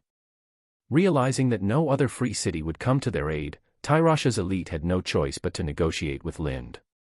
But the talks yielded little relief. Lind refused to reduce the debt but agreed not to impose further interest, on the condition that the debt be repaid within a set time frame. Furthermore, payment did not have to be in gold, an equivalent amount in gemstones would be accepted as well. This was precisely why the Tyroshi Council swiftly passed the resolution to seize the gemstone mine in the disputed lands and ramp up mining operations. Some within Tyrosh, such as the prince and a handful of influential figures, understood that Lind was deliberately sowing chaos among the 3 free cities in the disputed lands. But they had no alternative. The path Lind had laid before them was the only one they could take. Thus, when Tyrash's unsullied and mercenary forces left the city to occupy the disputed lands, its defenses were handed over to the 5,000 chosen soldiers that Lind had previously stationed there. Aside from a few small urban security forces, all of Tyrash's military power was now effectively under the control of the forces of Summerhall. It was this realization that left the Prince of Tyrash with little hope for the future. His despair was so deep that it drove him into illness. Tyrash's occupation proceeded far more smoothly than Lind had anticipated, largely due to Lind's long-term infiltration and groundwork. What the Prince of Tyrash did not know was that nearly half of Tyrash's triarchs, people's protectors, and people's defenders had already secretly pledged loyalty to Lind. Of the remaining half, the vast majority had no desire to make an enemy of him. Only a small number of people insisted on resisting Lind's invasion, but their efforts were meaningless in the face of the overwhelming tide. They didn't even dare resort to drastic measures like assassination against the forces of Summerhall already stationed in Tyrash. They understood all too well, Tyrash could still maintain the facade of an independent free city for now, but the moment they acted, even that illusion would be shattered. What the people of Tyrash didn't know, however, was that the very person they feared had already arrived on Blackstone Island. Everything is proceeding according to plan. There's no need to concern ourselves with the opposition. Our immediate goal is to take control of Tyrash's entire military force, step by step. With Tyrash's infiltration reaching a critical stage, Lind needed to be on the front lines, ready to adjust strategy as necessary. That was why he had brought Augustus with him to Blackstone Island. There are still some constables who haven't submitted to us. Should we? Asked People's Protector Adistor. Since his initial meeting with Lind as a peace envoy, Adistor had chosen to side with him, playing a key role in expanding Lind's influence within Tyrash. His efforts in bribing the city's elites had been particularly effective. He was well aware that once Lind fully controlled Tyrash, the title of Archon would cease to exist. From the very beginning, he had never entertained any ambition of claiming that position for himself. Instead, he sought power and status within a Tyrash under Lind's rule, ideally, something as high as a governorship. No need, Lind said, making it clear that assassination was not his preferred method. After a brief pause, he looked at Adistor and added, "The people despise corruption. Those constables who accept bribes should have no place on the streets of this city. As a diligent people's protector, it's only right that you report those guilty of crimes." "I understand, my lord," Adistor replied, nodding repeatedly. Just then, an intelligence officer from the Eyrie hurried in and handed Lind a report. Lind quickly scanned its contents, his brow furrowing, his expression darkening. "My lord, what's happened?" Adistor asked, noticing Lind's reaction. Wordlessly, Lind handed him the document. Adistor took it, reading carefully, his face paled as he finished. The report contained only one line: "Signs of plague have been discovered in the military camps of Lys, Tyrash, and Mir. Return at once and make the necessary preparations," Lind ordered. Adistor didn't ask questions. He simply bowed and left in haste, the weight of the news evident in his expression. Lind then turned to John, who had once again resumed his role as his affairs officer. "Are the medical supplies fully prepared?" "They're ready," John confirmed, though he hesitated before adding, "But, how did you know in advance that there would be a plague in the disputed lands?" Lind met his gaze and cut straight to the point. "What you really want to ask is whether I caused this plague, isn't it?" John didn't deny it. He gave a small nod, acknowledging Lind's insight. "No," Lind answered plainly. "I only predicted it in advance." He continued, "The Dothraki fought over 100 battles in the disputed lands over the past 6 months, leaving more than 100,000 dead or wounded. Their corpses lay scattered across the land, many were even dumped into the region's water sources. If given enough time, the earth would have reclaimed them. But instead, the moment the Dothraki left, the 3 free cities plunged into war. The result? Those bodies became a breeding ground for plague." He gestured toward the document in Adistor's hands. The signs were all there, in plain sight. Anyone paying attention could have seen this coming. But all they saw were gems and profits, and they instinctively ignored the dangers lurking beside them. John, having suffered through illness himself, voiced his concern. "Will the plague spread too?" Lind shook his head. "No. I've already issued orders, any ship traveling to and from Essos must remain in quarantine before being allowed to dock. So what do we do now?" John asked. Nothing, Lind replied calmly. We wait. Let the show begin and follow the plan. The wait wasn't long. Within half a month, the plague had swept through the military camps of the 3 free cities in the disputed lands. Apart from the Unsullied, nearly all the mercenaries employed by Lys, Tyrosh, and Mir fell victim to the sickness. My lord, the bodies have been disposed of, reported the first captain of the Windblown as he entered the command tent, where the tattered prince sat, his face grim. The tattered prince turned to his attendant. How many of our men have been infected? 736, the adjutant reported, glancing down at the ledger in his hands. No, it's 731, the 1st Regiment commander corrected. 5 more died while I was away. I've already sent someone to handle it. The adjutant lowered his head without a word, silently adjusting the number in his record. The tension in the tent thickened as the other commanders spoke up one after another. My lord, we can't stay here any longer. If this continues, we'll all die. We need to get out of this cursed place immediately. Leave. And go where? The tattered prince looked at his men, his voice heavy. The Unsullied are watching us. The moment we make any move to escape, they won't hesitate to cut us down. A grim silence settled over the group. The tattered prince made his decision swiftly. Campbell, take some men and return to Tyrosh. Report the situation to the ruling council. Tell them to send medical supplies and healers as soon as possible. Just as the tattered prince had acted, other mercenary groups also sent their own envoys to their employers, pleading for aid. But the responses were eerily similar. No city-state could spare the manpower to send reinforcements. They would provide food, medicine, and other supplies, but as for healers, there were only a handful available, barely enough to make a difference in the face of the spreading plague. Worse yet, after learning of the outbreak, the city-states immediately sealed their gates, forbidding anyone from entering or leaving. They sent ravens to outlying towns, ordering them to erect walls and barricades, isolating themselves from any potential carriers. Fear spread like wildfire. Everyone was desperate to protect themselves. The Golden Company, the Windblown, the Company of the Cat, nearly every major mercenary force in the disputed lands was caught in the crisis. Those who had remained behind in the safety of the city-states were spared, but the ones in the field were far from safe. Even those who hadn't yet fallen ill lived in constant fear of infection. As time dragged on, more and more soldiers succumbed. They died in agony, their bodies buried hastily in mass graves. Some were even mistaken for the dead and buried alive. We can't go on like this, said Balak, the archer commander, stepping forward on behalf of the men. He turned to Miles Toyne. Over 3,000 in the company are already infected. We've lost over 900. Even the company's physician has died from the plague.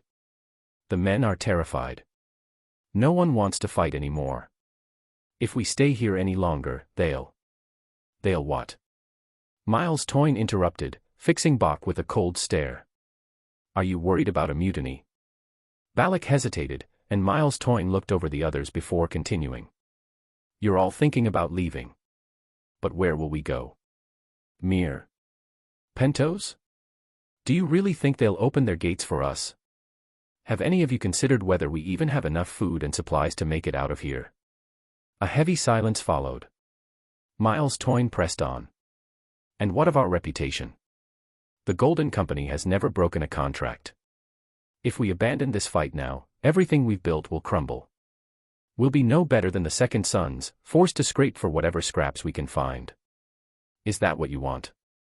The men lowered their heads, unwilling to meet his gaze. Miles Toyne then asked, what about the Unsullied? What's their status?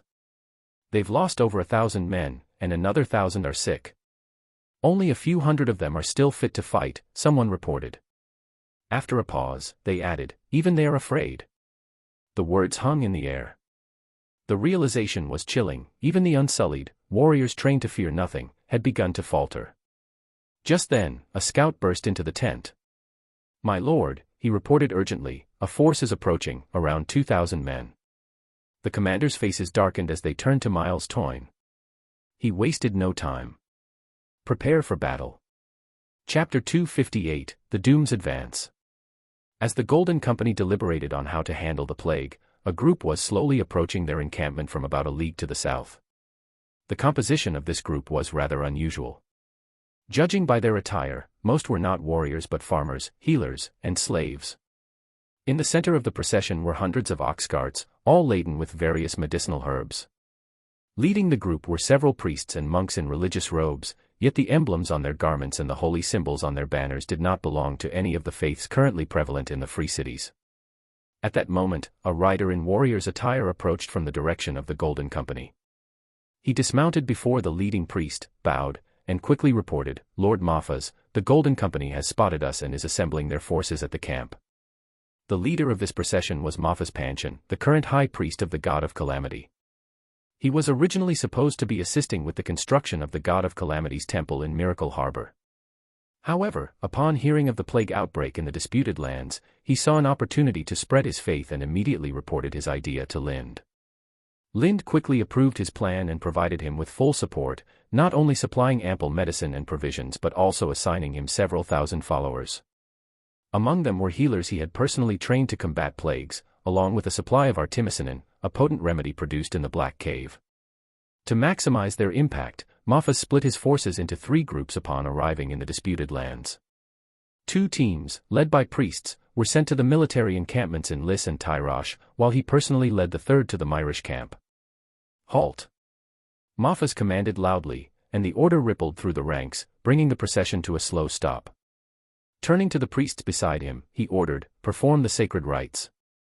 May the God of Calamity bless them and shield them from the plague." At his command, the accompanying priests raised the sacred banners of the God of Calamity, lit the censers at their waists, and held them in their hands. Their attendants took out the blessed sacramental bread, placing small pieces onto plates, and moved through the crowd while reciting prayers aloud. The faithful ceased their activities, murmuring the prayers alongside the priests, then each took a small piece of the medicinally infused bread from the attendants and ate it. Meanwhile, Mafaz, accompanied by a few others, mounted their horses and rode toward the Golden Company's encampment. Before long, they reached the gathering mercenaries and came face to face with Miles Toyne, the commander of the Golden Company. Mafaz signaled his men to halt, then rode forward alone to greet Miles Toyne. Bowing slightly, he said, "It has been a long time, Commander Toyne." Mafaz's decision to approach the Golden Company was no coincidence. As the second son of his family, he had spent time traveling abroad and had once served as a mercenary in the Golden Company himself. Later, when Cohor hired the Golden Company, he had acted as a liaison officer, maintaining strong ties with them. "Lord Mafaz." Miles Toyne quickly recognized him. The other officers of the Golden Company soon identified him as well and relaxed slightly. "Lord Mafaz, you." Miles Toyne hesitated, glancing at Mafaz's attire. "I am now the High Priest of the God of Calamity," Mafaz promptly explained, then got straight to the point. "I have come here at the call of my lord to combat this plague. The people behind me include healers and followers who will tend to those infected. Additionally, I have brought sufficient medicine, enough to save everyone." The gathered mercenaries were momentarily stunned. Most of them had never heard of the God of Calamity, and only a few who kept up with political shifts in the free cities were aware of this emerging faith. "You were sent by Lord Lind?" Miles Toyne asked gravely. Mafaz nodded. "It was my lord's calling. The prophet also approved my request. Most of the healers and medicine in my convoy were arranged by him." For a moment, Miles Toyne was at a loss for words. He decided that the front of the camp was not the best place for this discussion, so he invited Mafaz inside. At the same time, he gestured to his subordinates to inspect Mafaz's convoy and verify whether it truly consisted of healers and followers, as he claimed. Meanwhile, similar encounters were unfolding outside the military camps in Lis and Tyrosh. The priests sent by Mafaz were facing nearly identical situations. Each of them had previously spent time with mercenary companies, the Windblown and the Company of the Cat, building good relationships with the sellswords. While the 3 free cities avoided the plague-ridden mercenary bands and the Unsullied, the priests and followers of the God of Calamity's temple in Summerhall ventured into the disputed lands, bringing with them a vast number of healers and a wealth of medicine to treat the afflicted. No one could say for certain whether the God of Calamity had truly blessed the disputed lands and purged the plague. However, what was undeniable was that after the faith arrived, the plague ceased spreading. With the tireless efforts of the priests and healers, many who had been on the brink of death were saved. In the span of just a month and a half, a plague that had once instilled fear across the free cities had been quelled. Before the temple of the god of calamity entered the disputed lands, hundreds of people were dying from the plague each day, and even more were becoming infected. However, after the arrival of the god of calamity's followers, daily deaths dwindled to just 1 or 2, and new infections dropped to only a handful. Within half a month, there were no new cases at all. People attributed this miraculous change to the divine power of the god of calamity rather than the medicine itself. They had seen firsthand that the remedies used by the priests and followers of the god of calamity were the same as those previously supplied by the 3 major free cities, medicines that had failed to make any difference before. Yet, in the hands of these priests and believers, the very same treatment suddenly worked wonders. The only explanation, in their eyes, was the blessing of the god of calamity. Those who had been saved from the brink of death, gripped by the terror of their near demise, became devout followers of the god of calamity. Furthermore, as none of the faithful had contracted the plague, many began to believe that devotion to the god of calamity offered protection from the disease. This belief rapidly spread, drawing more and more converts to the faith. By the time the plague had ended, nearly everyone in the disputed lands, whether unsullied, mercenaries, plague survivors, or even those who had never fallen ill, had become fervent followers of the god of calamity. Encouraged by the company of the cat, they began discussing plans to seize control of the gem mine and its surrounding lands, with the intent of building a holy city dedicated to their deity. Neither the Windblown nor the Golden Company publicly took a stance on the proposal, but their withdrawal from the gem mine was a clear indication that they would not interfere. When news of this reached the 3 major free cities, their ruling elites were naturally unwilling to accept it. However, despite their objections, they were powerless to stop it. Although the plague had claimed many lives, a significant number of survivors remained, and these were all battle-hardened warriors. The Windblown and the Golden Company had already made it clear that they would not accept any contracts to suppress the so-called rebellion of the Company of the Cat and the Unsullied. With the current state of their garrisons, the 3 free cities struggled to defend themselves, let alone mount an offensive. In the end, they had no choice but to tacitly accept the occupation of the gem mine and the surrounding area. Yet before the upheaval in the disputed lands had fully settled, Volantis, having long prepared for this moment, seized the opportunity to strike. It took less than 4 days from the moment Volantine ships were spotted near the waters of Lys to the city's complete encirclement and surrender. However, even Volantis's swift action was outpaced by Lind. When news of Lys's surrender reached Tyrosh, the city's leaders did not consider sending aid. Instead, they convened a council meeting, where they swiftly passed a resolution to pledge allegiance to Lord Lind of Summerhall. As the decree was announced throughout the city, there were minor disturbances, but these were quickly suppressed by magistrates who had already sworn loyalty to Lind in advance. In less than half a day, Tyrosh was firmly under Lind's control. The reigning Archon of Tyrosh, upon hearing the news from his subordinates, suffered a heart attack and died. With Tyrosh secured, the miracle fleet that Lind had dispatched in advance sailed into the Sea of Myr and anchored just off Myr's harbor. The sea dragon Cannibal prowled the waters near the docks. Myr responded immediately by sealing off the harbor, barring the miracle fleet from docking. Both sides erected defensive walls along the streets and around key buildings, bracing for potential conflict. Meanwhile, the army of the God of Calamity's followers, originally meant to construct their holy city in the disputed lands, arrived outside Myr under the leadership of High Priest Mophas. Their ranks included fully equipped siege engines.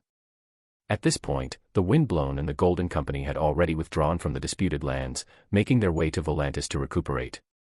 Myr's situation was dire. The city had no more than 3,000 available fighters, and over half of them were mercenaries hastily recruited for temporary service. Among these, the notorious Second Sons held the greatest influence. That very night, as the army of the God of Calamity's followers encamped outside Myr, Magister Emond, who had been gathering forces and preparing the fleet at the docks, held a secret meeting with 2 individuals, Fenya, the newly appointed merchant prince, and Lorak, a praetor and close associate of Magister Gaiman Bellaris. If any merman had witnessed this meeting, they would have been utterly shocked. Fenya, who had risen to power as a high-ranking member of the Miracle Merchant Guild, had long been at odds with Gaiman Bellaris' faction, and Lorak was firmly within that camp. The hostility between them was well known. Their enmity stemmed from an earlier incident in which Gaiman had nearly ruined Fenya's reputation, seemingly using her as a pawn to strike at his political opponents. That grudge had never faded. Yet now, here was Fenya, standing side by side with Gaiman's close confidant Lorak, as if they were allies. It was a sight that would have seemed unthinkable to any outsider. However, Magister Emond seemed unfazed by the situation. As soon as he saw the two of them, he got straight to the point. "Do the conditions we discussed earlier still stand?" "Of course they do," Lorak replied with a nod. He glanced at the visibly uneasy Magister Emond and added, "Lord Emond, you have no reason to worry about Lord Lind breaking his word. Just look at Magister Fenya, she is the best proof of his commitment." Fenya, now fully aware of Ornstein's true identity, chimed in, "Lord Emond, I trust you've already read the message I sent you. You should know exactly where you stand in their eyes. Do you really think you have a way out? If you lose this battle to the Miracle Fleet, Mir will fall, and you'll be stripped of your title as Magister. But if, by some miracle, you manage to defeat them, do you think they'll allow you to remain alive with your growing reputation? Even if you were to renounce everything, they would never let you go. You have only one choice now: cooperate with us." Emond remained silent for a moment, then turned to Lorak with a skeptical expression. "I can understand why Fenya would align with Summerhall," he said. "After all, Lyn Taran saved her, and everything she has now comes from him. But you, Lorak, you were born into Mir's ruling class. You became a tribune the moment you came of age, and later, a magister. I still remember your speech in Garden Square. People say no one loves Mir more than you. By all accounts, you should be the last person to betray Mir and side with Lyn Taran. So why are you doing this?" "Betrayal." Lorak let out a quiet laugh. "Why do you assume I am betraying Mir?" Emond frowned. "Isn't this betrayal?" "Of course not. I am saving Mir." Lorak's tone was firm. "The city is rotting from the inside. It is beyond saving. Everyone is locked in an endless struggle for power, bleeding the city dry with infighting. Those who actually try to govern are undermined, framed, and cast out, while sycophants rise effortlessly. Smiles to your face, knives in your back, that's how Mir's politics work now. That is not how a city should function. It's unnatural. It must change." Emond narrowed his eyes. "And you believe Lyn Taran can change Mir?" Lorak shook his head.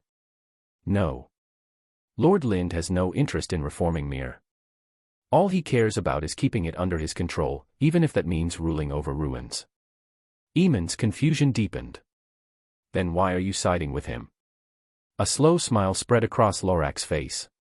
"Because I can change Mir, and Lord Lind is willing to let me." As soon as he finished speaking, Fenya gestured to the three of them in the room. "In the future, Mir will no longer have a Magister's Council. There will only be a triumvirate, and we three will be the first to rule." Emond considered her words carefully. After a long moment, he gave a small nod. "I will follow Lord Lind's orders." Hearing his response, Lorak and Fenya exchanged a glance and smiled. Chapter 259, The Fall of the Free City. Meanwhile, in the barracks of the Second Sons at Mir's northern gate, their leader, Marrow, known as the Titan's Bastard, was uncharacteristically sober. He neither drank nor called for prostitutes that night. Only his deputy commander, Ben Plum, and the captain of the men-at-arms, Casperio, remained with him inside the tent. The three sat silently on a thick carpet, as if waiting for someone. The tent flap was lifted, and a man entered with a smile. The guards outside remained eerily still, as if they had vanished into thin air. "The Mouse King of Mir." Marrow narrowed his eyes, stroking his beard while signaling subtly to Casperio. Casperio rose, walked to the tent entrance, and peered outside. He saw that all the guards had collapsed on the ground, while a dozen short, wiry figures stood nearby, dwarves. The Mouse Guard lives up to its reputation. Casperio let the flap fall back into place but didn't return to his seat. Instead, he stepped to Marrow's side, standing at attention like an ordinary guard. The man who had entered the Second Son's camp was none other than Dahax, the underground ruler of Mir, the so-called Mouse King. This time, he had left his lair on the orders of Lind. "Speak. What terms has your lord offered me?"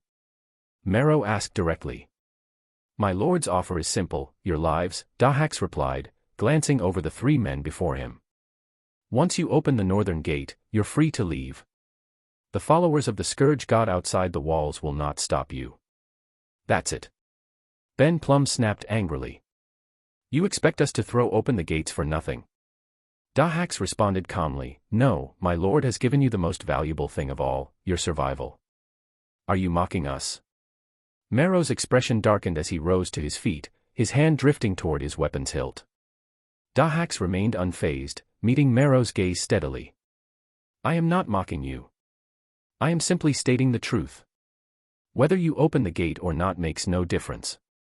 Even as we speak, Magister Emond has already defected to our side.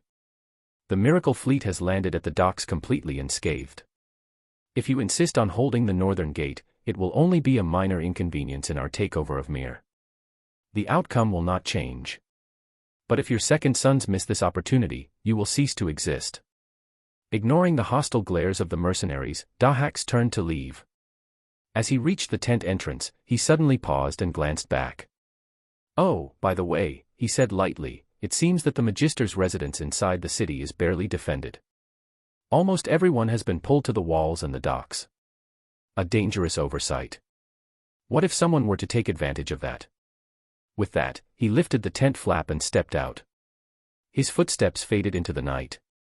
Inside the tent, Mero never drew his weapon because he knew that if he did, all three of them would die where they stood. When Dahax was gone, Mero exhaled, releasing a breath he hadn't realized he was holding. After a moment of contemplation, he gave his order.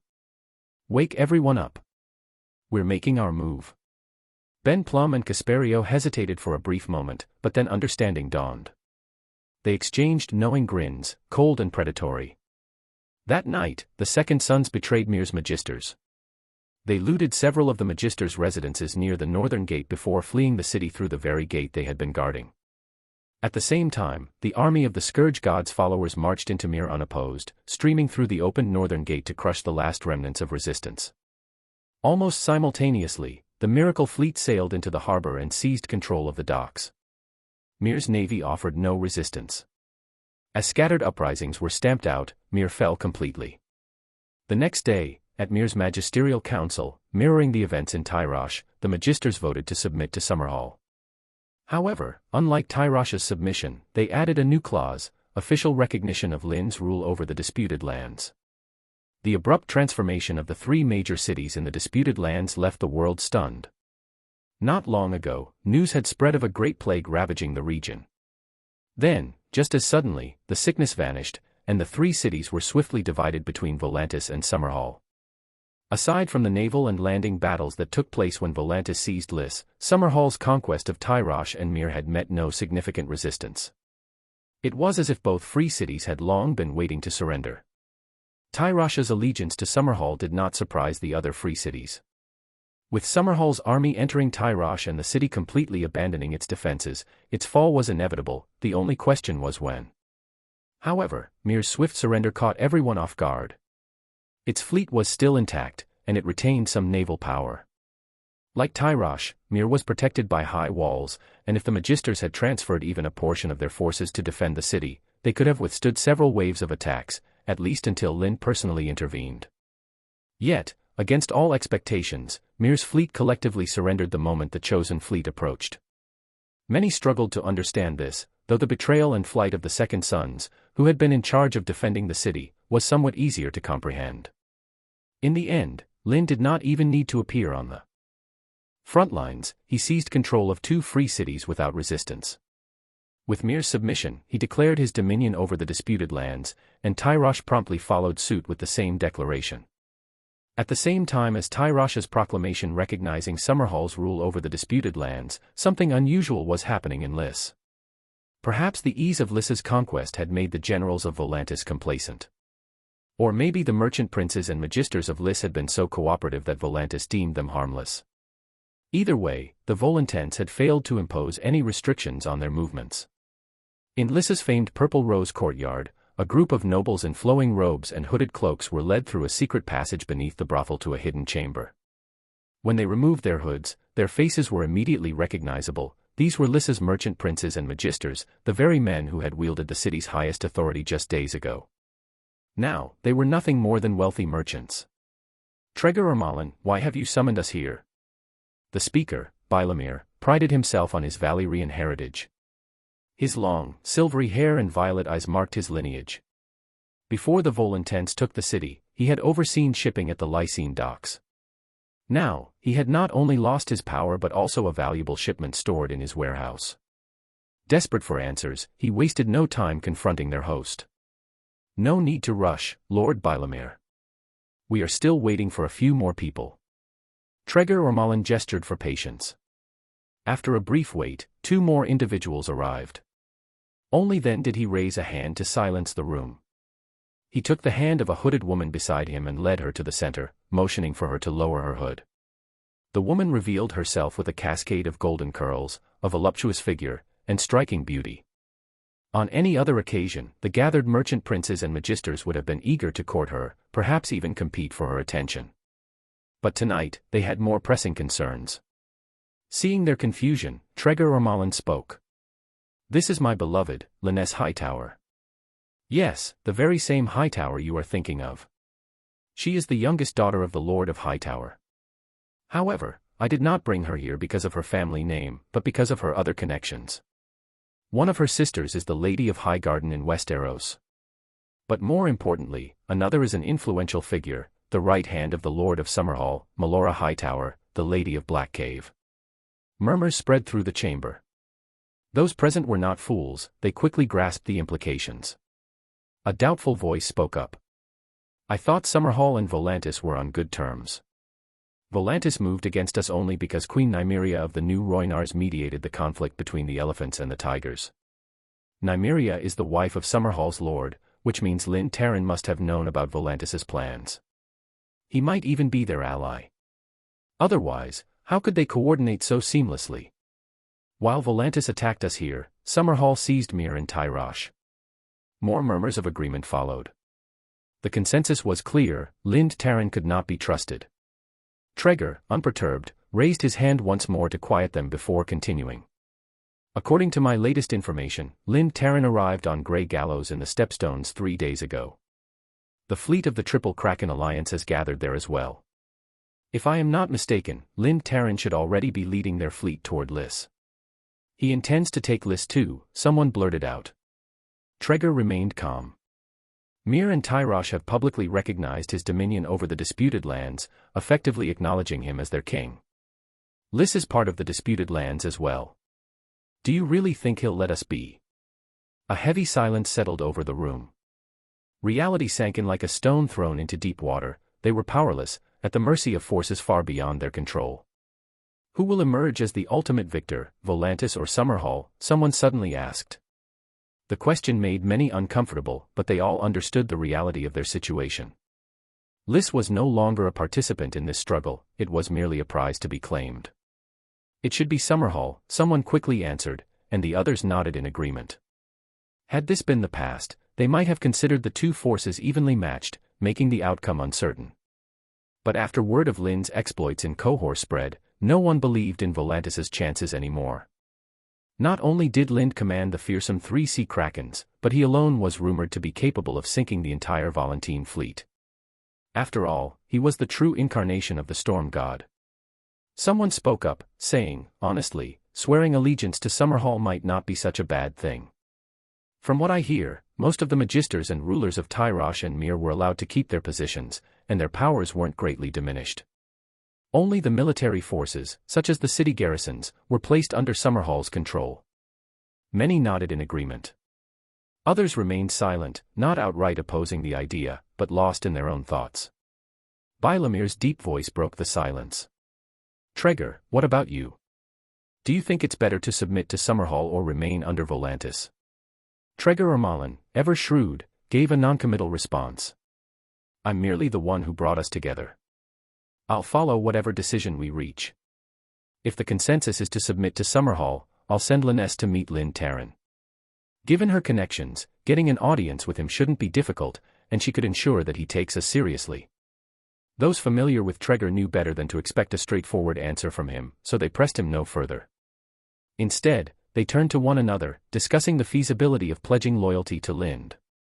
It didn't take long for them to reach a decision: Lys would align itself with Summerhall. To make the arrangement official, they retrieved the seals of their offices as magisters and merchant princes and signed an annexation agreement. The document declared that Lys had submitted to Summerhall, granting it dominion over the city. Furthermore, as Mir and Tyrosh had already done, the agreement formally recognized Summerhall's sovereignty over the entirety of the disputed lands and their free cities. Once all the magisters had affixed their seals, the agreement was entrusted to Liness. Treger then used his network of secret passages to smuggle her out of Lys. From there, she boarded a waiting ship offshore, setting sail toward Lynn's fleet. "Send this order to Bravos and Pentos immediately," Lynn said, writing a command with swift strokes. "Tell them they're moving too slowly. By the time I return to Summerhall, I expect to hear that printing and papermaking have already begun circulating in those cities." He handed the letter to John, who took it without hesitation. John exited the captain's cabin and stepped onto the deck, where he found Baylor Blacktide. "Prepare a few carrier pigeons," he instructed. "This message needs to go out at once." After ensuring the order was being dispatched, John turned to head back below deck, but before he could, the lookout's horn suddenly sounded. Immediately, the lookouts on several ships pointed toward the horizon. John followed their gaze and spotted a fast-approaching ship, its distinctive sails marking it as Lysine. As the vessel neared, ships of the Three Sea Kraken Alliance moved to intercept. Sailors boarded to inspect it, questioning the crew about their origins and purpose. Once it was confirmed there was no immediate threat, they escorted the passengers aboard one of the Three Sea Kraken ships and brought them to Lynn's flagship. John, whose keen eyes had already picked out one of the passengers, stared in shock. He couldn't help but exclaim, "Lady Liness. What are you doing here?" Creators. Chapter 260, Seizing the Disputed Lands. "You were sent by Treger or Malin?" Lynn studied the woman before him. From what she had just said, he already knew, she had left Ura Mormont and become Treger or Malin's mistress. "Yes, Lord Lind," Liness replied calmly, taking out the allegiance agreement that the Lysine nobles had entrusted to her. "This is the agreement signed by Lys's magisters and merchant princes. They acknowledge your rule over Lys and the disputed lands." Lynn didn't even glance at the document. Instead, he asked an entirely unrelated question. "Where is Ura Mormont?" A flicker of sadness crossed Liness' face. "He left me. He went to Pentos alone." "He left you?" Lynn seemed more intrigued by Ura and Liness' affairs than the agreement itself. "Wasn't it you who abandoned him?" "Me? Abandon him?" Liness scoffed. "I never intended to abandon him. If I had, I wouldn't have come to Lys with him in the first place. I could have simply returned to Old Town and lived just as well. In fact, I suggested that we take refuge in Old Town. After all, no matter how loud the wolves may howl, their voices can't reach that far." But his pride wouldn't allow him to live as a guest on my father's lands. He insisted on coming to Lys to make his own way, believing he could rise again.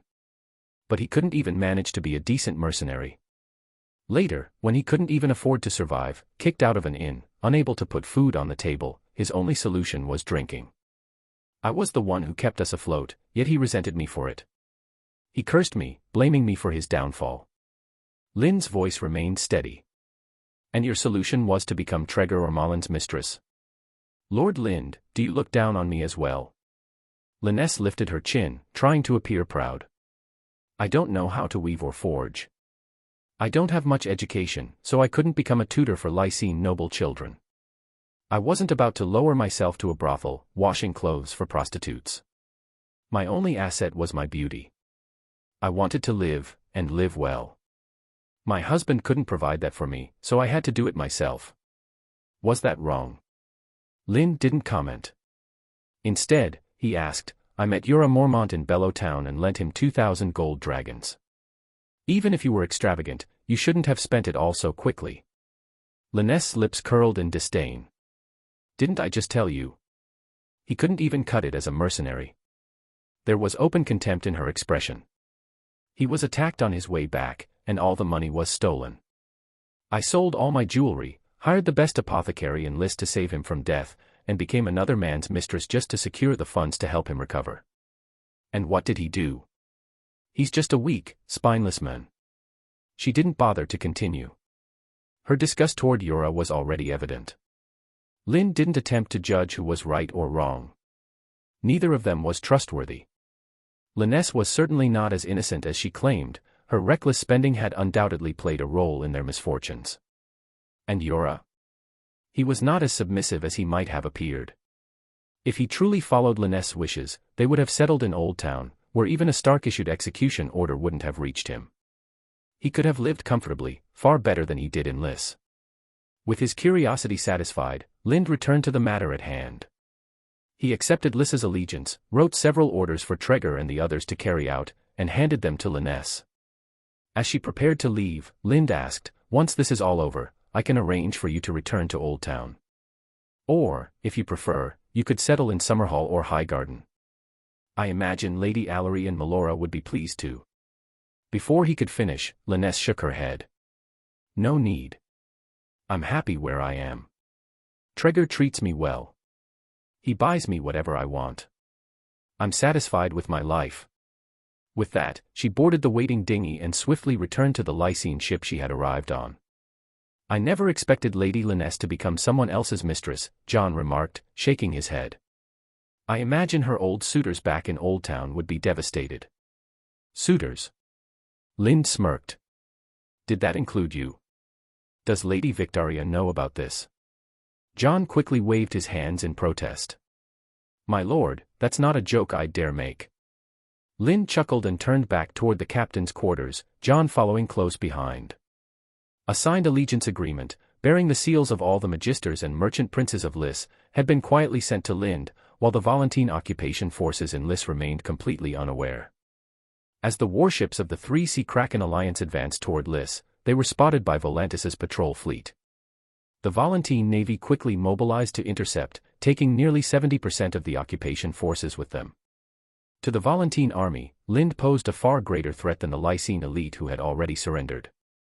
Their entire focus was on Lind's fleet, and they even began constructing fortifications at the docks to prevent his ships from landing. But as they waited for news from their naval fleet, the very Lycene nobles they had dismissed as powerless led their warriors and servants in a sudden assault on the docks. Catching the occupation forces completely off guard, they swiftly overwhelmed them and drove them out of the harbor.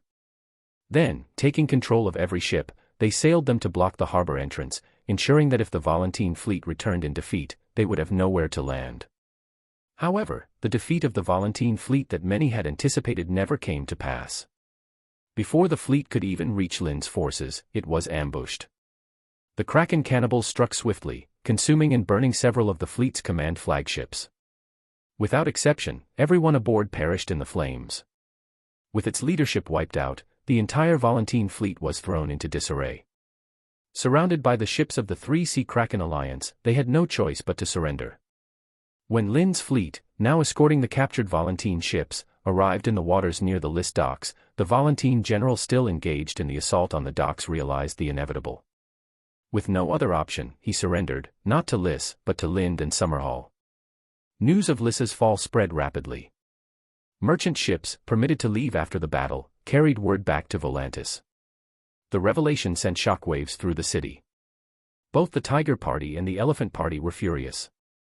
Many called for immediate retaliation, proposing to send an army up the Rhône to strike at New York Sar and capture Nimria. They reasoned that it would serve as both punishment for Lind and as leverage for negotiations. But the idea was swiftly dismissed. Nimria commanded over 20,000 battle-ready troops. Even attempting an attack would be reckless. If anything, Volantis needed to worry about her forces joining with Lind's in a coordinated assault against them. Though nearly 1,000 years had passed, Volantis had not forgotten the horrors of the Rhoyner siege. And this time, there were no dragons to come to their rescue. After careful deliberation, Volantis decided to pursue diplomacy.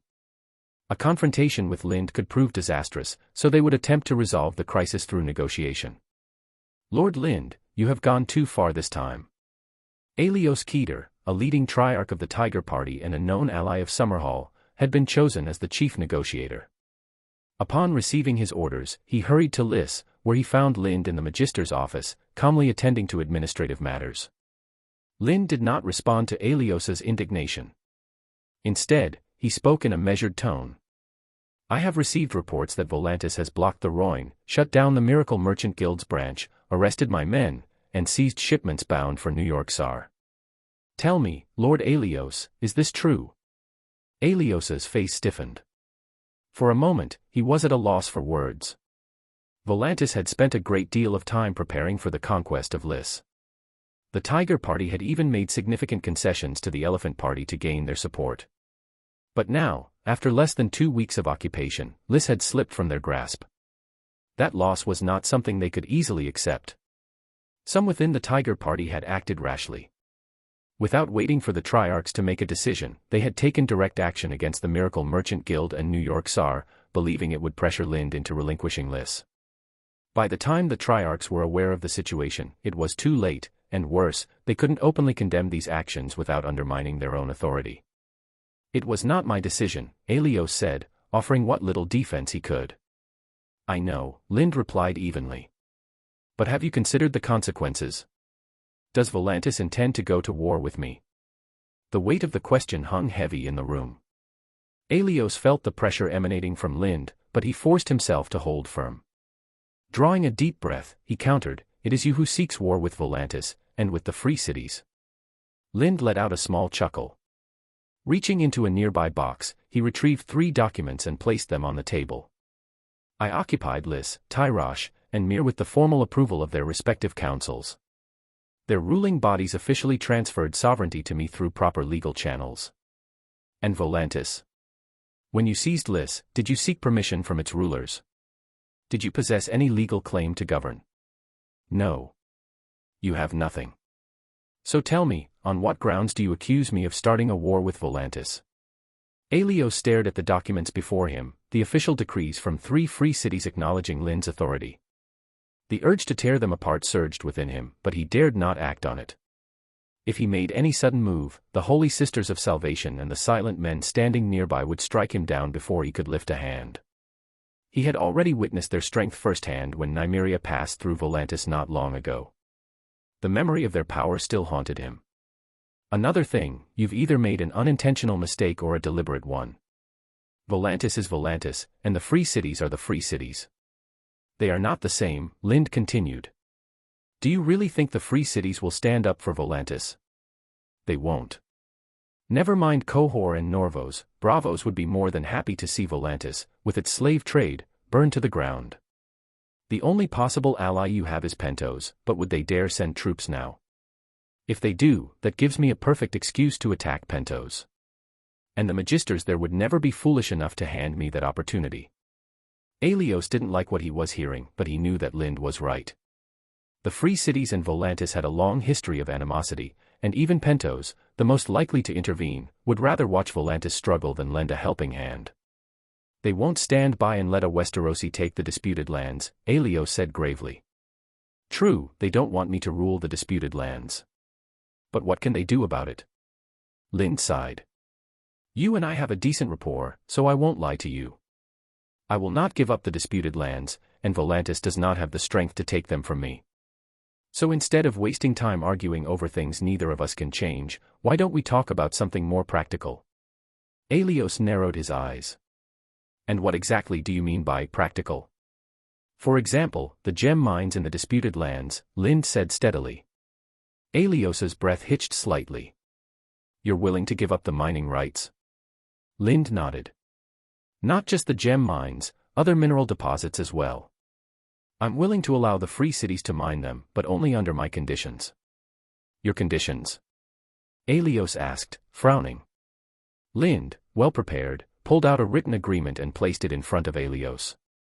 Aelios took the document and skimmed through it quickly before shaking his head.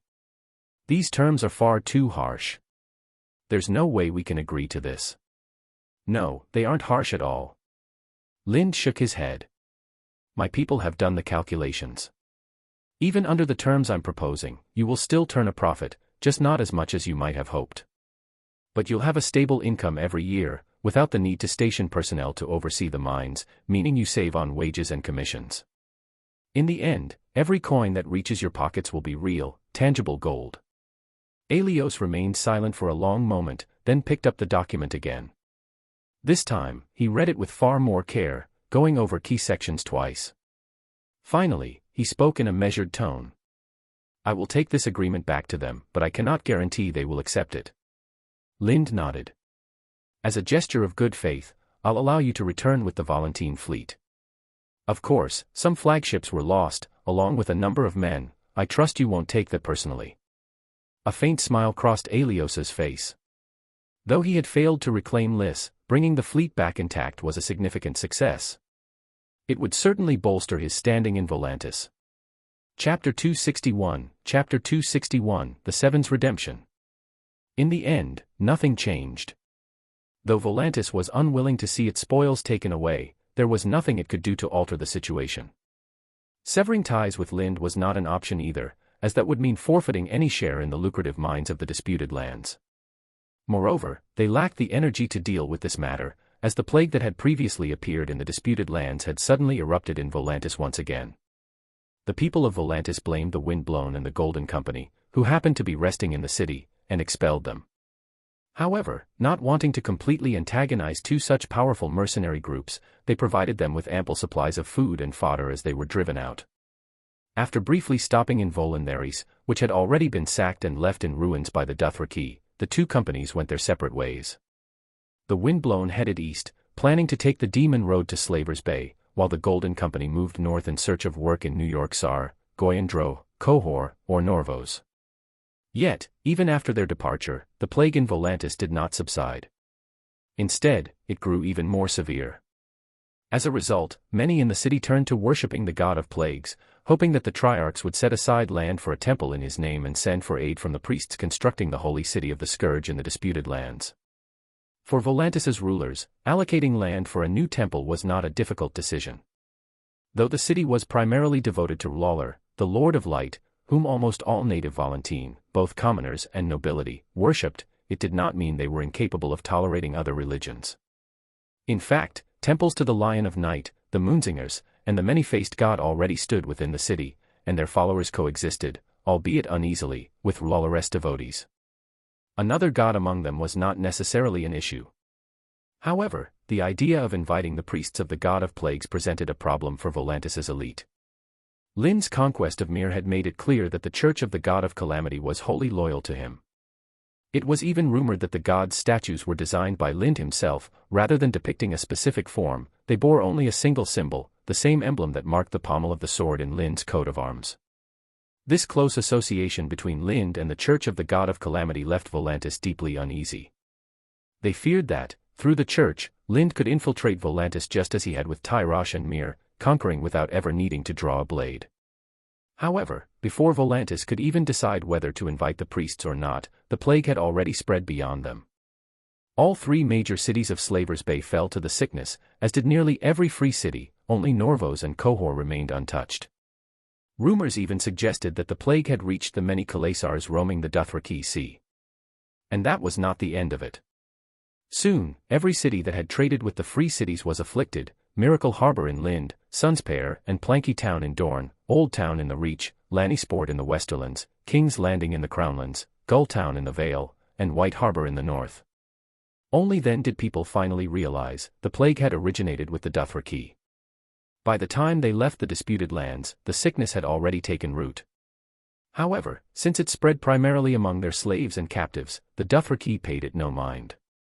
Once in Slaver's Bay, they sold infected slaves to the region's masters, unwittingly introducing the plague into the cities. As before, the sickness first took hold among the slaves, but their masters showed no concern for their well-being and thus did nothing to stop it. Soon, infected slaves were transported to Volantis, Lys, Tyrosh, Myr, and beyond, spreading the disease further. Those who had come into contact with the sick then carried it to other trade cities, and before long, the plague had swept through the coastal markets of both sides of the narrow sea. Amid this outbreak, which had spiraled completely out of control, Lind was the first to respond.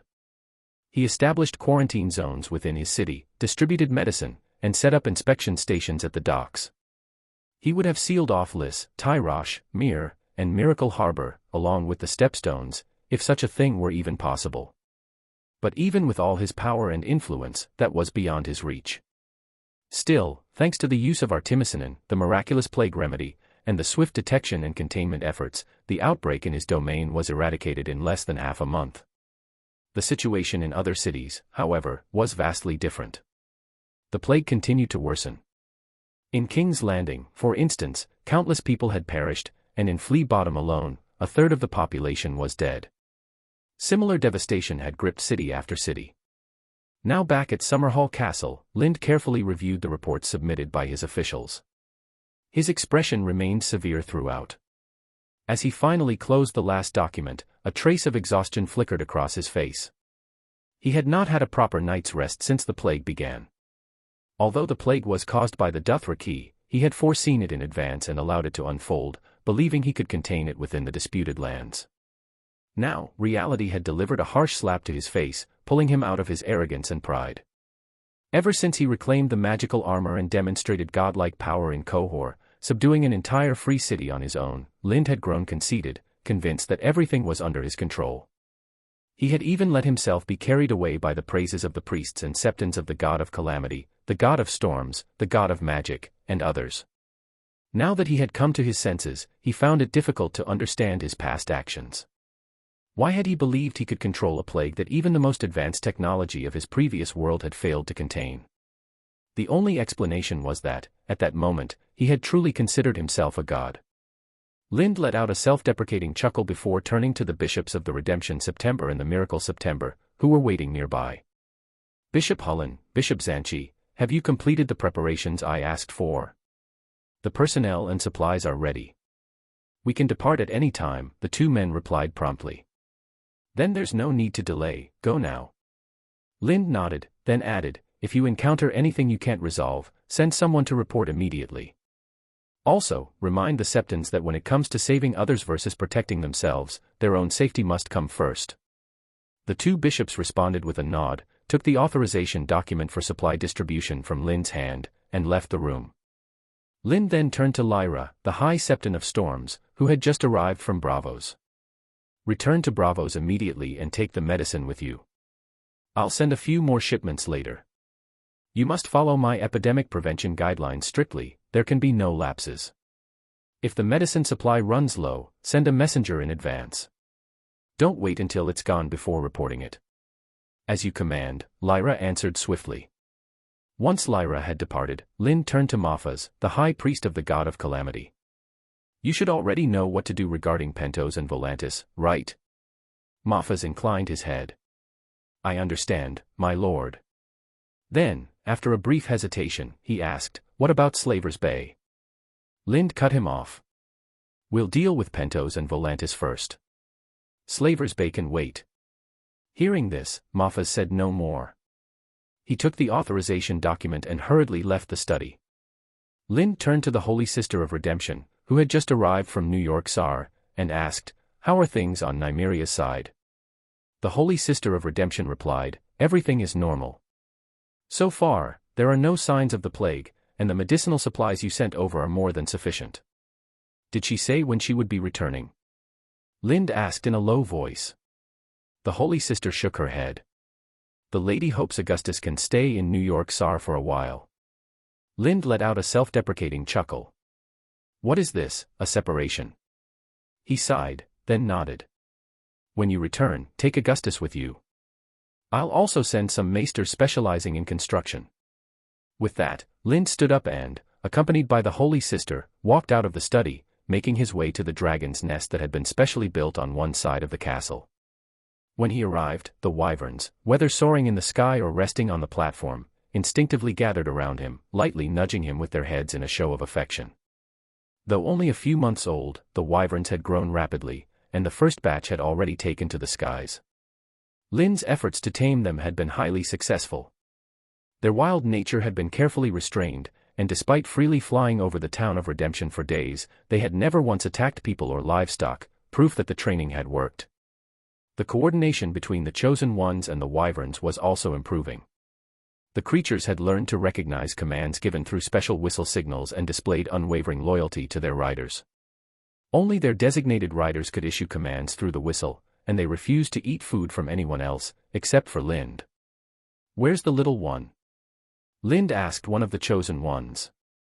The Chosen One, seemingly engaged in silent meditation, did not speak. Instead, he bowed and pointed toward the incubation chamber within the dragon's nest. Lind stepped inside. A maester responsible for caring for the wyvern eggs was carefully lifting the small quilt covering an egg, checking and recording its condition. Recently, the the Miracle Merchant Guild had acquired another batch of wyvern eggs, more than 30 in total. Unfortunately, 9 of them were dead, but the remaining eggs could still be nurtured using the dragon runes of the banished knights. Before long, another wave of wyverns would hatch, bringing the total count to over 40, enough to be considered a proper flight of wyverns. If more were hatched in subsequent batches, they would eventually reach the point of self-sustaining reproduction, eliminating the need for further purchases. Lynn passed through the wyvern hatchery and entered the chamber where true dragon eggs were incubating. Several silent brothers and holy sisters stood by the incubation table, tasked with guarding Augustus, who was fast asleep on the table, clutching a dragon egg in his arms. While Lind had been away commanding the assault on the disputed lands, Augustus had remained in the castle. For some reason, he had developed a fondness for the incubation chamber, particularly for sleeping while hugging a dragon egg. No matter how many times Lind tried to correct this habit upon his return, the boy refused to change. At first, Lind speculated that Augustus might share some kind of mysterious bond with the incubating dragon. However, after conducting repeated examinations, he found no such connection. The truth was far simpler. The little one simply liked the warmth of the egg's shell as the weather grew colder. Upon reaching the incubation chamber, Lind walked over, picked Augustus up from beside the dragon egg, and handed him to the Holy Sister of Redemption. He then instructed the silent brothers and Holy Sister responsible for guarding the child to accompany him to New York Tsar. Augustus stirred slightly when lifted but soon drifted back to sleep in the Holy Sister's arms, completely unaware that his father had just handed him off to his mother. As the priests and septons of the Redemption September and the Miracle September set out for cities such as King's Landing with supplies and medicine, the plague across Westeros gradually came under control. Old Town was the first to completely eradicate the plague. Before Lind's people even arrived, the maesters there had already quarantined all infected individuals and, together with House Hightower, imposed a strict lockdown on all incoming and outgoing ships. Though the Citadel's medicine was not as effective as artemisinin, it still managed to slow the plague's spread. Once Lind's people arrived, their primary task was simply to treat the infected who had already been contained. Compared to Old Town, other cities fared far worse, with King's Landing suffering the most. Every day, countless people died, and the entire population was confined indoors. Healers, septons, and maesters marked the doors of infected households with symbols, and corpse collectors transported the dead to the dragon pit for cremation. The stench of burning bodies lingered over the city at all times, and a layer of corpse grease had already begun to coat the walls of buildings. The scene evoked memories of the Great Spring Sickness a century ago. The similarities were uncanny. During the outbreak, the king, queen, and the court's high-ranking officials fled to Harrenhal, abandoning King's Landing. The Red Keep was left under the watch of a handful of soldiers, while the rest of the city was sealed off, allowing no one in or out. When the Redemption September arrived with vast quantities of medicine and supplies, the people of King's Landing erupted in chants of "The Seven above all" and "The Chosen One saves." The fervor only intensified when the septons took over medical treatment, pulling countless dying individuals back from the stranger's grasp. The entire city was consumed by religious zeal, with even foreigners of different faiths converting to the Seven. The same phenomenon unfolded in Sunspear, Gulltown, White Harbor, and even Lannisport. As the plague waned, the faith of the Seven surged to unprecedented heights, and the belief in a divine savior became the dominant doctrine. Lind's reputation eclipsed all others. It was no exaggeration to say that the combined prestige of the Seven Kingdoms' great lords paled in comparison to his. Chapter 262, The Plague's Impact and Nation Building. After a year, the plague across Westeros was finally eradicated. King Robert declared the day the last patient in King's Landing recovered and left quarantine as the Day of Redemption. Although this plague did not spread to the inland towns of Westeros as the Great Spring Sickness had a century ago, thanks to swift lockdowns in major cities, the speed and severity of its outbreak far exceeded that of its predecessor. Take King's Landing, for instance. While it was not reduced to a complete wasteland, nearly half of its population perished. Entire households were wiped out. When one person fell ill, the infection spread to the whole family, leaving no survivors. Flea Bottom, once teeming with life, now had fewer than 5,000 residents. The dragon pit remained filled with mountains of burning corpses, and it would take months, if not longer, to fully clear the remains. Other cities fared slightly better than King's Landing, but not by much, especially White Harbor. As the largest port in the north, White Harbor's population had never been particularly large, and the losses from this plague had severely crippled the city. Yet, the loss of life was only one of many problems the lords of Westeros now faced. The economic toll was immense, tax revenue plummeted, inheritance disputes surged, and crime rates spiked as order struggled to be restored. Even Robert, a king more interested in feasts and tournaments than ruling, was forced to abandon his pleasures and remain seated on the Iron Throne to deal with the aftermath. Across the narrow sea, the situation mirrored that of Westeros in many ways. With Lyra, the high septon of the Storm God's temple, securing medicine from Summerhall, Braavos quickly brought its plague under control. The reputation of the Storm God's temple soared during this crisis, and by the end of the plague, its followers were second only to the worshippers of the Moonsingers, making it Braavos' second-largest faith. However, while the Storm God's influence grew primarily within Braavos, the faith of the God of Calamity spread rapidly throughout the free cities. Cities that suffered from the plague naturally welcomed the faith, but even Norvos, untouched by the disease, erected a temple dedicated to the God of Calamity, with the approval of its bearded priests. Cohor, already a stronghold of the God of Calamity due to Lynn's influence, saw an even greater surge in followers. The faith of the Black Goat and Lawler, once dominant in the city, was completely overshadowed.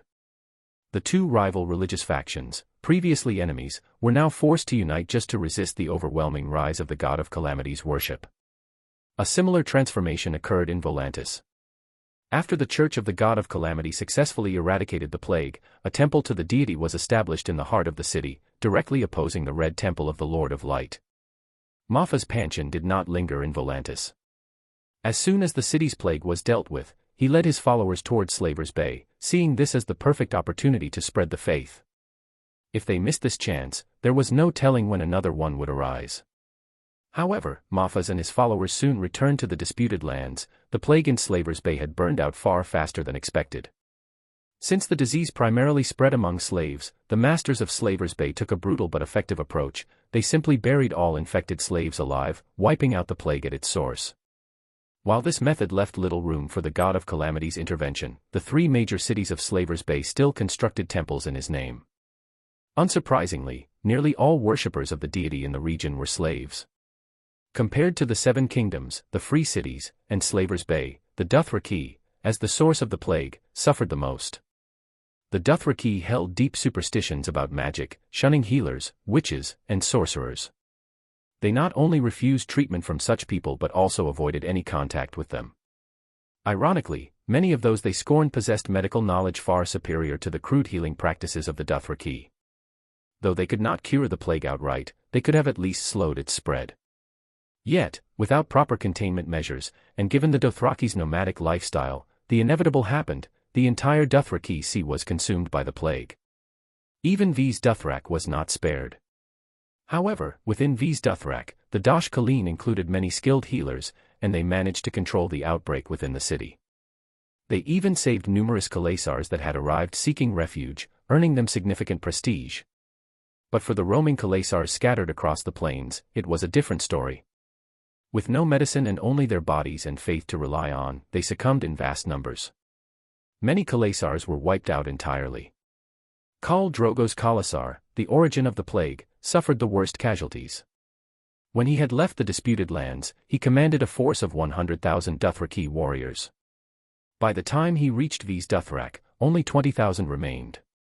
Many of these 20,000 people were those he had annexed along the way, other weakened Khalas who had succumbed further to the plague. Without them, the number of Dothraki warriors under his command would be reduced to just a few thousand. This meant that the number of Dothraki warriors who perished on the journey had reached as high as 90,000. Even the mighty Dothraki warriors suffered such losses, so the fate of their servants and slaves was even more tragic. The weak, children and the elderly, were all dead, leaving only the strongest Jaqqa Rans to survive. The Dothraki had suffered catastrophic losses in this great plague, which was a relief for any free city living under their iron hoofs. In the coming years, the Dothraki would likely turn on each other in the Dothraki Sea, either warring amongst themselves or retreating to recover, no longer posing an immediate threat to the free cities. Lind also took advantage of the plague, completing his control over the disputed lands and the three major free cities in a far shorter time than he had originally anticipated. Although the governance of the three cities remained largely unchanged, Lind seized control of their military and law enforcement. Half of the tax revenues collected were sent to Summerhall. Of the remaining half, one portion was allocated for military wages and expenses, leaving only a quarter for the construction and upkeep of the cities. All the free cities adopted Mir's model of power division, electing a chief trade magister and a chief civil magister from among the magisters, triarchs, and merchants to oversee all magisters and maintain the city's government. However, the warfare magister was directly appointed by Summerhall and was usually a garrison commander, rarely interfering in civil administration. During the plague, the holy city of the Scourge was also established. Unlike the temples of other deities, the temple of the god of calamity did not hold direct authority over the city. Instead, Lind retained control, and the city's garrison was managed by the Chosen Legion, making it similar to the governance of Miracle Harbor. The key difference was that the temple was permitted to establish a religious military force known as the Sons of Disaster. Their numbers were strictly limited to 1,000 warriors, and only those who passed the trials of calamity set by Lind were allowed to join their ranks. Meanwhile, the reconstruction of New York Sar progressed smoothly. It had been spared the devastation of the plague, had ample resources, and required no new foundations to be laid. As a result, the city was quickly rebuilt upon its old ruins. More and more Roiner gathered there, and the population soon surpassed 200,000, reaching the current capacity of New York Sar. To prevent overcrowding, Nimria had to redirect people elsewhere. Some were sent to Goyandro, where they joined the orphans of the Green Blood in rebuilding the settlement, while others were dispatched to Arnoy to restore another former Roiner stronghold. As the plague in Volantis neared its end, Nimria led the fleet she had long prepared to purge the river pirates of Dagger Lake. With the help of the old men of the river, she easily dealt with the pirates' ships on the lake. As for those hiding in caves on the islands, she showed no mercy. She ordered large quantities of damp firewood to be set ablaze and thrown into the caves, filling them with thick smoke before sealing the entrances shut with massive stones. Afterward, she established 3 water fortresses on the lake, forming 3 naval fleets dedicated to hunting down any remaining pirates. By then, Nimria had secured control over the middle reaches of the Rhône, firmly holding the vast lands surrounding New York Sar in her grasp. "You want to found a kingdom?" Lind asked, slightly surprised as he gazed at Nimria, who now carried herself with an entirely different air. Having secured the central stretch of the Rhône, Nimria returned to Summerhall with Augustus. However, this time, she had no intention of staying for long. She had other plans. "Do you oppose it?" Nimiria's voice carried a regal weight. She had changed, not in appearance or stature, but in presence. Once, she had been a warrior. Now, she was a queen. She exuded the same commanding aura that Robert had, her tone laced with a quiet but undeniable authority. Lind found it difficult to adjust to this transformation. He gently pried Augustus off his leg and handed him to the Holy Sister of Redemption, instructing her to take him to the dragon's lair to play, giving himself a moment to collect his thoughts. Once they were alone, he asked directly, "Are you planning to stay in New York Sar for good?" Nimria was silent for a moment, then nodded. "What about Tumbleton?" Lind asked. Nimria gave him a look, as if surprised he even needed to ask. "We're husband and wife. Naturally, Tumbleton belongs to you. Have you considered how the Iron Throne will react?" Lind pressed. Nimria countered, "Do we still need to care about the Iron Throne's reaction?" Lind wanted to argue, but he couldn't find the words, because Nimria was right. At this moment, he really didn't need to concern himself with the Iron Throne's response. After the Great Spring Sickness, not only had the Iron Throne been weakened to its very core, but the great lords of Westeros had also suffered devastating losses. Right now, they were far more likely to be worried about whether the increasingly powerful Summerhall would expand than about Nimria establishing a kingdom on the continent of Essos. Lind considered for a moment, then asked, "What name will you give this kingdom?" Hearing this, Nimria knew he had agreed. Though she had carried herself with absolute confidence upon arriving, deep down, she had still been anxious.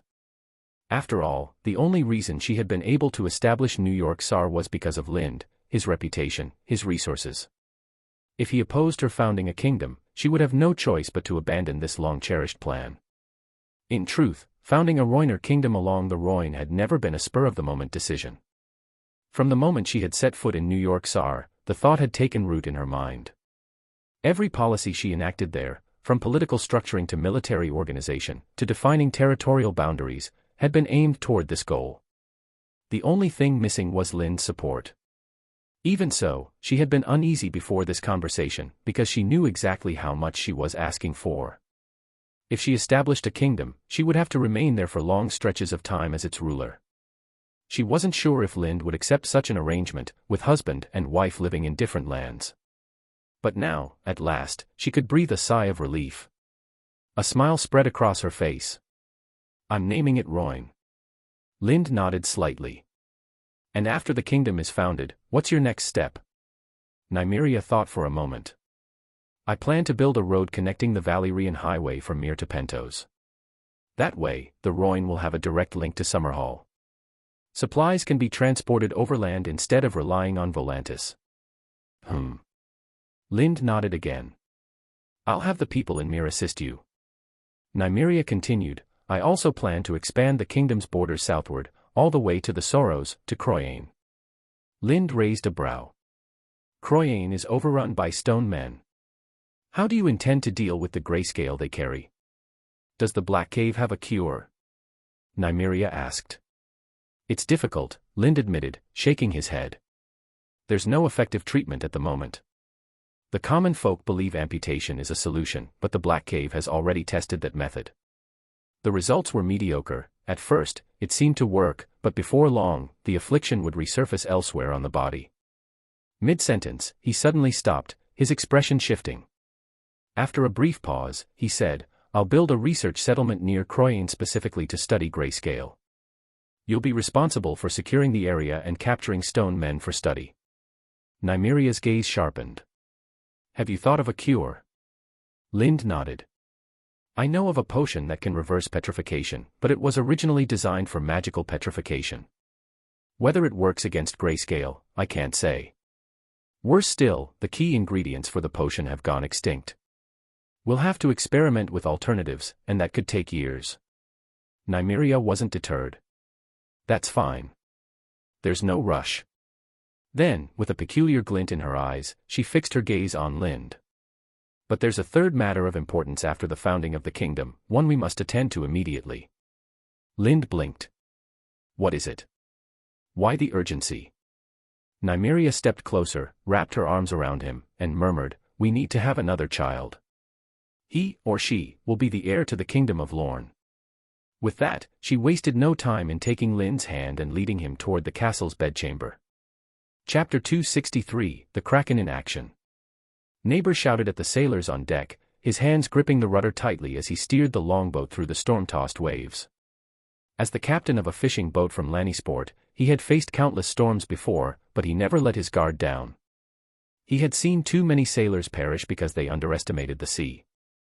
Just moments ago, a crewman had been swept overboard by a massive wave.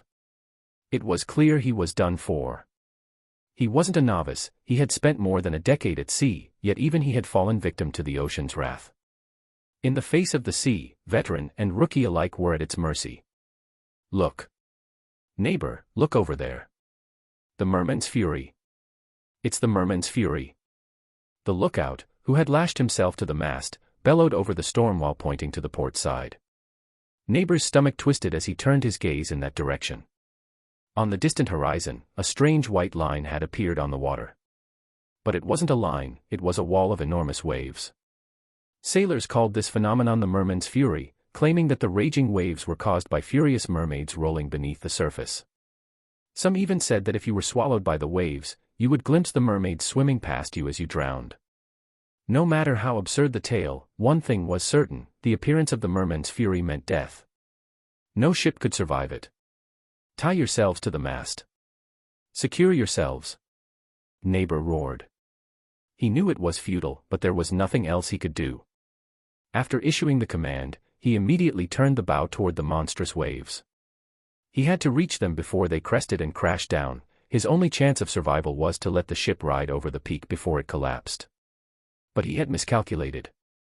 As the full magnitude of the merman's fury became clear, his heart sank. The towering waves dwarfed any he had ever seen before. There was no way his boat could make it over that sheer wall of water. Just as despair took hold, a sudden sound rang out over the sea, a bell, deep and resonant. It was the most beautiful sound he had ever heard, louder and grander than the bells of the Great September. Even the howling storm couldn't drown it out. And strangely, its tolling filled him with an eerie sense of calm. "Is this the stranger's call?"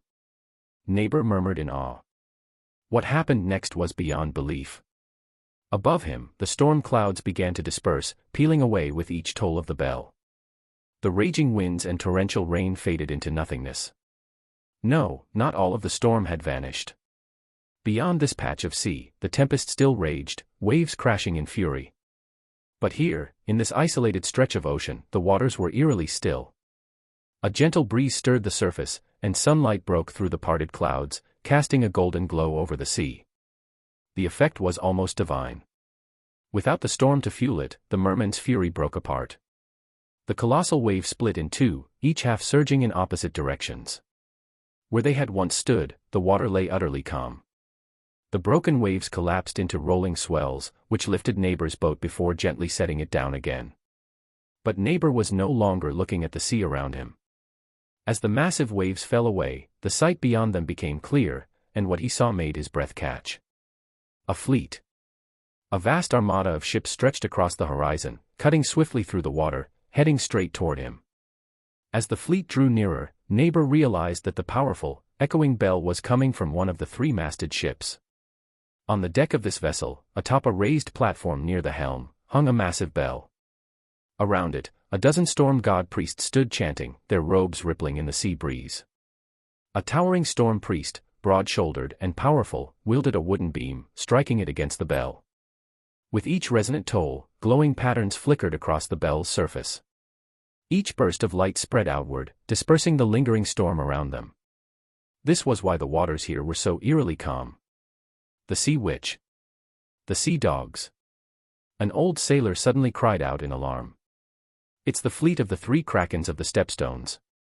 The sea witch Asha Greyjoy and the sea dogs Baylor Blacktide. Neighbor's gaze snapped to the fleet's banners, and a cold wave of shock and dread washed over him. Tales of the three sea krakens of the stepstones had spread to every port through passing merchants, and Lannisport was no exception. Among them, the sea witch Asha Greyjoy was the most infamous. Not just because she led them, nor simply because she was a woman, but because she was the strongest among them. Her fleet of sea witches ruled the Summer Sea, stretching from Slaver's Bay in the east to Old Town in the west, and as far south as the Summer Isles. This vast expanse of ocean was her hunting ground. And any pirate foolish enough to enter it uninvited became nothing more than another trophy to her name. One of the most remarkable naval battles saw her single-handedly sink her Uncle Crow's Euron's ships with her flagship, the Black Wind. She pursued Euron Greyjoy relentlessly, hunting him down until he was forced to flee ashore in a panic. In the end, he even abandoned his newly purchased ship, escaping in secret from the coast to evade her pursuit. Beyond the Sea Witch, the Kraken Dagon was also infamous, though his reputation was not solely due to his fleet of krakens. What made him truly feared was his control over a real kraken, an enormous sea monster capable of dragging a fully masted sailing ship beneath the waves with ease. Its appearance bore a striking resemblance to the drowned god's kraken, leading some to call Dagon the son of the drowned god. However, the Ironborn had their reservations about this title. If Dagon was indeed the son of the drowned god, it implied they were lesser in stature compared to the storm god, the eternal enemy of the drowned god. After all, the storm god had taken form as Lyn Taran, Lord of Summerhall and Prince of the Narrow Sea, the very men to whom Dagon swore loyalty. Compared to the widespread renown of Asha and Dagon, the last of the three sea monsters, Baylor Blacktide, was far less well known. In most tales of the three, Baylor was little more than Asha's shadow, always appearing as her second-in-command during naval battles. But those who truly understood naval warfare never underestimated Baylor the Sea Dog. They knew well that, while his skills might not quite match Asha's, the gap was not wide. Once, Asha and Baylor pursued a pirate fleet into the waters of the Arbor. The Arbor fleet launched in full force, intending to intercept the two sea monsters. In the face of this, Asha pressed on in pursuit of the pirates, while Baylor alone held off the Arbor fleet. Through a fierce battle of maneuvering and attrition, he managed to pin down the superior Arbor fleet within a confined area of the sea until Asha had dealt with the pirates and returned to assist. While most people thought of the Miracle Fleet as the dominant force controlling the Narrow Sea, those truly familiar with naval warfare knew that the three sea monsters were Lyn Taran's most formidable maritime warriors. Now, 2 of these Kraken-led fleets had arrived at the Sunset Sea along the western coast of Westeros, commanding hundreds of ships of varying sizes. They had also brought with them a massive bell, an artifact resembling something out of storm god legend. As they sailed, the bell rang out, dispersing the storms at sea. This grand display was unlikely to be merely a show of strength for the coastal ports, it was surely part of a greater scheme. Not long after Lannisport's fishing boats encountered Asha and Baelor's fleet, the ships had already drawn close to the harbor. They anchored just offshore and sent smaller boats into Lannisport to purchase supplies. Even while docked, the priests of the storm god continued to ring the massive bell, driving away the storm clouds and calming the sea. The tolling of the bell echoed far beyond Lannisport, it could be heard even in Casterly Rock. Tywin, Kevan, and members of House Tyrell, along with their vassals and advisors, stood on a platform overlooking Lannisport Bay. They watched the countless ships scattered across the water, none of them speaking. Wow! Lucky for us, these 2 Krakens aren't like their kin, otherwise, if they were the plundering sort, Lannisport would be in real trouble, Tyrion remarked in a playful tone. He dragged a stool over, climbed atop it, and leaned against the parapet as he gazed out at the sea. Tywin frowned and turned to him, his voice sharp. You should be inspecting the sewers instead of standing here spouting nonsense. Tyrion met his father's gaze with a calm expression. Apologies, father, but you may have forgotten, I no longer oversee the sewers. These days, I'm just an idle wastrel. If you can't stand the sight of me, you could always give me some coin. I'll make myself scarce before I spend it all, just as if you never had a son like me. Tywin only snorted in response and turned away, refusing to look at him again. Kevan, standing nearby, also found himself troubled by the tense relationship between father and son. To prevent them from quarreling in front of their vassals, he quickly interjected, changing the subject. What is the purpose of these 2 Krakens making such a grand entrance? Is this under Lyn Tarin's orders? Isn't it obvious? Tyrion spoke up first. A fleet of hundreds of ships doesn't set sail without a reason. It must be for the Iron Islands. The Sea Witch, Asha Greyjoy, is likely returning to claim her father Balon Greyjoy's title as Lord of the Iron Islands. He smirked. That's good news for us, at least under Asha's rule, those Ironborn raiders will be kept in check for a while. Good news. Tywin turned, eyeing his son with cold disdain. You always boast of your clever mind, yet it seems rather mediocre now. Tyrion chuckled, unfazed. It's not a matter of intelligence, father. It's simply a difference in perspective and attitude. I don't see Lyn Tarin as an enemy, so I view this as a good thing. But since you've always seen him as a threat, naturally, you believe the opposite. Tywin sneered. Foolish. Just because you don't see him as an enemy, do you think he won't see you as one? Tyrion remained composed. My esteemed father, you might want to remember, this enemy of yours will one day have a son who marries your granddaughter. He will become her father, and we will become family. Tywin said nothing further. He had no interest in continuing this conversation. Without another glance at Tyrion, he turned and left the platform, retreating to his study to resume the business that had been interrupted.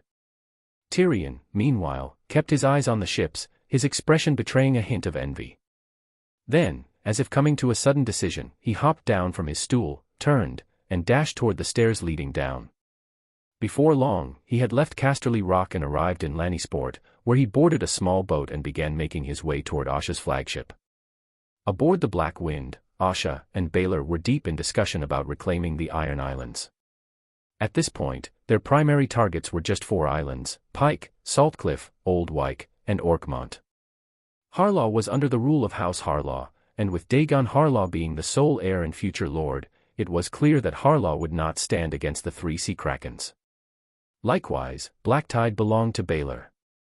Though he had never once set foot there in recent years, the bulk of his fleet's sailors hailed from Blacktide. Because of his connections, Blacktide had established strong trade relations with Bear Island, making them unlikely to become enemies. As for Great Wyke, the Good Brother, Spar, and Merlin houses had all benefited from Blacktide's influence. They had entered into trade agreements with Bear Island and profited handsomely from the White Harbor trade route. These families had already pledged their support for Asha's claim to the Iron Islands. Baelor pointed to Orkmont on the map. I can win over House Orkwood and House Tawny. Both families have had multiple marriages with House Blacktide in the past and maintain good relations with us. They can be brought in as allies. Asha nodded, then suddenly thought of something and smirked. I remember House Orkwood's eldest daughter, Mila Orkwood, was quite fond of you. Don't tell me you're planning to secure their support through marriage. Baylor shook his head and reached up to touch the 7-pointed star hanging from his neck. Of course not. I have already decided to dedicate my life to the 7. I will not marry. Asha paused, caught off guard. If you don't marry and have children, what will happen to Blacktide? Baylor glanced at her. Do you really think that once the Iron Islands are unified, Lord Lind will allow them to continue under the same system? The Iron Islands will become another Stepstones, lords will have titles, but no real power. Asha fell silent at his words. When Lind had given them orders to take the Iron Islands, she had already speculated how he might reorganize them. She had no intention of going against his will, but even so, a sense of disappointment settled over her. Just then, a crewman approached and reported, a small boat is approaching. The man aboard appears to be Tyrion Lannister. Asha and Baylor exchanged looks, their faces filled with curiosity. What could the imp possibly want with them? Chapter 264, The Fractured Iron Islands. Dwarf, what made you think of coming aboard my ship? Do you not understand the relationship between the Ironborn and the Westerlands? Tywin might not like you, but you're still the sole heir to the Lord of Casterly Rock. He'd be willing to pay a hefty ransom for you, Asha Greyjoy said, flashing a wicked smile as she looked at the imp standing before her. Tyrion, unfazed by her taunts, smiled. Asha Greyjoy, I still remember how pitiful you looked at that banquet in Lannisport. I never expected that after a few years. Enough, Tyrion, Asha cut him off. State your business, or I will take you hostage and make Tywin pay for your release. Tyrion raised an eyebrow. If you were still Asha Greyjoy of the Iron Islands, I might believe you. But right now, you're one of the 3 sea krakens of the Stepstones. I doubt Lord Lind would allow you to do that, don't you think? Asha snorted. Baylor, toss him overboard. Without hesitation, Baylor grabbed Tyrion by the collar and started hauling him toward the side of the ship. Realizing that Asha wasn't joking, Tyrion quickly protested. Wait. I was wrong. Baylor, hold on. Asha stopped him, then turned her gaze back to Tyrion. Speak. Why are you really here? Tyrion immediately answered, I just want to accompany you to the Iron Islands and witness how you take them. That's it. Asha frowned, skeptical. Of course, Tyrion nodded. Then, as if something else had come to mind, he pointed upward. And perhaps get a closer look at that big bell of yours, the one that can disperse storms. Asha laughed, and Tyrion, sensing an opportunity, chuckled along with her. He thought he had convinced her. But just as suddenly, Asha's smile disappeared. Her expression turned cold. Throw him over. Before Tyrion could process what was happening, Baylor lifted him off the deck. He barely had time to protest before he was soaring through the air and splashing into the sea. Fortunately for him, the boat that had brought him to the Black Wind had not yet departed. The crew fished him out and returned him to Lannisport. Back inside the Black Wind's cabin, Asha cursed under her breath. What is wrong with these nobles? Do they seriously think they can just show up to watch a sea battle? What are we, court jesters for their amusement? Baylor, now back in the cabin, remained calm. You shouldn't have treated him like that. He's a friend of Lord Lind, and from what I hear, Lord Lind values him greatly.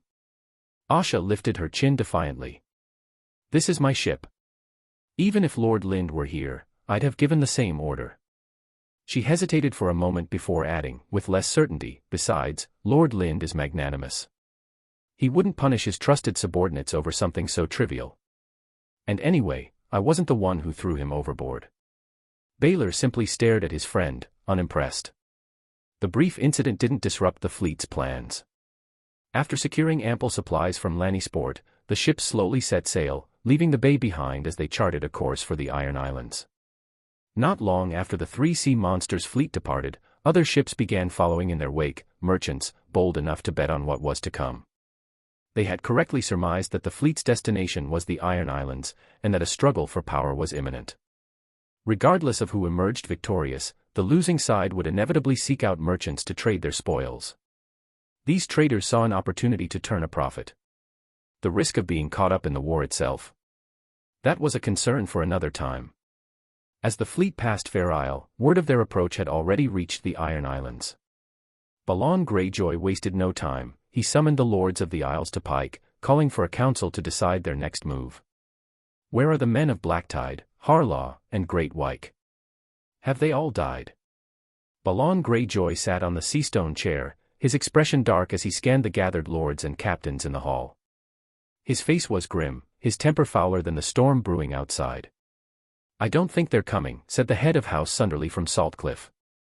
"They've made it clear that they will not intervene in House Greyjoy's internal conflict." Internal conflict? Ha! What a convenient excuse. What a damn convenient excuse. Balon let out a bitter laugh, but there was no humor in it, only rage. "I'll take men to Great Wyke," Victarion Greyjoy said in a deep voice. Balon shot his brother a furious glare. "Shut up. Do you have any idea what's happening? If you take the Iron Fleet away, what happens to Pike? Do we just let that girl Asha land unopposed?" Gerold Goodbrother of Hammerhorn, who had a decent relationship with Victarion, stepped in to shift the conversation. "My contacts in Lannisport have counted the ships Asha and Baelor have brought with them: 430 longships, 150 armed sailing ships, 72 masted warships, and 2 3-masted warships." The hall fell into a heavy silence. The Iron Fleet barely had over 100 ships, most of them old, patched-up vessels salvaged after the last war. There were fewer than 40 new ships among them. Even if every other island contributed its ships, their total count barely reached 300, nowhere near enough to match Asha's fleet. Worse still, the Ironborn had never truly recovered from their past defeats. Many of their best sailors were lost in battle, and Euron's raids had only worsened the situation. There simply weren't enough trained men to crew their ships. Asha's fleet, on the other hand, was manned by veteran warriors who had fought beside her across the summer sea. The difference in skill and experience was staggering. Then, Alan Orkwood of Orkmont spoke up. "Don't forget, Asha's fleet carries the Storm God's artifact. My men say it can control storms." Alan Orkwood had once feared and respected Euron Greyjoy, and for that reason, he had supported him. When Euron had fled back to the Iron Islands, it was Alan who had provided men to aid his raids. But now, Euron was defeated, humiliated, hunted down like prey by Asha. And just as his fear had once been directed at Euron, it had now shifted to Asha. He fully intended to support her claim to the Seastone chair but had concealed his allegiance, waiting for the right moment to reveal himself as her ally. The moment Alan mentioned the Storm God's artifact, murmurs filled the hall. Everyone here understood the power of controlling storms at sea. Asha's forces already had superior numbers, better ships, and more experienced sailors. If she truly had a relic that could manipulate the weather, there was no chance of victory for the Iron Fleet. The Storm God is the eternal enemy of the Drowned God. Wet-haired Aeron suddenly stood up, his voice booming through the hall. "We must not allow his followers to set foot on our lands. This is not just a war for the rule of the Iron Islands, it is a war between the Drowned God and the Storm God. We must." Enough. Aeron's speech was cut off by a mocking voice. "The Storm God has given Asha an artifact that controls the storms, a gift to aid her in battle. Tell me, Aeron, what has the Drowned God given us? Will he send krakens to fight at our side?" The one who spoke was Swain Botley, the Lord of Lordsport. He wasn't Asha's ally, nor was he particularly concerned about the Greyjoy family feud. His words weren't meant to support Asha but to attack Aeron himself. Years ago, when Robert Baratheon had burned Lordsport, Swain had wanted to rebuild the city. But instead of getting the men and resources he needed, Aeron had taken them, ordering them, in the name of the Drowned God, to rebuild Pike instead. And so, Lordsport remained in ruins, and Swain had earned the mockery of being called the Lord of Ruins. He despised Aeron for it. And by extension, he resented House Greyjoy's endless internal squabbles. As far as he was concerned, it didn't matter who won this fight. In the end, a Greyjoy would still rule the Iron Islands, and nothing would change. Most of the lords in the hall shared the same sentiment. No matter how this war ended, the victor would still be a Greyjoy. Their own lives would remain unchanged, except that if they chose the wrong side, they would be the ones suffering the losses. Can't you hear the waves? That's the drowned god's fury. It's the damp hair, Aaron bellowed. That's just the sound of the sea. Nothing more, Swain Botley replied, watching Aaron's outrage with clear amusement. And who are you to speak for the drowned god? The hall fell silent. Every eye turned toward Botley, surprised by his words. After all, Aaron was widely recognized as the drowned god's priest. What did you just say? Aaron's expression twisted with madness as he stormed up to Botley, pressing his forehead against his. How dare you question me? I've never questioned your faith in the drowned god, Botley interrupted him for the third time, standing his ground. But I do know someone far more suited to interpret the drowned god's will, Dagon Harlaw. Don't forget, he has the drowned god's chosen beast at his side, a gift granted to him. He's the one truly blessed by the drowned god. And you? You're nothing but a deluded madman. No. I am the drowned god's priest. I am the one under his favor. Aaron snapped, his reason fully shattered. He lunged at Botley, wrapping his hands around his throat and squeezing. The surrounding lords and captains immediately rushed forward to pull him away, but Aaron's grip was like iron. No matter how they struggled, they couldn't pry him off. It was only when Balon Greyjoy stepped in, landing a brutal strike that knocked Aaron unconscious and snapping his fingers back to free Botley, that the madness ceased. By then, Botley's face was pale, his eyes rolling back. Someone pounded his chest a few times before he finally gasped for breath. What had started as a war council had devolved into a disgraceful spectacle. Even though Aaron had long abandoned his family name in devotion to the drowned god, he was still a Greyjoy. And now, in full view of their peers, a Greyjoy had tried to strangle a fellow lord. This was no longer just a petty squabble, it was an outright scandal. House Greyjoy had to provide an explanation. If Aaron Greyjoy could nearly kill Swain Botley today, what was stopping him from doing the same to anyone else tomorrow? But Balon would never punish his own brother. Not only because Aaron was a priest of the drowned god, but because Botley had been deliberately provoking him. To Balon, this reeked of a setup, an attempt to bait House Greyjoy into showing weakness. If he punished Aaron now, he would only confirm what they wanted, that Balon Greyjoy had lost his edge. With that in mind, Balon cut off any further debate before it could begin. His voice rang out, commanding and unyielding. All of you, return to your islands. Ready your ships. At dawn, gather at the Iron Fleet. We will face Asha in battle on the open sea. A stunned silence followed his words. They had been summoned here for a war council, yet no strategy had been discussed. No plans had been laid. They hadn't even agreed on formations or logistics. And now, just like that, they were being sent to war. What? Do you have objections? Balon's sharp gaze swept over them. No one dared to argue. One by one, they swore to gather their fleets and left the hall. Once the lords were gone, Victarion spoke up without hesitation. They won't fight properly. Dragging them into this will only be a liability for the Iron Fleet. I know. Balon exhaled, his voice heavy with exhaustion. Do you think we can win? Victarion hesitated.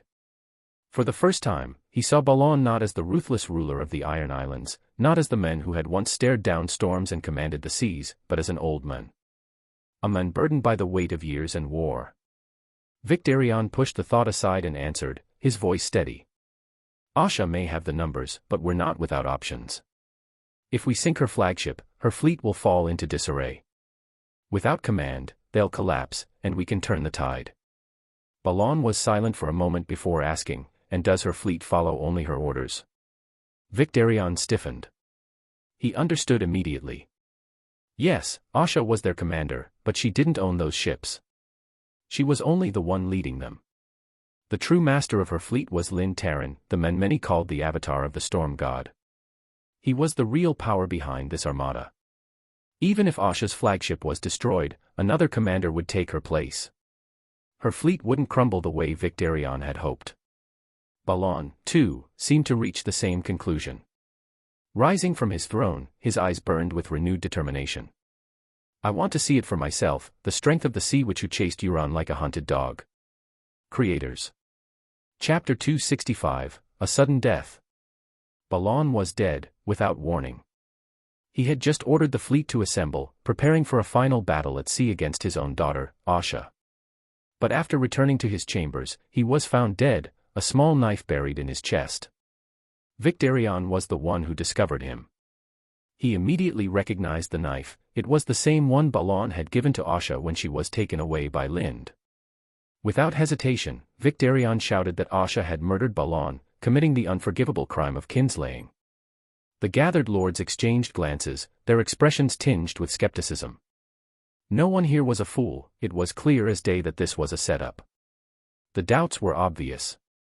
How could Asha have crossed such a vast distance by sea, slipped into Pike unseen, and assassinated Balon without anyone noticing? And why, after such an act, would she leave behind such an easily identifiable weapon? Most importantly, Asha was already in an overwhelmingly favorable position. There was no need for her to stain her hands with kinslaying. She could defeat Balon in open battle and claim the title of Lord of the Iron Islands without resorting to murder. Alan Orkwood fixed his gaze on Victarion. Compared to Asha, don't you seem far more suspicious, Victarion? You were the last person to see Balon alive and the first to find his body. To reach Balon's chamber, one must cross the drawbridge, which is guarded at one end. No one could have entered without alerting the sentries. By all accounts, you are the only one who had the means to kill Balon. Old Alan, do you even know what you're saying? Victarion snarled, his face twisting with fury as he glared at Alan Orkwood. Alan met his gaze without fear. I know exactly what I'm saying. The real question is, do you know what you've done? Enraged, Victarion reached for his axe, ready to strike Alan down. But before he could act, Dunstan Drum's two sons seized his arm, restraining him. The other lords in the room also gripped their weapons, watching Victarion warily. Alan Orkwood sneered. Look at this. This is the Greyjoy way. When words fail, they reach for their axes. First, it was Swain Botley, and now it's me. Who will be next? The lords around them grew visibly uneasy. Many had already been angered by what had happened to Swain Botley, and Victarion's actions now only reinforced the notion that House Greyjoy viewed them as nothing more than cattle to be butchered at will. Dunstan Drum, the oldest and most senior among the lords, stepped forward, his voice grave. Of all of us, Victarion is the most suspicious in Balon's death. He should be imprisoned until the next Lord of the Iron Islands decides his fate. There was little hesitation. The gathered lords quickly voiced their agreement. You have no right to imprison a Greyjoy in Pike. Victarion's furious resistance was short-lived. Several men worked together to restrain him, gagging him and binding him with ropes. The guards of Pike exchanged uncertain looks, unsure of how to proceed. Technically, they should intervene to stop this, but even they could see that Victarion was the prime suspect. Locking him up seemed like the logical course of action. The problem was, with Victarion restrained and Aeron lost in his madness, Pike now lacked a ruling Greyjoy. The guards instinctively turned to the castle steward, the only figure left with any authority. After a moment of deliberation, the steward made his decision. Take Victarion into custody. We'll wait for the next Lord of Pike to determine his fate. With the order given, the guards stepped forward and dragged Victarion away. Once he was gone, the lords departed Balon's chambers at the steward's request. The steward then ordered Balon's body to be prepared. A simple coffin was fashioned from wooden planks, and the body was placed inside to await the arrival of Pike's next ruler. Back in the Great Hall of Pike, the lords remained, gathering to discuss their next move. We must follow tradition, Dunstan Drum declared, his voice booming with authority.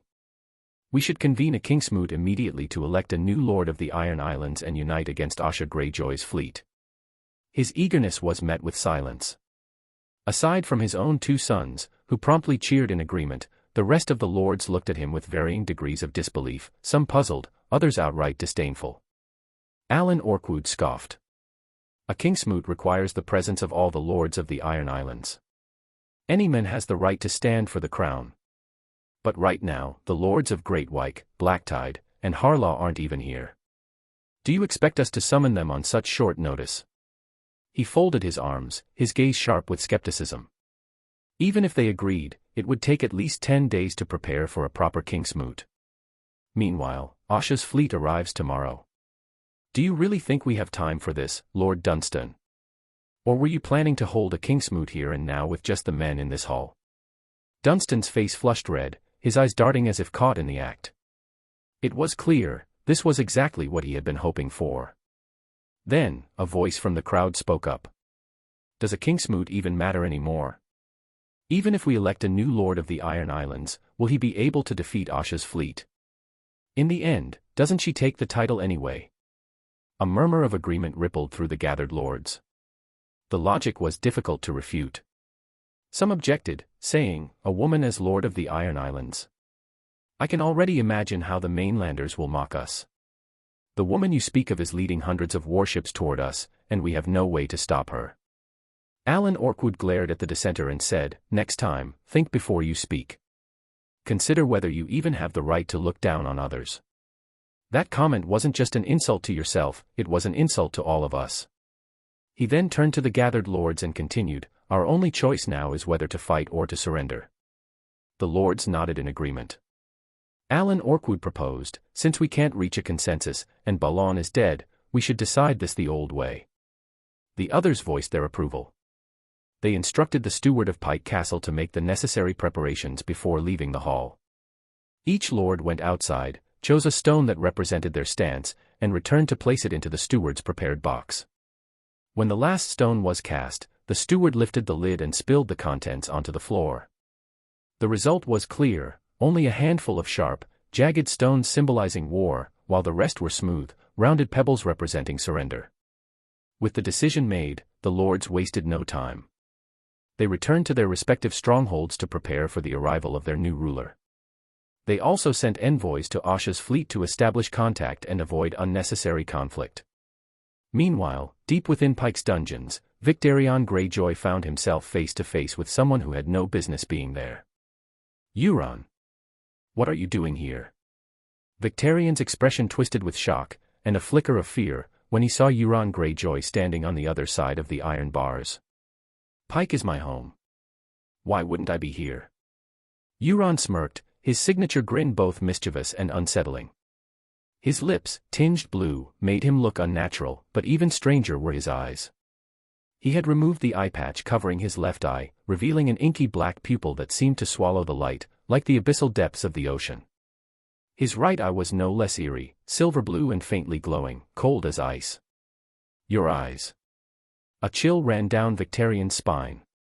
Instead of worrying about my eyes, you should be thinking about your own predicament. Euron's gaze bore into him. Kinslayer Victarion, do you think our dear niece will let the men who killed her father walk free? No, I didn't, Victarion snapped out of his daze and immediately tried to protest. But then something clicked in his mind, and his face contorted in realization. He pointed at Euron, his voice filled with disbelief. It was you. You killed Balon. You're not as stupid as you look, Euron admitted with a smirk. After Robert took him captive, Balon should have taken his own life. At least then, he'd have died with the dignity of a king. But he clung to life instead. The Balon Greyjoy I knew died long ago. What remained was nothing but a frail old man. Once, he could have easily parried my blows and slit my throat, but now. I finished him with nothing more than a little knife. What a pathetic sight. Victarion stared at him in stunned silence. There's no point in talking about the dead anymore, Euron said, his voice turning grave. The only thing that matters now is the present. I don't have much time. I need to leave before Asha locks down the waters. I don't intend to be hunted by her again. What about you? Are you going to sit here and wait to die, or will you come with me? Victarion had no desire to spend another second in Euron's company. He shook his head. Asha won't kill me. I didn't kill Balon. Euron let out a derisive laugh. You fool. It doesn't matter whether you killed Balon or not. What matters is that Asha wants the Seastone chair, and to secure it, she has to kill you. If she lets you live, the other lords will never fully submit to her. He turned to leave. Since you've made your choice, I can only wish you luck. Wait. Just as Euron was about to step out of the cell, Victarion called after him. I'll go with you. Euron halted, a grin spreading across his face as he turned back. "You've made the right choice." With a simple nod to the guards standing watch, Euron had Victarion released. Despite his long absence from the Iron Islands, Euron still had loyal men in Pike, loyalty he was more than willing to put to use.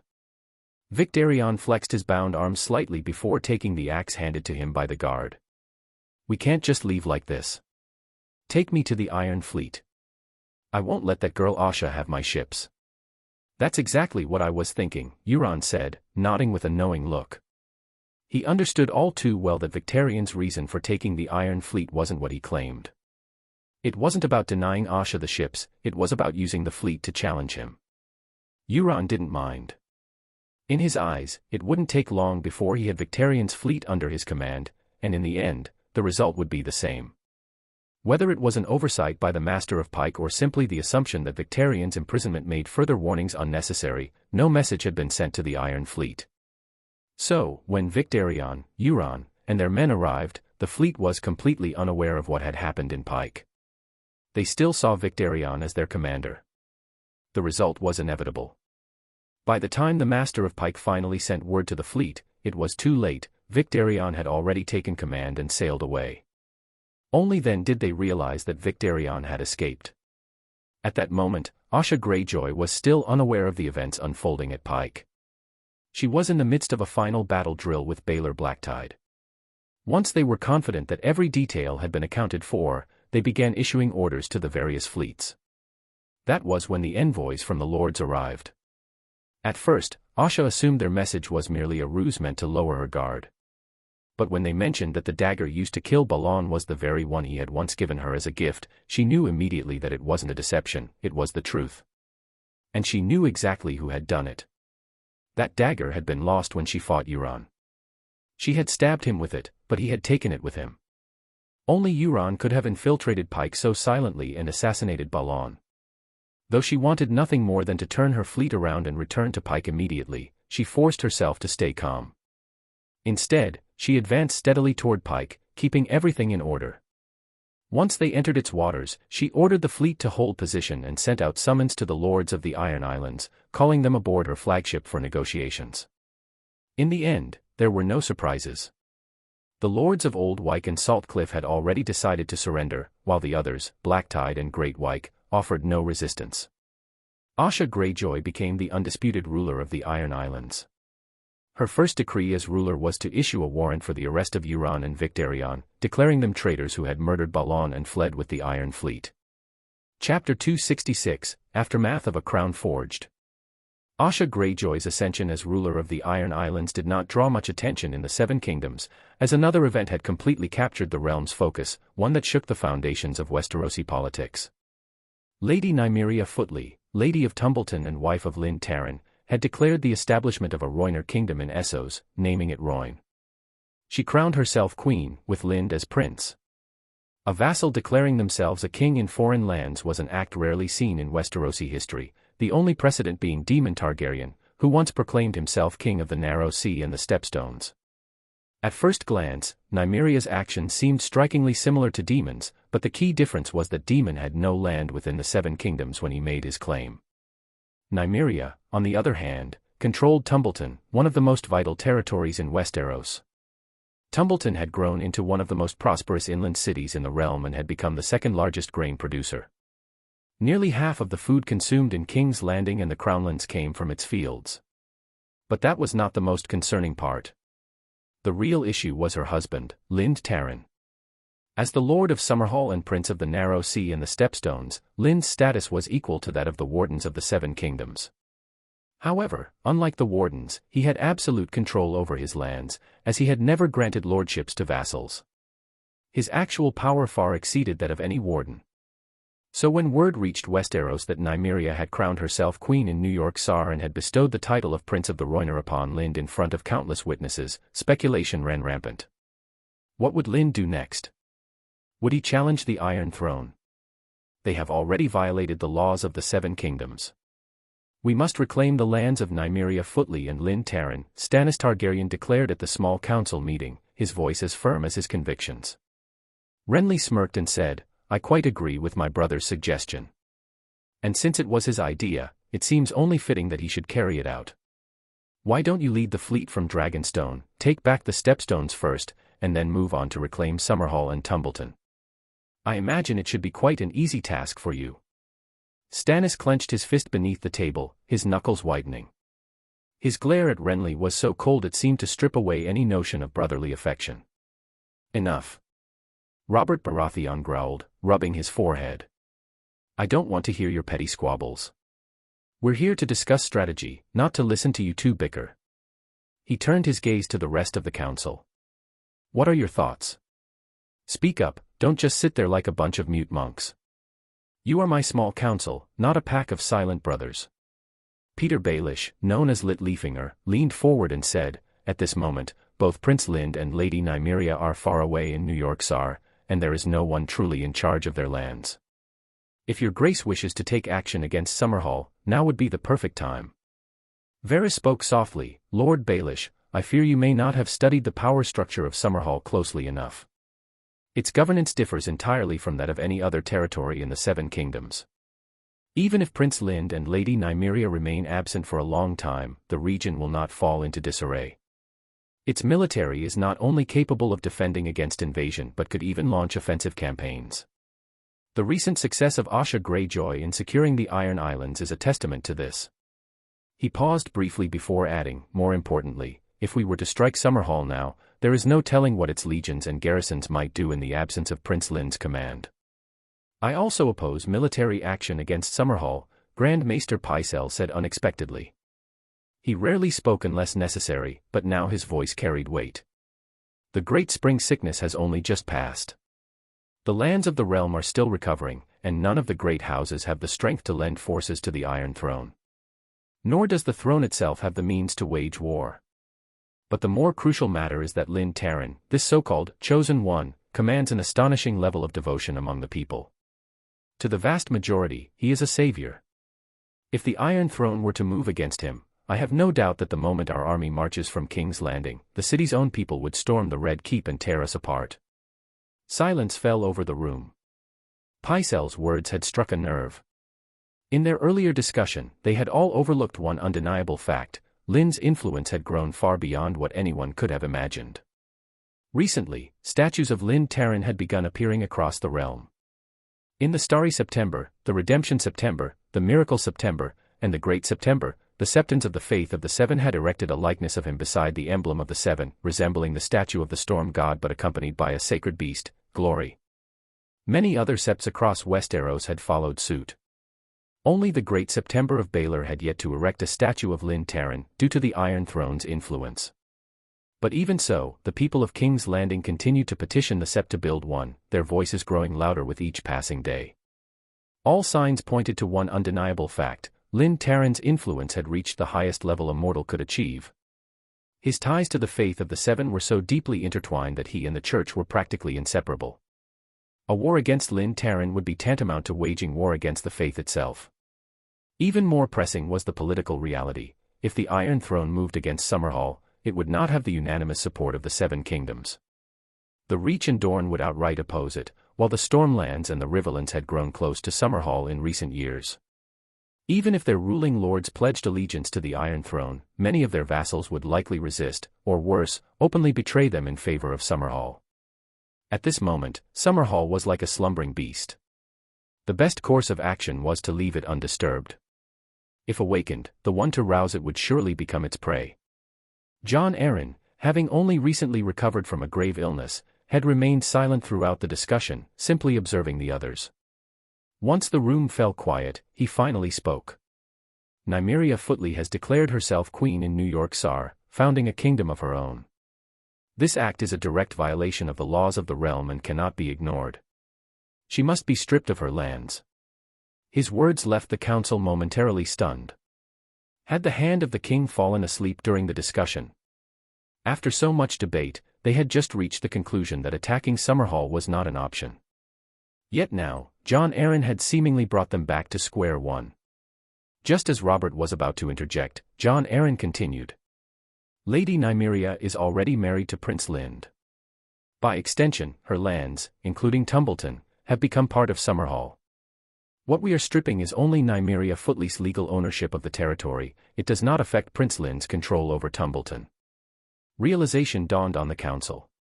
John Arryn had, with a single stroke, devised a solution that punished a breach of royal law without offending any major power. His approach ensured that the realm's laws were upheld while avoiding a confrontation with Summerhall. One by one, the lords nodded in agreement. John Arryn then made another proposal. Your Grace, since Prince Lind's son is already betrothed to Princess Myrcella, perhaps we should send the princess to Summerhall for a time. It would allow her to grow accustomed to her future home and strengthen ties between House Baratheon and House Taryn. Grand Maester Pycelle nodded approvingly. I believe this would indeed be an excellent way to foster closer relations between the two families. Varys and Littlefinger remained silent, their eyes fixed on Robert. Stannis and Renly, however, exchanged dark looks. Robert, without hesitation, dismissed the proposal. No. Myrcella is too young to travel that far. We'll consider it when she's older. Seeing that the king had made his decision, John Arryn did not press the matter further. When the small council's ruling was made public, the lords of the Seven Kingdoms collectively breathed a sigh of relief. Many had feared that the Iron Throne might act recklessly and launch an attack on Summerhall, an act that would have led to disastrous consequences. Instead, this resolution struck a perfect balance. Nymeria was punished for claiming a crown without permission, but Summerhall itself remained untouched. The Iron Throne retained its authority, and the laws of the realm were upheld. In the Queen's Palace in New York Sar, Lind received a letter from Summerhall detailing the decision. John Arryn truly lived up to his title as Hand of the King, Nymeria mused as she read the letter. A simple ruling, yet it resolves the issue perfectly. It seems the transfer document I had prepared will no longer be needed. Lind studied her expression. Losing Tumbleton doesn't trouble you at all? Nymeria smiled. Is Tumbleton not still in your hands? What difference does it make? Lind regarded her for a long moment before turning away. He stepped onto the balcony and gazed down at the city of New York Sar. It was unrecognizable from what it had once been. The ruins had been restored, the overgrowth of moss and vines cleared away. Crumbling streets had been repaved with freshly cut stone from nearby quarries. The fountains flowed again, canals had been rebuilt, and bridges connected parts of the city that had long been severed. The docks had been fully restored, the river cleaned, and now hundreds of boats sailed through its waters. The city, once silent for centuries, was alive again. I know what you're thinking, Nymeria said as she walked up to Lind, wrapping her arm around his. I won't deny that I've been influenced by the memories of my ancestors. My thoughts and personality have changed in some ways. But I am still Nymeria Footly, your wife. That will never change. Lind remained silent, simply gazing at her. This time, he viewed her through his special sight. To his eyes, Nymeria radiated a powerful magical aura, one strikingly similar to Willis's. The only difference was that her aura had not taken the form of an avatar of the Queen of the Rhoynar. It was clear that after arriving in New York Sar, the hidden power within the statue had transferred to Nymeria. Under normal circumstances, she might have become another Willis, an incarnation of her ancestor. However, something had gone wrong during the transfer. The dragon rune necklace she wore had interfered with the process, altering the flow of power. Instead of simply channeling it, the hidden force from the statue had fused entirely with her. Now imbued with this secret power, Nymeria had gained extraordinary abilities. Any person of Rhoynar descent, no matter how distant the lineage, would instinctively feel drawn to her, experiencing an immediate sense of closeness, as if reuniting with a long-lost relative. The longer they remained in her presence, the stronger this bond would grow.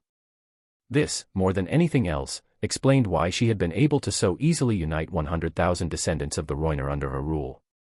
Her abilities extended beyond this subtle influence. Like the ancient Rhoynar water mages, she could command the waters of the Rhoyne itself. If she willed it, she could summon floods with ease. In Dagger Lake, she had already demonstrated this power, submerging caves on an island and drowning the river pirates who had hidden within them. Though she had not become an avatar of any particular being, and had instead retained control of her own fate, the power she absorbed had still changed her in subtle, irreversible ways. The greatest of these changes was her perception of home. Once, her only home had been Tumbleton, the land her mother had left her, the place she would have given her life to protect. Now, however, she regarded New York Sar as her homeland. That was why, when she learned that she had been stripped of her ancestral lands and that House Footlease lineage had come to an end, her reaction had been so muted. Lind still wasn't sure how deep the hidden power's influence over Nimria ran. He didn't know whether it had already completed its transformation or if it was still working upon her, subtly shaping her thoughts. In a few days, I'll be returning to Summerhall, Lind said suddenly. Augustus will stay by your side. You're just going back. Nimeria's expression darkened slightly. Lind sighed, explaining, Asha has become the ruler of the Iron Islands. If she's to succeed, massive reforms are needed. Otherwise, the Ironborn will never abandon their pirate ways. I need to oversee the situation from Summerhall and make sure the changes take root. And then there's the disputed lands. If we want to hold on to them, we must enact a series of political reforms. I won't repeat the mistakes of those who came before me, conquering territory only to lose it within days. Nymeria placed a hand over her stomach and said in a calm, steady voice, I'm pregnant. Lind looked at her in surprise. It's twins, she added. Her fusion with the hidden power had given her another advantage. Her body no longer needed any adjustments or preparation to conceive. She had become pregnant with Lind's children almost immediately. For a moment, Lind simply stared at her, then at her stomach. The hard edge in his eyes softened. I'll be by your side when the time comes, he said gently. For the months leading up to their birth, I'll be here. Hearing that, Nymeria said nothing more. Instead, she tightened her hold on his arm and stood beside him, watching as the night lights of New York Sar flickered across the river below. Chapter 267, Changes on the Western Coast of Essos. Several years had passed since Nymeria established her kingdom and declared herself queen in New York Sar. During this time, both Westeros and Essos had remained remarkably stable, with no major wars, only minor skirmishes, like the clashes between the Kingdom of Lorne and the Dothraki. The Kingdom of Lorne, founded by Nymeria, solidified its borders after Cohor and Croyane joined and Goyandro was rebuilt. Its territory stretched north to the Velvet Hills and the Norvos Hills, south to Croyane, west to the flatlands near Pentos, and east to the Great Forest of Cohor, essentially encompassing all the land along the tributaries of the Mid-Rhoyne. Unlike the ancient Rhoynar system of allied city-states, Lorne was a centralized monarchy, which allowed it to grow rapidly in power. In just a few years, it had already surpassed the might of the old Rhoynar kingdoms.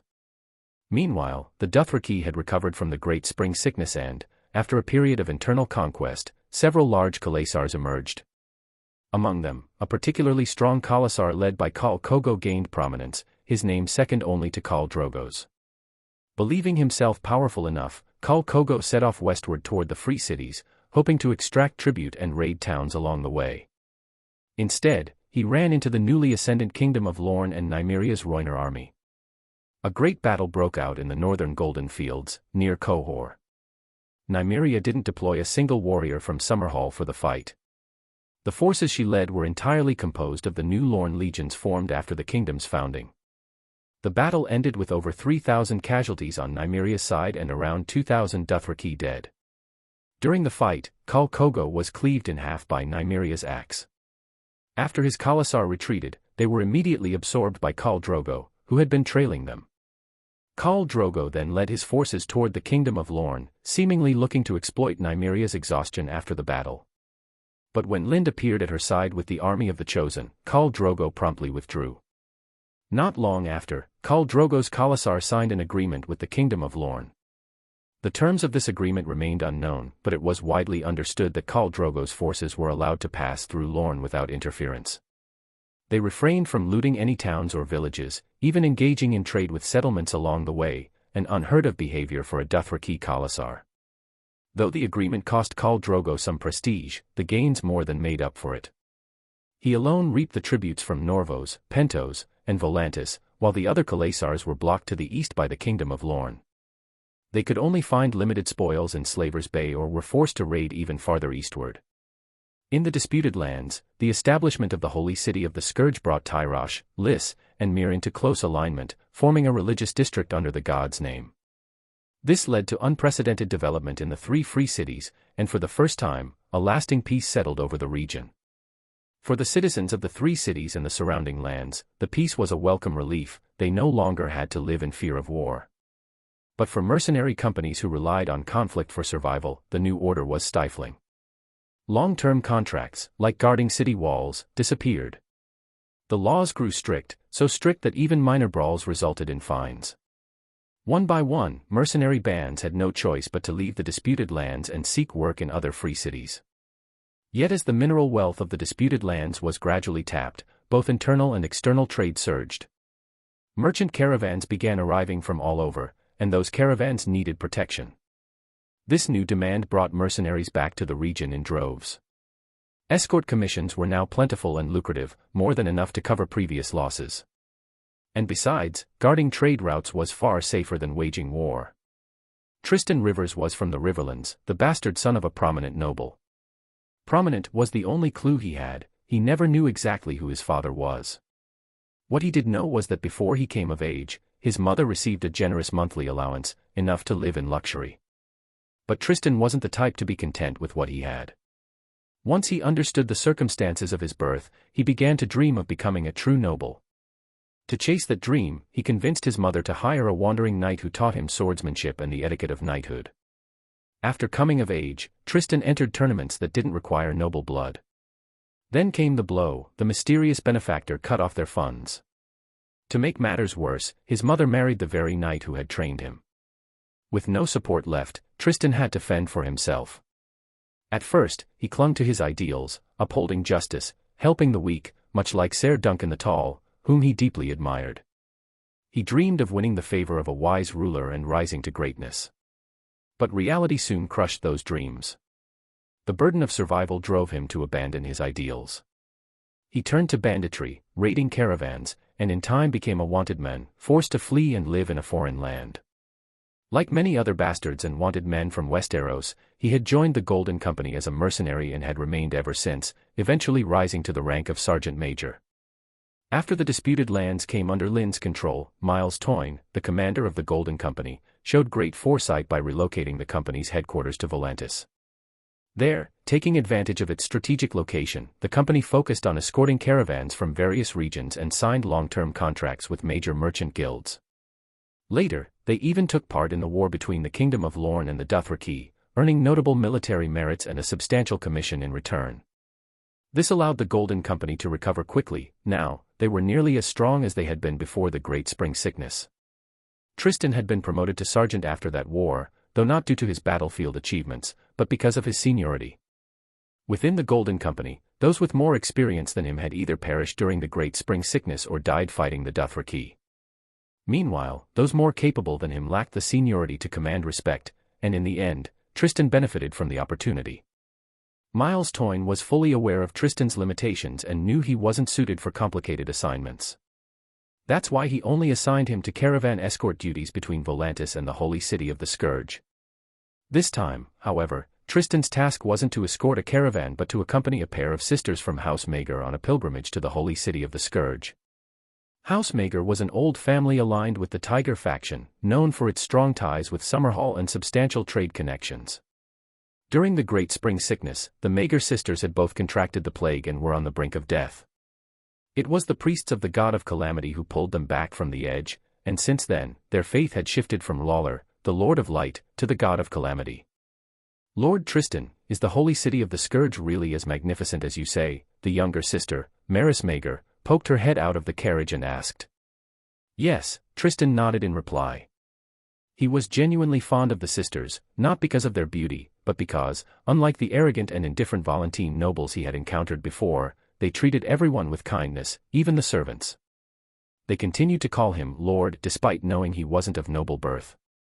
So when Maris asked, he answered patiently and sincerely.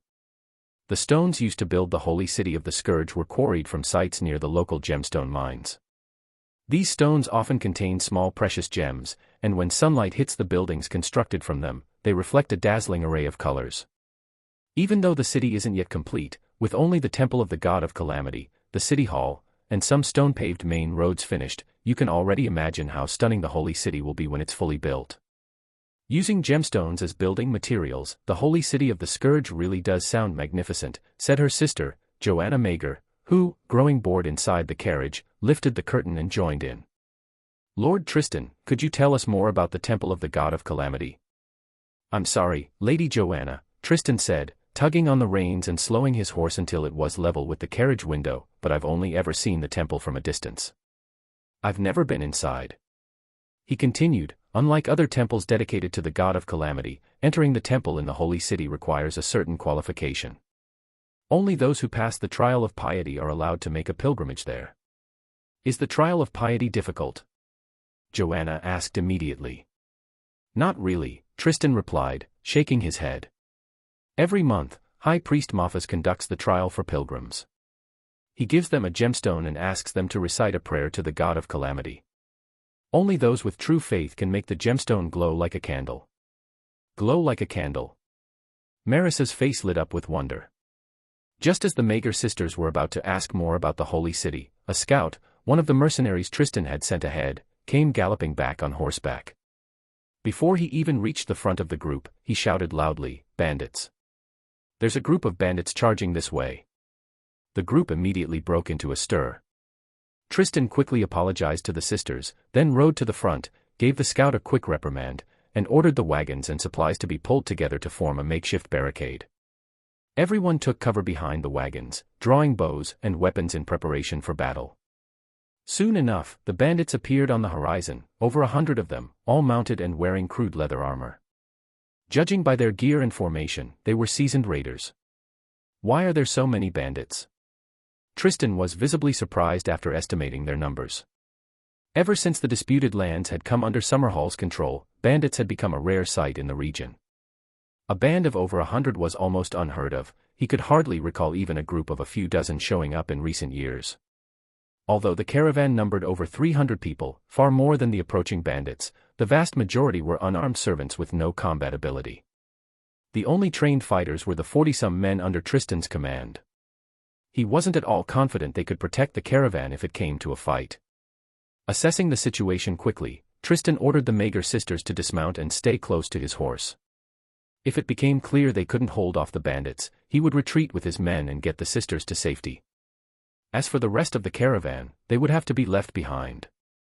At this point, the sisters' safety was the highest priority. But just as Tristan braced for battle, the charging bandits did something strange. They veered away from the wagon formation entirely, galloping past in a panic. Tristan could even make out the fear on their faces, as if something far more terrifying was pursuing them from behind. Before he could make sense of it, a sudden rain of arrows descended from the sky, striking the bandits with uncanny precision. One after another, they were knocked off their horses, each shot landing like a nail driven into flesh. Within moments, the entire band of over 100 had been taken down. Most died instantly from arrow wounds or the impact of the fall. A few were left groaning on the ground, barely clinging to life. Almost all of the arrows had avoided the caravan entirely. Only a few stray shafts had embedded themselves in some of the goods near the edge of the convoy. Then came the thunder of hooves in the distance. A unit of armored cavalry galloped toward them in tight formation. It's the Scourge Rangers of the Chosen Legion. Tristan immediately recognized them by their distinctive armor. The Scourge Rangers reached the caravan without a word to its members. Dismounting, they moved straight to the fallen bandits. Those still alive were tied up and thrown across horses. The dead were stripped of anything valuable, then buried on the spot in shallow graves. At that moment, the unit's captain rode up beside the caravan. His gaze fell on the few arrows lodged in the caravan's cargo. His expression darkened. He turned and barked to his men, "Whose arrows are these?" The adjutant stepped forward, pulled the arrows free, examined the markings at the tail, and reported, "They're from Adric, Malik, and Danos." "Adric, Malik, Danos," the captain shouted. When the 3 soldiers came forward, he pointed to the arrows and demanded, "These yours?" "Yes, sir," the 3 replied, clearly embarrassed. The captain's tone hardened. "When we return, report to the military tribunal for your lashes. Your daily training is doubled." "Understood, sir," the 3 answered quickly, not daring to object. The captain then turned back to the adjutant and ordered him to record the caravan's name. He instructed the caravan leaders to take their damaged goods to the Miracle Trading Company for assessment. With an official damage report, they could claim compensation from the Chosen Legion's garrison. With that, the Scourge Rangers gathered their loot and prisoners, mounted up, and rode off without delay. Chapter 268, Clash of Faiths. Mitos was a Lycene who used to run a fruit shop in Lys, supplying fresh produce to brothels and inns throughout the city. But when the great spring sickness swept through, his business collapsed. Tons of unsold fruit rotted in storage, and he lost a fortune, so much that he had to sell his house in Lys just to pay off his debts. At first, he planned to join other bankrupt Lysens and take to the sea. But after learning about the construction of the holy city of the Scourge, he changed his mind and decided to head there instead. Unlike most of the settlers in the holy city, Mitos wasn't a follower of the god of calamity, he worshipped the Lion of Night. His decision to come had nothing to do with faith. He came because he saw opportunity. With the little money he had left, he bought up wheat and fruit, turning them into fruit bread and selling it to workers on the various construction sites. Soon after, an official from Summerhall overseeing the city's construction took notice of him and signed a dedicated supply contract for feeding the laborers. Now, Mitos had become the largest food supplier in the holy city of the Scourge. He didn't just feed the workers, he also supplied desserts for the chosen legion's meals. As usual, Mitos personally led the delivery team bringing desserts to the chosen legion. While his servants unloaded the goods, he made his rounds, chatting with senior officers to build relationships and strengthen connections. Though he was already the city's top food supplier, Mitos wasn't satisfied. What he really wanted was to secure the chosen legion's daily grain supply.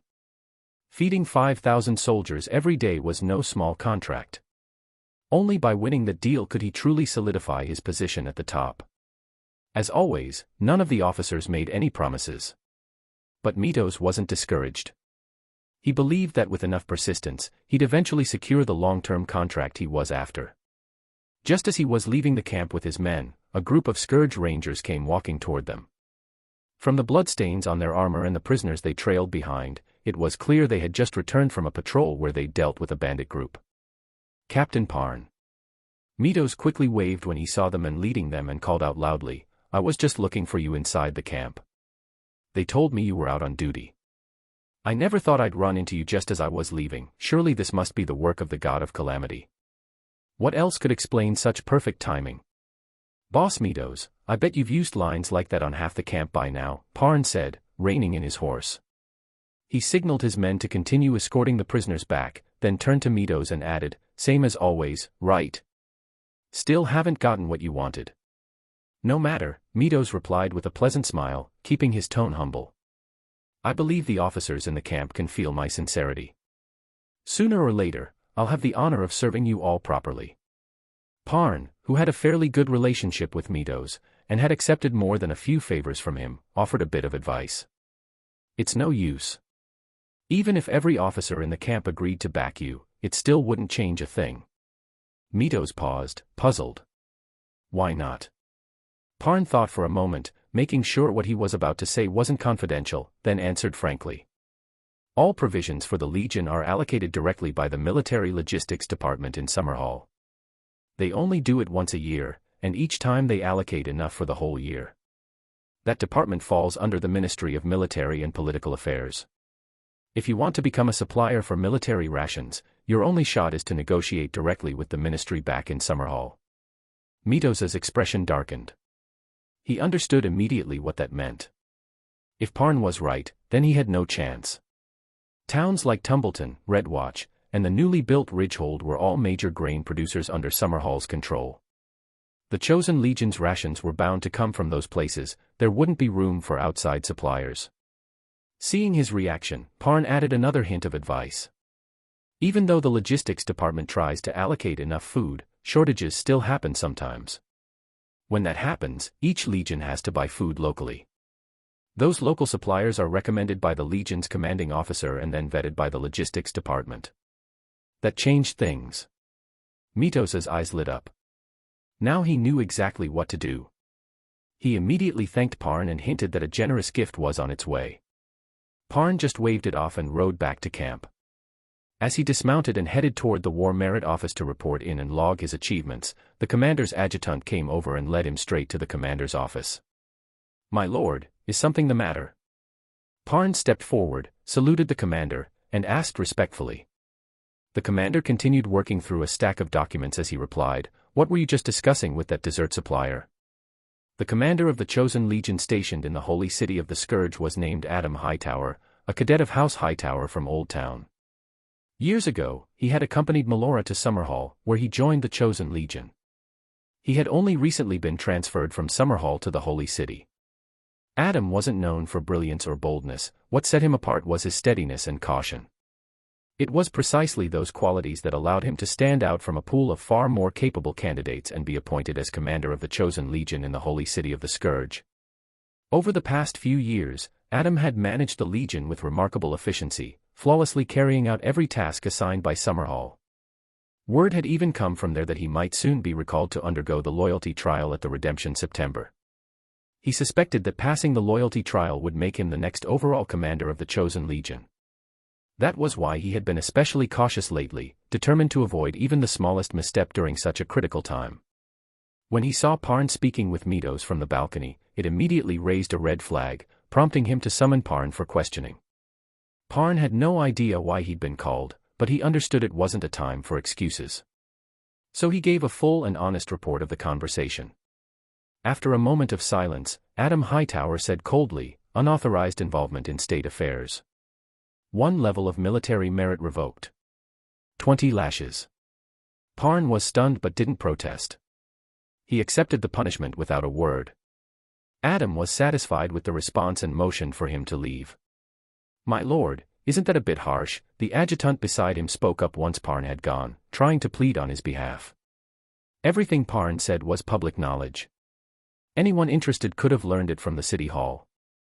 Punishing him for repeating information anyone could find out, and revoking a first-class merit, feels excessive. Adam Hightower wasn't angered by the remark. He replied calmly, "Yes, the information may be public, but it still falls under civil affairs.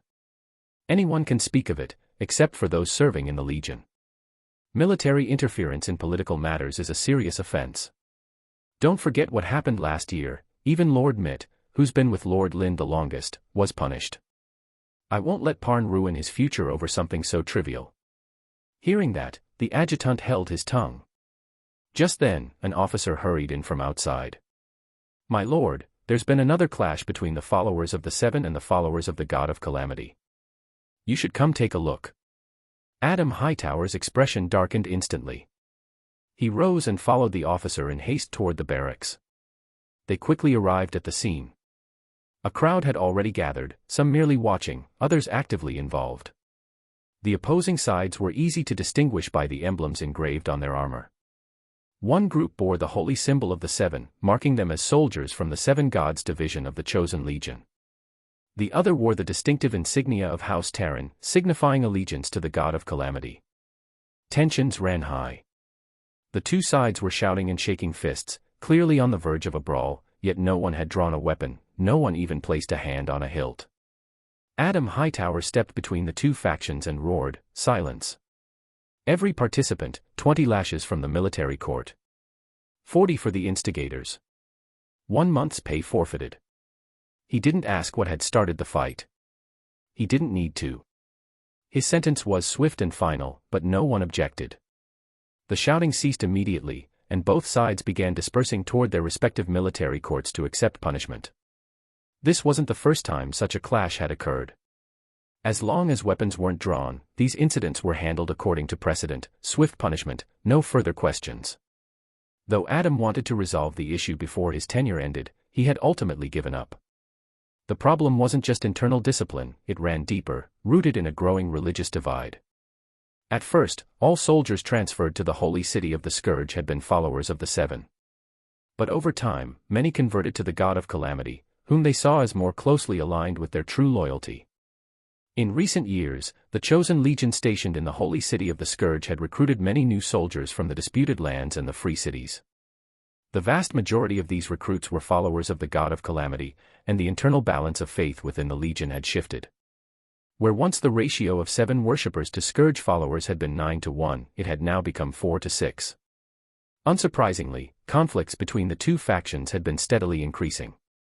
At the heart of the tension was a core disagreement. Followers of the Seven insisted that Lind was the chosen of the 7 gods, and since the faith in the God of Calamity was derived from Lind, that God must therefore be lesser than the 7. Naturally, the followers of the god of calamity refused to accept that their deity was inferior.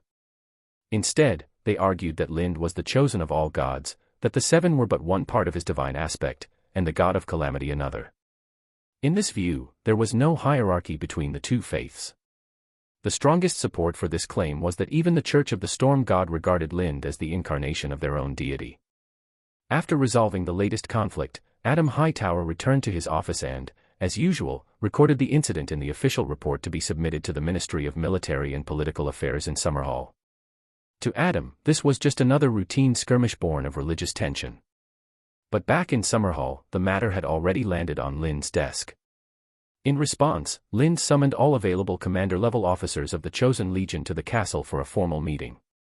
"My lord, there's nothing to discuss," said Brandon Rivers, commander of the Father Regiment. "These heretics have no place defiling the Chosen Legion of the Seven Gods. They should all be expelled." Brandon was a devout follower of the Seven. He had once served as captain of the Chosen Sons before being reassigned during the Legion's expansion to lead the Father Regiment. Following two major expansions, the Chosen Legion now had a standing force of 35,000, with another 30,000 in reserves. Including servant troops, the total strength approached 80,000 to 90,000. To better manage such a force, Lind had divided the standing army into 7 regiments of 5,000 each, named after the 7 gods. The Father, Mother, Smith, and Crone regiments were all led by elite commanders from the Chosen Sons. But the Maid, Stranger, and Warrior regiments were not exclusively led by 7 worshippers. "Lord Brandon," said Hassan Moray, commander of the Stranger regiment, his voice cold as he stared across the table, "don't forget, the people you're calling heretics are also loyal warriors of Lord Lind. Many of them have followed him for years and have achieved far more on the battlefield than any of us here." He continued, "You've made one critical mistake. The Chosen Legion answers to Prince Lind, not the Seven. This legion is not the armed wing of the faith of the Seven. So stop treating military matters as if they were matters of religion." Hassan Moray was not from Westeros, but from Bravos. He was the violinist who had once played by the Moon Pool. The reason he'd come to Summerhall was simple: he'd been drawn in by a song now known as the Storm Prelude. Or in his own words, he had been called by Lind. He was already a master swordsman and water dancer before joining the Chosen Legion. Once in, he quickly stood out, completing numerous trials, and was appointed commander of the Stranger Regiment a year ago. Unlike Brandon, Hassan followed the many-faced god. In his eyes, the Stranger was one of the god's many aspects, and Lind, who bore the identities of the Storm God, the God of Calamity, the Seven, and even had ties to the Lion of Night, fit perfectly as the embodiment of a deity with 1,000 faces. His appointment had been deliberate, meant to serve as a counterbalance to the growing influence of the faith of the Seven within the Legion. This wasn't the first time Hassan had challenged Brandon Rivers, and as always, he struck precisely at the weakest point in Brandon's argument. Brandon's face turned pale. He glanced nervously at Lind, well aware that if Lind believed his loyalty was rooted more in religious devotion than personal allegiance, he could lose his command. Desperate, he began loudly affirming his loyalty to Lind. But what Brandon didn't know was that Lind wasn't listening. Chapter 269, Before the Curtain Rises. The past few years had been remarkably peaceful for Lind. He had taken part in very few wars or conflicts. The war between the Kingdom of Lorne and the Dothraki was the largest he had ever been involved in, though even then, at Nimria's request, he'd played only a supporting role. Everything else barely qualified as a skirmish. Perhaps the gods thought things had been going too smoothly for him. First, there was the outbreak of religious conflict within the Chosen Legion stationed in the holy city of the Scourge. Then came the blight discovered in the farmlands of Tumbleton. This year's and next year's harvests were both expected to suffer. Worse still, the blight hadn't originated in Tumbleton, it had spread from elsewhere in the Reach. That meant grain production across the entire region would likely decline. Lind didn't take the internal religious strife within the Legion lightly. The very fact that he had summoned all officers of Corps Commander rank and above made it clear how seriously he regarded the issue. But when weighed against the looming threat of food shortages, there was no question which problem was more urgent. "Looks like I'll need to open up a new grain-producing region. But where?" The thought had already taken root in Lind's mind, though the question of where to put it was more difficult. Ideally, the new farmland would be as close as possible, but every suitable location within his domain was already being cultivated. Even the locals in Summerhall found his obsession with grain puzzling. The region produced more food than it could consume. Aside from the lands owned by the lords, which still grew staple crops, most private farmers had long since stopped planting grain. Instead, many had gone to work in nearby towns or castles. Lind never offered much explanation to his vassals, not because he didn't care, but because he couldn't explain the truth. He couldn't very well tell them that he knew the long summer was nearing its end, and that what would follow wasn't just winter, but a long winter, perhaps even an endless winter. Without preparation, food production would collapse, and the resulting famine would be catastrophic. If he said that aloud, it would cause a continent-wide panic, on both Westeros and Essos. As the chosen of the Seven, the embodiment of many gods, anything he said would be taken as absolute prophecy. The fear such a prophecy could spark would ripple outward in unpredictable ways, potentially disrupting all his long-laid plans. So he said nothing. He would handle it himself.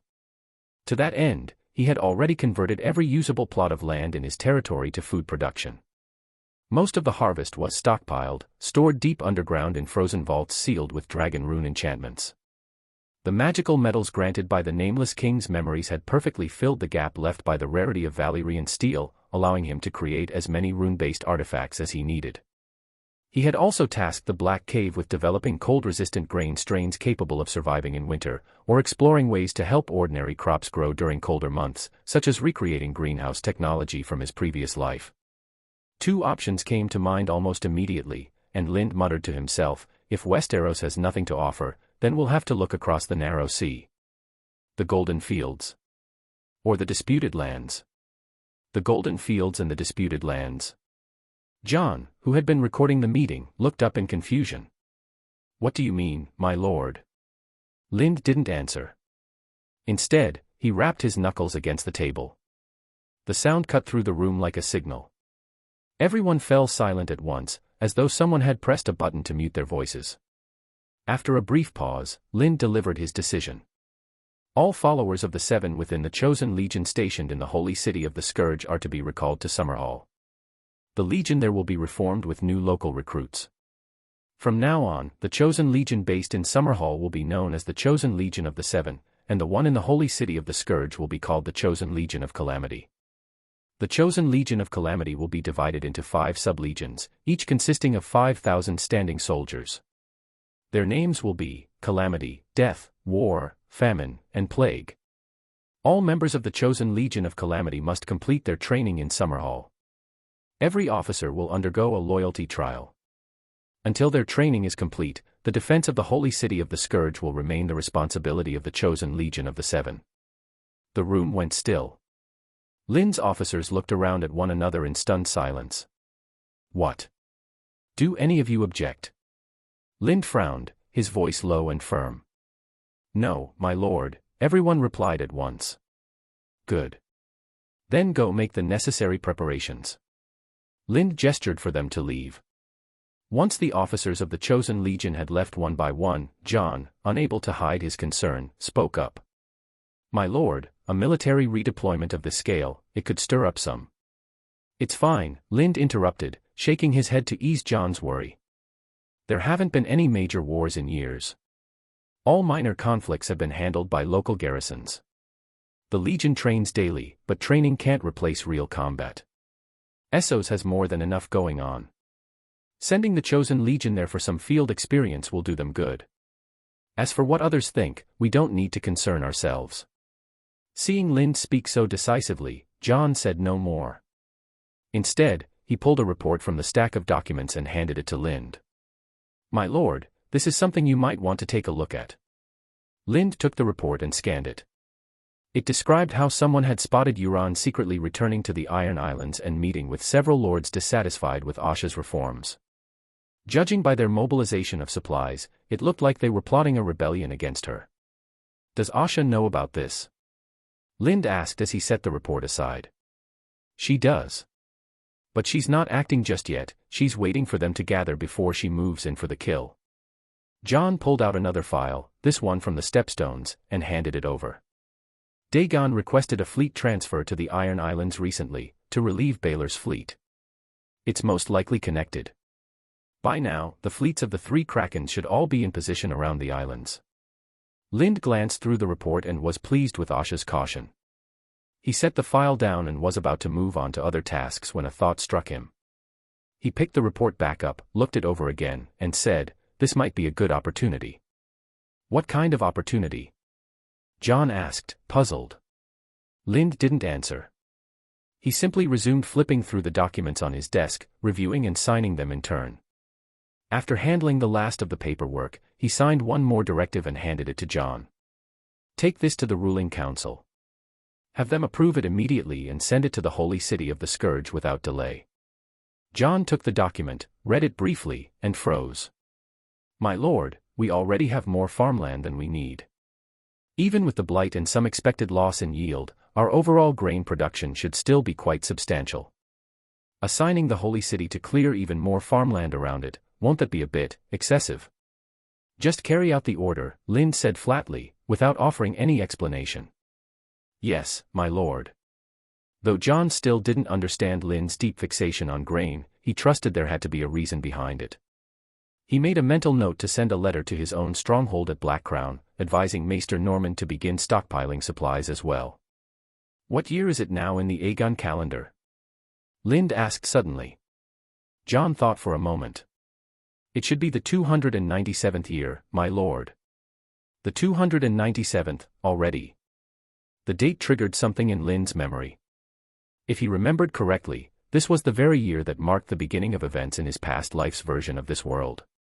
The White Walkers would soon begin moving south, and the first attack on a Night's Watch patrol was near. "Bring me the latest reports from the wall and beyond it. I want to see them." John quickly fetched the relevant documents from the adjacent temporary archive. Lind had always taken affairs concerning the wall and lands beyond it very seriously. He had stationed a dedicated team at the wall to gather intelligence and had also instructed Daisy to monitor events in the far north, compiling their findings into regular reports. Lind took the latest dossier, flipped through it quickly, and soon found what he was looking for. The first report noted that a few months earlier, Lord Bronzeyon Royce of Runestone had sent his youngest son, Waymar Royce, to join the Night's Watch.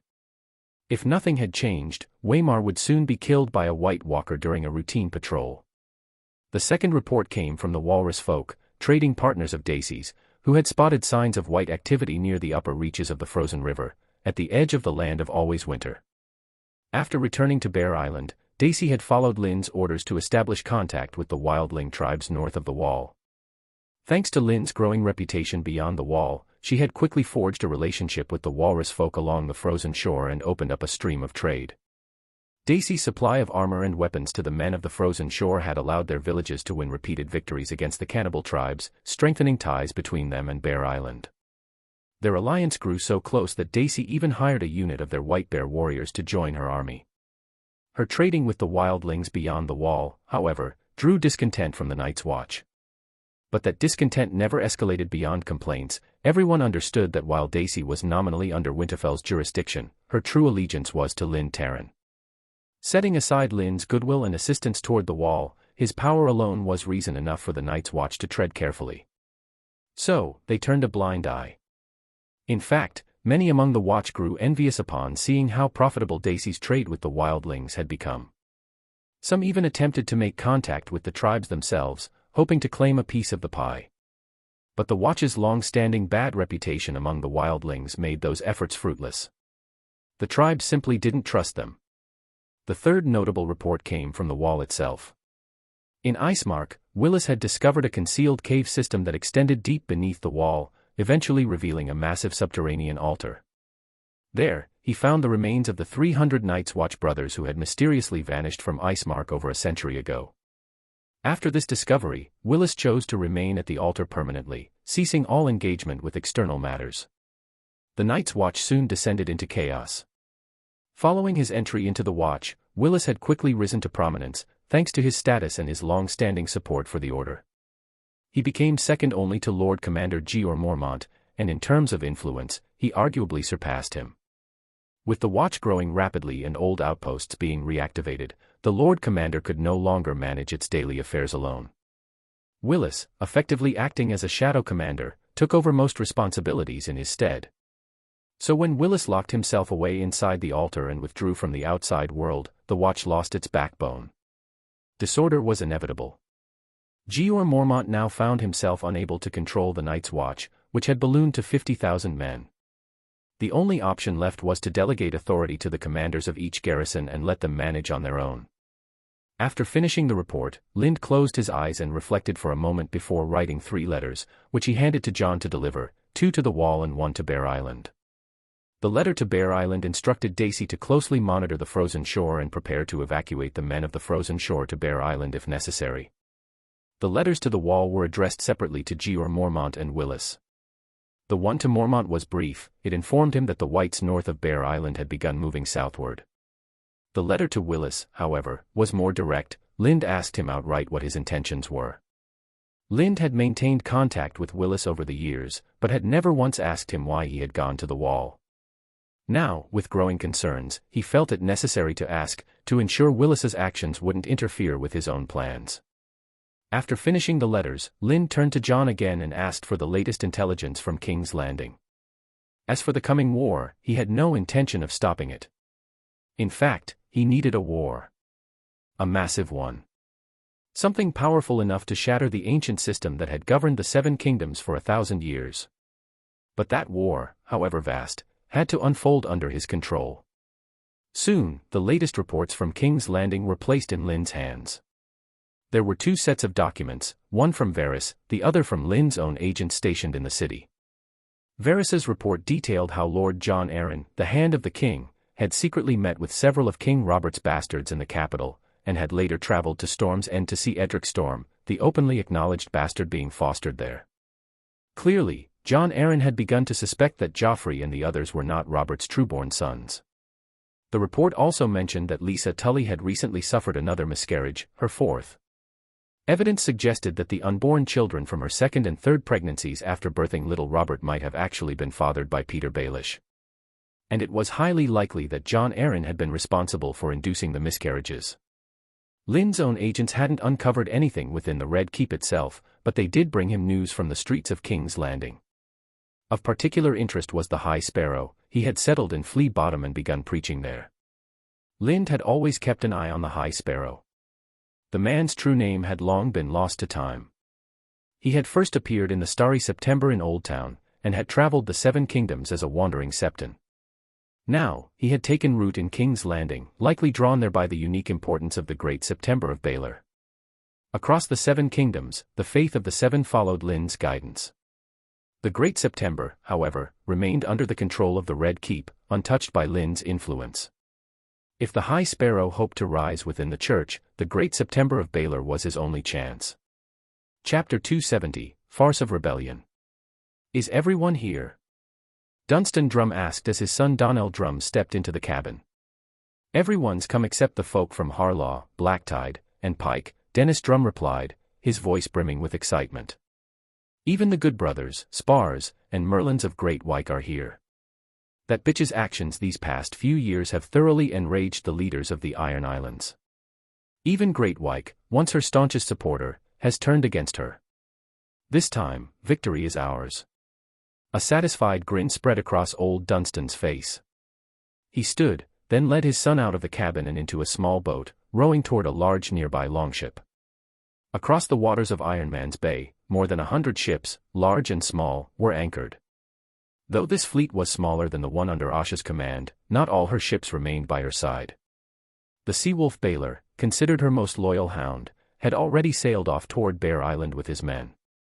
At present, Asha had only around 50 ships with her, and fewer than 3,000 warriors loyal to her cause.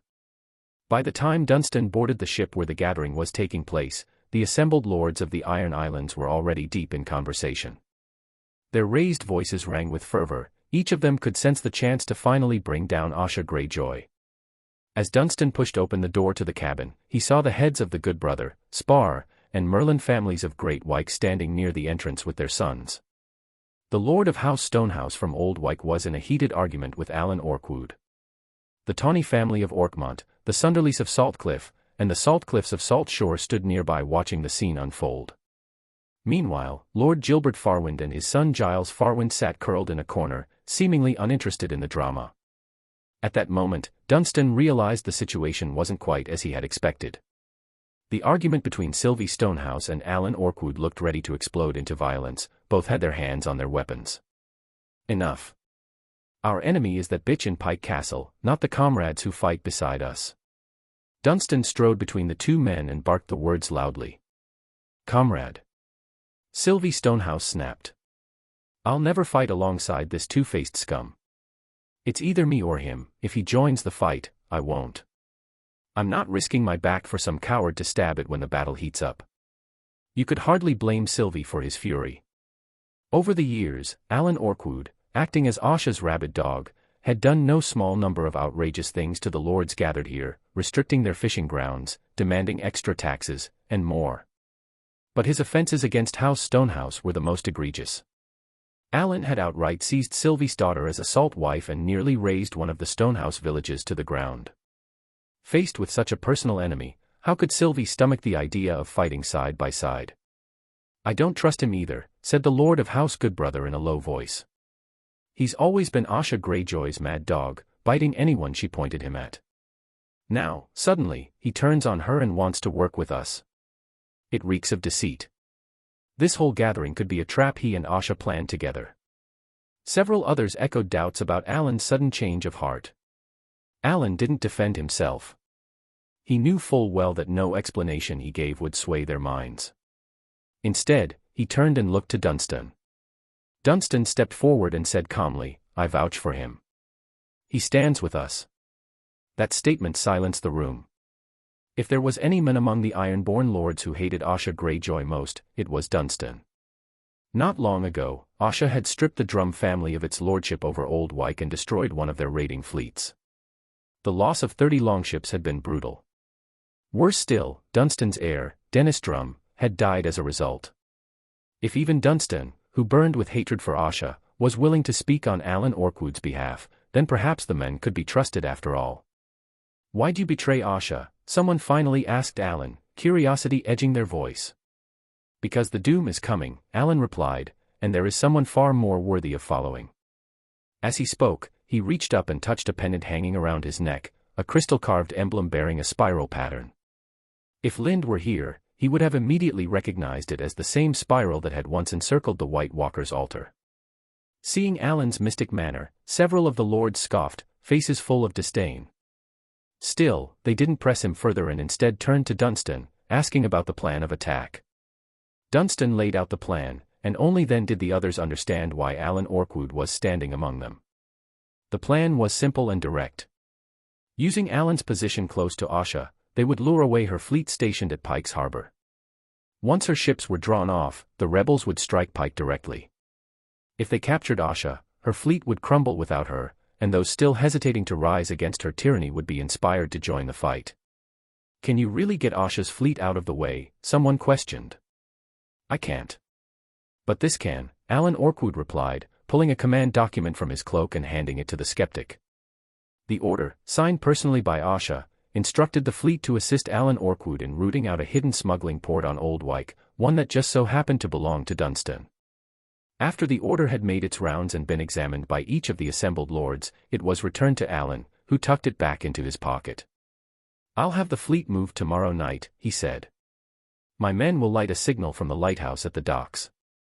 That's your cue to land straight at the port and head directly for Pike Castle. Don't waste time raiding the town, we're not here for loot. Remember, our goal is to kill Asha. The group then discussed a few more tactical details before Alan departed in haste, heading back to Pike to set the diversion in motion. The others gathered at the ship's prow, watching as Alan's longship cut swiftly across the waves, vanishing into the sea mist on the horizon.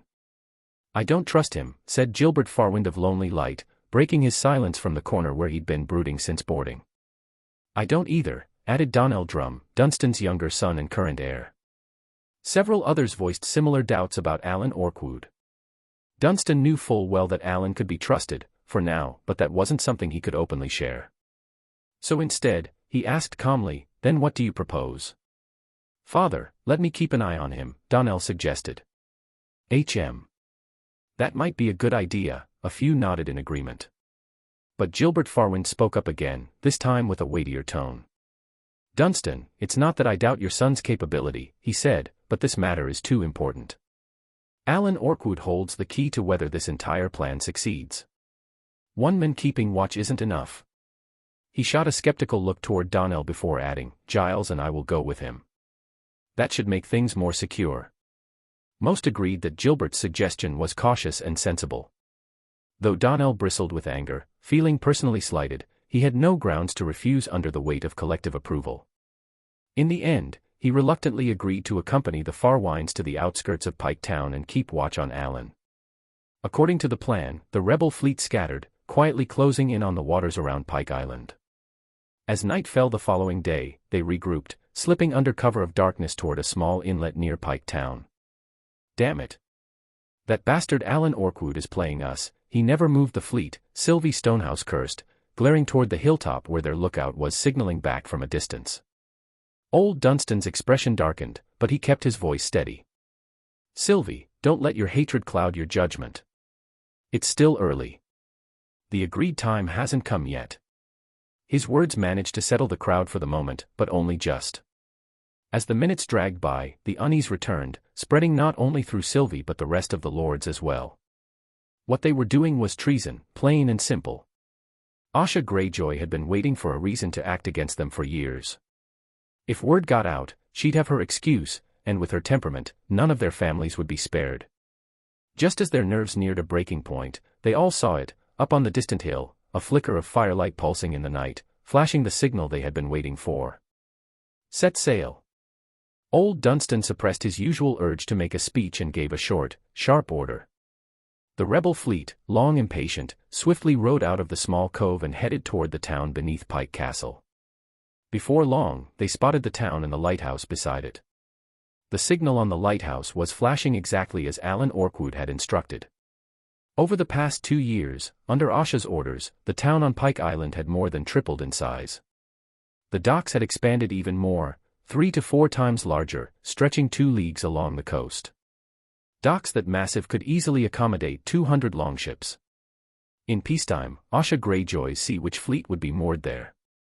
But now, aside from a few fishing boats, there wasn't a single longship in sight. The town had also fallen silent early due to Asha's series of bans. Every household had shuttered doors and windows, too afraid to come out and play. The punishments meted out to those who had previously violated the restricted forest were still fresh in everyone's minds. Some had even died in the mines. No one dared to ignore a single one of Asha's commands. The lack of resistance from the townsfolk worked in the rebels' favor. Once their ships docked, just as Alan's men had arranged, the warriors disembarked and passed through the town without any obstruction, charging straight toward Pike Castle. According to Alan's plan, his men would deal with the guards on the outer walls and towers by nightfall. Once the walls were breached, the rebels were to storm the main keep. Only by taking control of the main keep could they quickly eliminate Asha's remaining forces inside the castle. And Alan did keep his word. The guards on the outer walls and towers were indeed taken care of. When the rebels reached the castle gate, they saw Alan's men standing beside a pile of corpses, pointing the way to the main keep. The assembled lords didn't hesitate. They led their men forward, and the closer they got to the main gate, the more certain they felt of victory. Their excitement mounted. By the time they crossed the long bridge to the keep, they no longer cared about staying quiet and began shouting in triumph as they stormed inside. But the moment they entered the fortress, they froze. Confused, they stopped in their tracks, glancing around in disbelief. The castle was completely empty, not a single guard, not even a servant. Just as they were trying to make sense of what was happening, torches flared to life along the outer walls, the towers, and the other buildings within the castle grounds. The light bathed Pike's outer walls in a bright glow, revealing ranks of heavily armored soldiers lined up with precision. Among them, Asha Greyjoy stood out prominently. Yet the eyes of those standing at the main gate, having just come from the keep, didn't fall on Asha. They were fixed instead on Donnell Drum and Gilbert Farwind, the father and son standing beside her. Then, a soldier dragged Alan Orkwood forward and, in full view of everyone, beheaded him on the spot. At that moment, everyone realized they had been led into a trap. "Get into Pike and hold it. We haven't lost yet," Old Dunstan shouted. Everyone knew there was no hope of breaking out now. Even if they tried, the flames rising from the docks made it clear their ships were likely already gone. Their only choice was to hold pike and try to negotiate with Asha from within. So the forces still outside quickly rushed back inside the walls. They sealed the main gate and piled anything they could find behind it as a barricade. They barely had time to catch their breath when someone keeping watch from a castle window suddenly pointed to the sky and shouted, "Up there! Something's in the sky!" The shout echoed through the castle.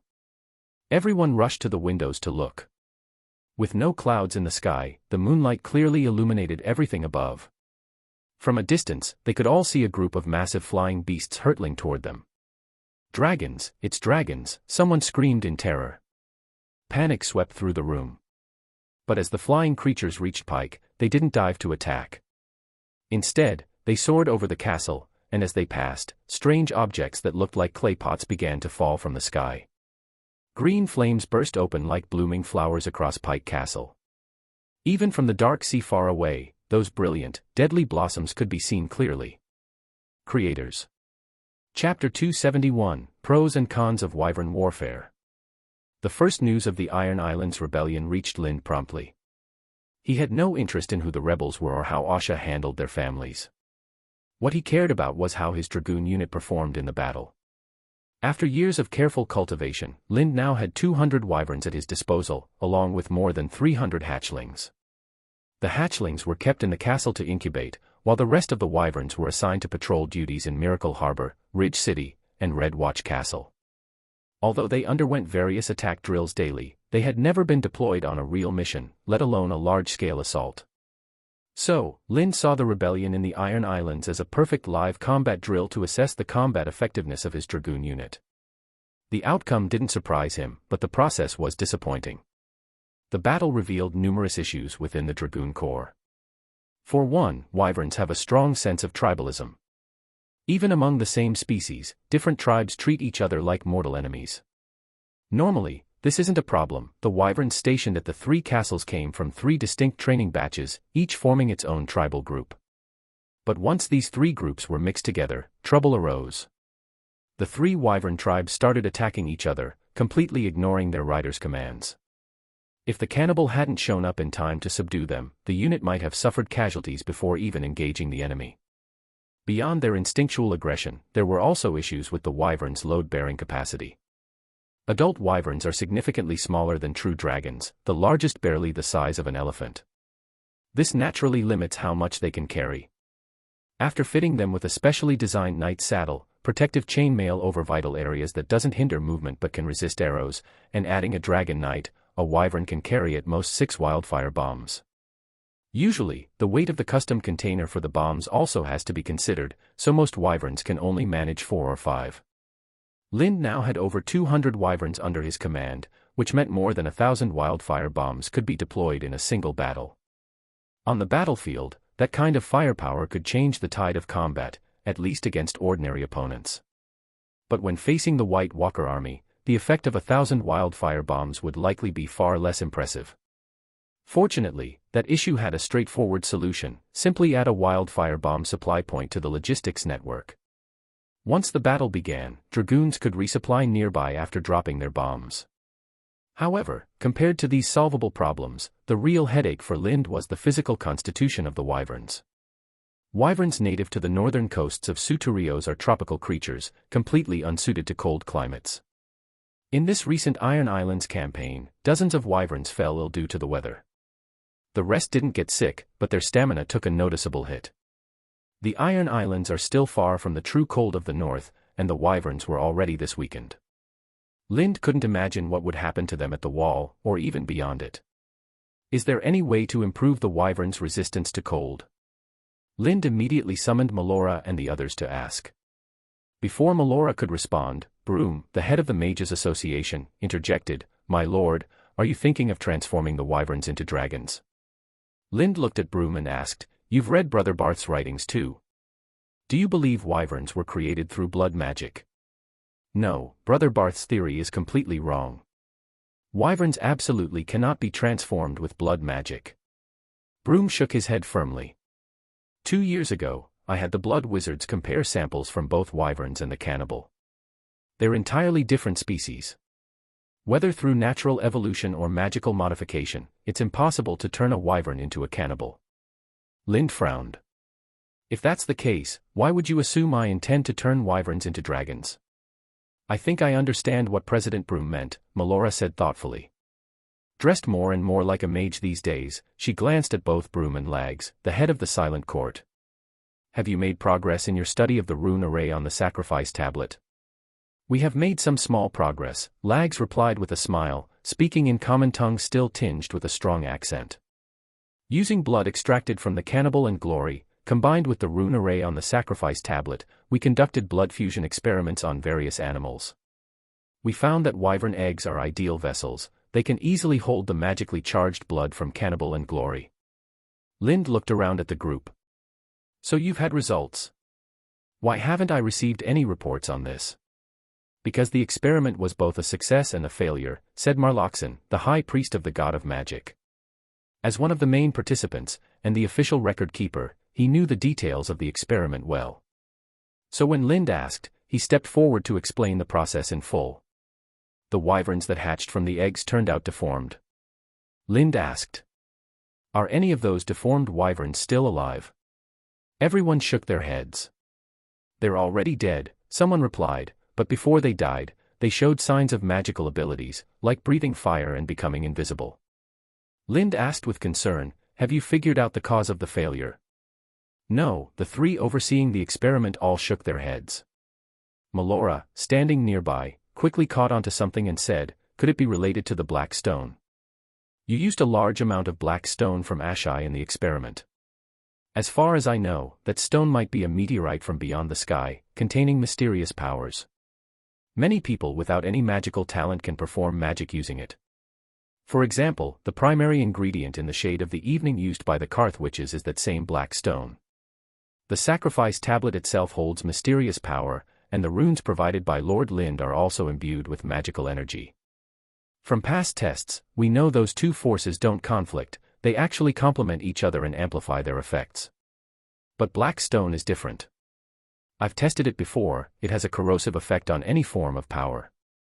Could it be that the black stone interfered with your experiment and caused the wyverns to hatch deformed? The three of them paused to think, then nodded in agreement. Broom said in a low voice, Lady Melora, you're right. We've long been accustomed to using black stone as a magical catalyst, but now that the Prophet has provided us with more stable runes, it's clear the black stone is no longer suitable for magical experiments. Lind looked at the group and asked, his tone serious, when you were conducting your experiments in the Black Cavern, were you all working separately without communicating with each other? Melora shook his head frankly. I've already got enough on my plate. I didn't have time to get involved in anyone else's work. The others nodded as well. Aside from a few joint magical projects, most of their experiments involved personal, often secret powers. Naturally, they didn't want others involved who might uncover the nature of their abilities. Lind didn't say much about it, nor did he try to forcefully change their habits. He simply said, improving the wyvern's resistance to cold is now your shared task. I want to see results as soon as possible. Yes, my lord. The four of them were already highly interested in the transformation experiment, so none of them had any objections to Lind's order. Should we bring that Qyburn fellow into this too? Melora suggested.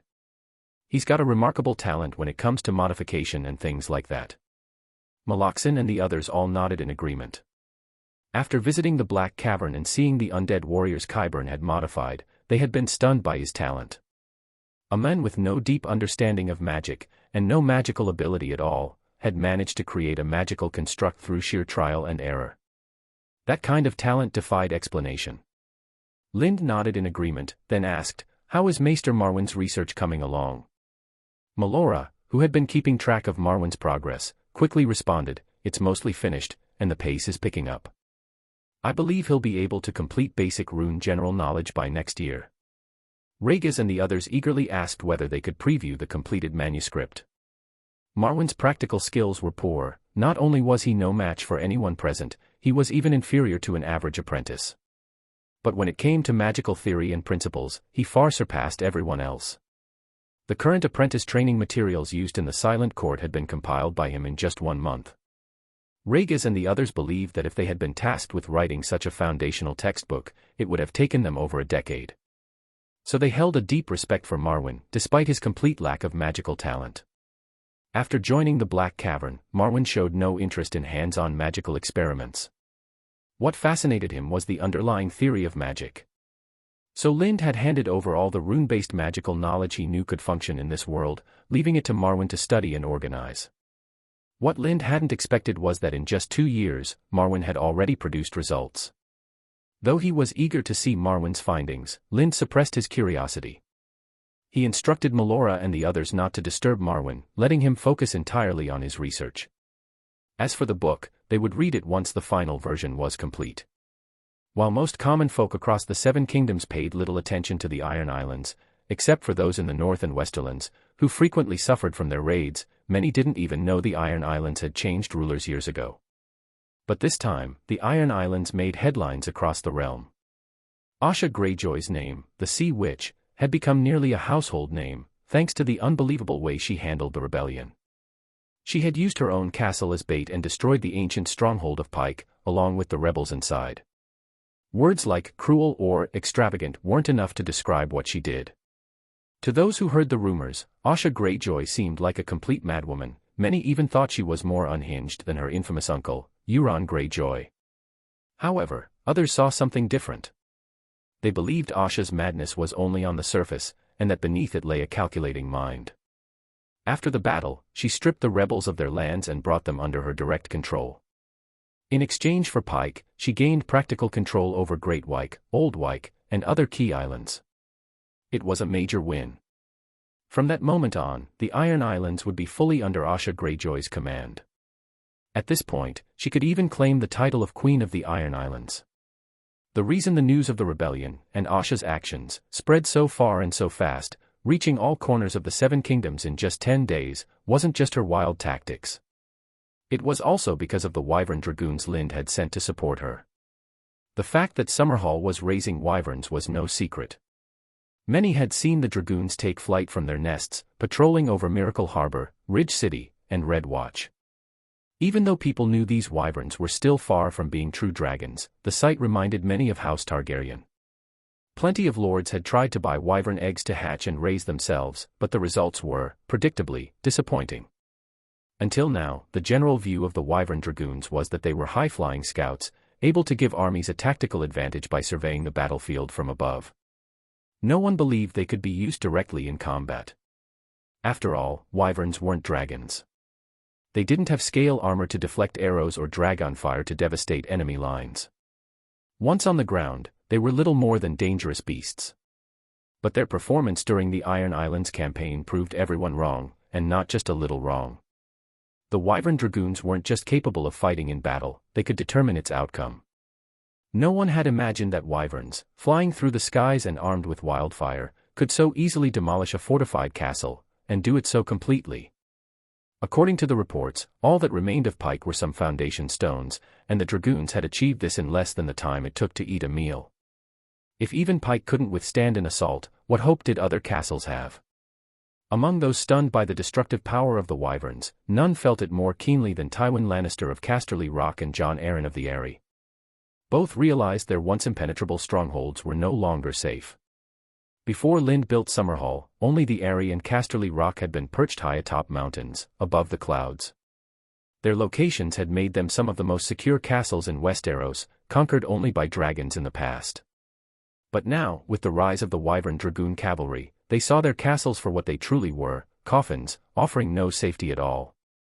Chapter 272, Deltos.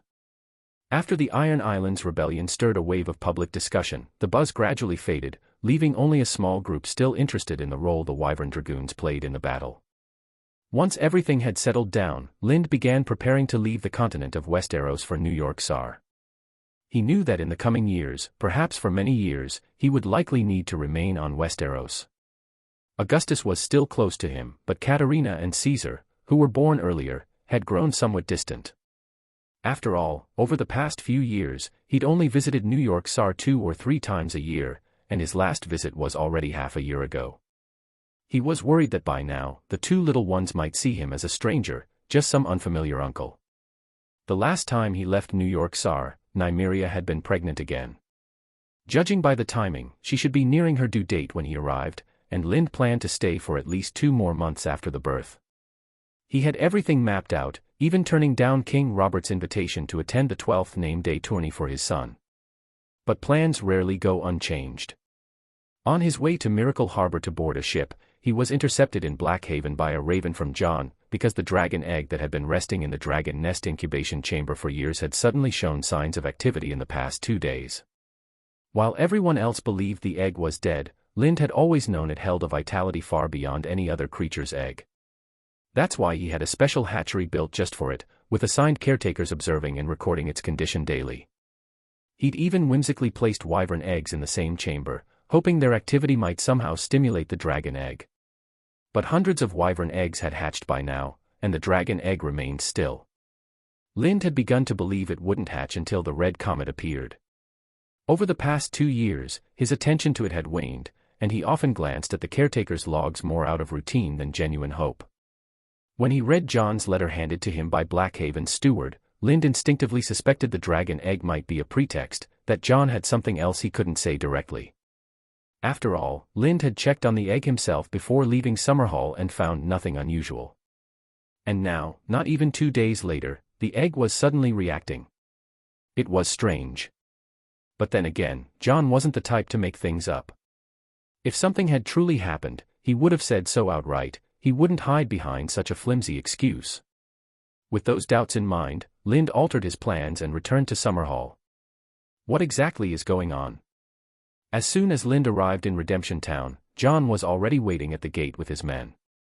The moment he saw Lind, he stepped forward to meet him. "My lord," John began, but then hesitated. Glancing around at the passing townsfolk and those who had paused to see what was going on, he added, "It's what I wrote in the letter." So it really moved. Lind paused in surprise and quickened his pace toward the castle's lift. John quickly followed. "Right after you left, there was movement. At first, the caretakers thought it was just their imagination and didn't report it. But a day ago, the movement intensified, even the wyvern hatchlings in the dragon nest were startled. They all took off in panic. The ones that couldn't fly yet fell to their deaths. Dozens died, and the rest were found at the Redemption September. Also." He paused, then added, "all the wyvern eggs that were incubating in the same room as the dragon egg shattered. But there were no yolks, none. It was as if something had drained them from inside the shell. My lord, that dragon egg the ghost gave you at Summerhall, it's evil. You need to be careful." Lind was deeply surprised by what he heard and fell into silent thought. He said nothing further as they rode the lift back up to the castle. Upon returning, Lind headed straight to the dragon nest. The caretakers were gathered on the plaza platform, whispering nervously, their faces pale with fear. The moment they saw Lind, they fell silent and lowered their heads. Lind started walking toward the incubation room, then suddenly stopped. He turned and addressed the dragon handlers watching over the eggs and hatchlings. "I don't want to hear any nonsense leaking outside. Don't give idle people something to gossip about. Do you understand?" "Yes, my lord," they all responded at once, heads bowed. They knew full well that if they let rumors slip, the bottomless pit would be their final destination. As Lind entered the dragon nest, he immediately saw the neat rows of wyvern hatchling corpses inside. Just as John had described, the ones whose wings hadn't fully developed had died from falling. The idea that wyverns would throw themselves to their deaths out of fear, it could only be caused by a creature more terrifying than a wyvern. Only a true dragon could do that. Inside the incubation chamber, Lind was startled to find Glory crouched next to the dragon egg, staring intently at it. Glory rarely stayed at the castle these days. It usually roamed the Red Mountains, and according to those who had seen it, it was now followed by a number of shadow cats, enough to form an actual pack. But anyone familiar with shadow cats knew they were solitary creatures. Unless it was mating season or time to raise young, they never lived in groups. It seemed Glory had broken that rule. In most places, a pack of shadow cats would be a major threat. But in the Red Mountains, Glory's pack was more helpful than harmful. They actively assisted in clearing out the bandits who hid in the deep wilderness, making the Red Mountains the safest region in all of Westeros. "How do you have time to come here?" Where are your men? It had been months since Lind last saw Glory, and he had missed him dearly. For the moment, he set aside his focus on the dragon egg and reached out to gently stroke Glory's head. Glory affectionately rubbed his head against Lind, then turned to gaze at the dragon egg and let out a low cry. It was the growl of a beast, but Lind understood its meaning clearly. Glory was saying that something terrifying was growing inside the egg. Lind was surprised by that. Glory had seen the cannibal before, and even when describing such a massive creature, he had merely called it a big one. He had never used a word like terrifying. And yet, here he was, using it to describe an egg that hadn't even hatched. That alone spoke volumes about the fear Glory felt toward whatever was inside. It didn't take long for Lind to understand why Glory felt that way. Just moments ago, right before his eyes, the dragon egg had stirred slightly, and an overwhelming aura, like that of some ancient, primeval beast, had emanated from within. In that instant, even Lind himself had felt a flicker of fear, an instinctive urge to kneel. Glory had it even worse, he collapsed straight to the ground. The aura spread rapidly, reaching those outside as well. One by one, people fell to their knees involuntarily, as if bowing in submission before some supreme being. No wonder the wyvern hatchlings had panicked and thrown themselves from the cliffs. Clearly, the aura's oppressive force had exceeded their limits. Submission wasn't the instinct of creatures still ruled by wild nature, their first instinct was to flee, to escape from this terrifying presence radiating such overwhelming power. The aura dissipated quickly, and Lind's tensed body finally relaxed. He patted Glory's head, signaling him to stay outside, then stepped toward the dragon egg. After a brief hesitation, he made up his mind and pressed his hand to the shell. The moment his hand touched the egg, an ancient voice echoed in his ear. Deltos. Immediately, the magic stored within the rune of the Nameless King in Lind's heart surged forth like a dam bursting, flooding into the dragon egg. The surface of the egg began to pulse with alternating hues, red, silver blue, white, and black. In recent years, Lind had barely used any of that magic. Even in battles, he relied on enchanted artifacts like the Cloudtop Bell instead. After years of accumulation, he wasn't sure exactly how much power the rune had stored, but he had always believed it would be enough to serve him in the war against the White Walkers. And yet, that magic, meant for that coming war, was now being consumed as nourishment for the dragon egg. It was unexpected, but Lind didn't feel much regret. Even if the power was spent, recovering it wouldn't be difficult. At most, a month. Because the rune's magic didn't regenerate from 0, it recovered from a base of 100, 1,000, 10,000. The more it had once held, the faster it could rebuild. As Lind's magic poured in, the egg's absorption quickly reached saturation. The pull from the shell faded and disappeared, allowing Lind to withdraw his hand. Though the magic drain hadn't exhausted the rune's reserves, fatigue still crept into Lind's expression. He stepped back a few paces, watching the egg shift and shimmer, while turning over the name he'd just heard in his mind, Deltos. This wasn't the first time he'd heard that name. He had encountered it once before, in the memories of the Nameless King. Deltos had been an ancient dragon lord, one of the gods' most powerful foes. After his death, his body had blanketed an entire mountain range, which became both his final resting place and the secluded retreat of the Nameless King after he was stripped of the title of war god and dragon slayer. As time passed, the flickering patterns on the eggshell began to pulse more rapidly, and Lind could faintly hear a heartbeat, like the thundering beat of war drums, stirring something primal inside him, an urge to fight, to charge into battle. Soon, the heartbeat and the rhythm of the flickering patterns synchronized and quickened again. Cracks began to form across the surface of the dragon egg, spreading wider and deeper until, with a final shudder, the shell shattered into countless fragments. As the pieces fell away, the creature within unfurled its wings, revealing itself at last. From the cannibal, it was already clear that the dragons of this world were bipedal with 2 wings, hind legs and forelimbs that bore wings, making them somewhat resemble wyverns at first glance. That similarity had once led Maester Barth to speculate that dragons were simply wyverns transformed through blood magic.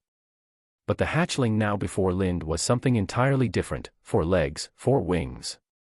Its body was long and sinuous, its neck as slender and elongated as the cannibal's. From beneath its front limbs, a pair of wings extended back toward the middle of its body, while a second pair of wings grew near the ends of its hind legs, stretching all the way to the midsection of its tail. The result was both alien and breathtakingly beautiful. Its skin, too, was nothing like the cannibal's. Where the cannibal was covered in metallic scales, this hatchling's skin looked like polished marble, smooth, solid, and gleaming. The wings were etched with intricate, unfamiliar markings, each glowing faintly in different hues. The two front wings shimmered with silver blue and silver white light, while the rear wings burned in deep red and jet black, echoing the four colors that had shone from the egg just moments ago. Then the hatchling opened its eyes and looked straight at Lind. He could feel it watching him, studying him. Softly, he said, "Deltos."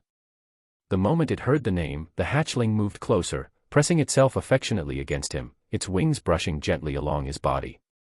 Lind felt its closeness immediately, deeper than anything he'd known with Glory or even the cannibal. It was as if they shared one mind, one soul, like reflections of each other. The most striking sensation came from the rune of the Nameless King within him. The magical energy stored there flowed naturally between him and the hatchling, shared seamlessly, as though their bodies were one.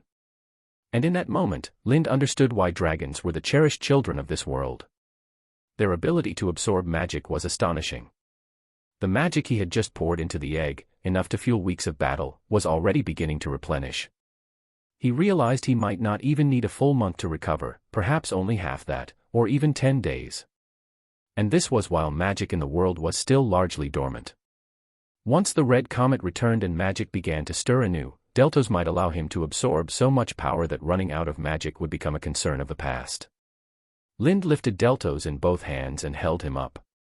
Though the dragon looked small, it was far heavier than expected, far heavier than it had been as an egg. Clearly, something strange and powerful had occurred during its incubation. He murmured, "Deltos, you've come too soon." If only it had been 2 years later. Lind wasn't worried about owning another dragon, after all, the cannibal had paved the way. But he didn't want the world to know he possessed a dragon like this. Not yet. Not until Deltos had grown strong enough to protect himself. Sensing Lind's thoughts, Deltos curled up in his hands. Its wings folded tightly around its body, and then its form began to change, its limbs, wings, and even its glow merging into itself, until it returned to the shape of an egg, just as it had been before.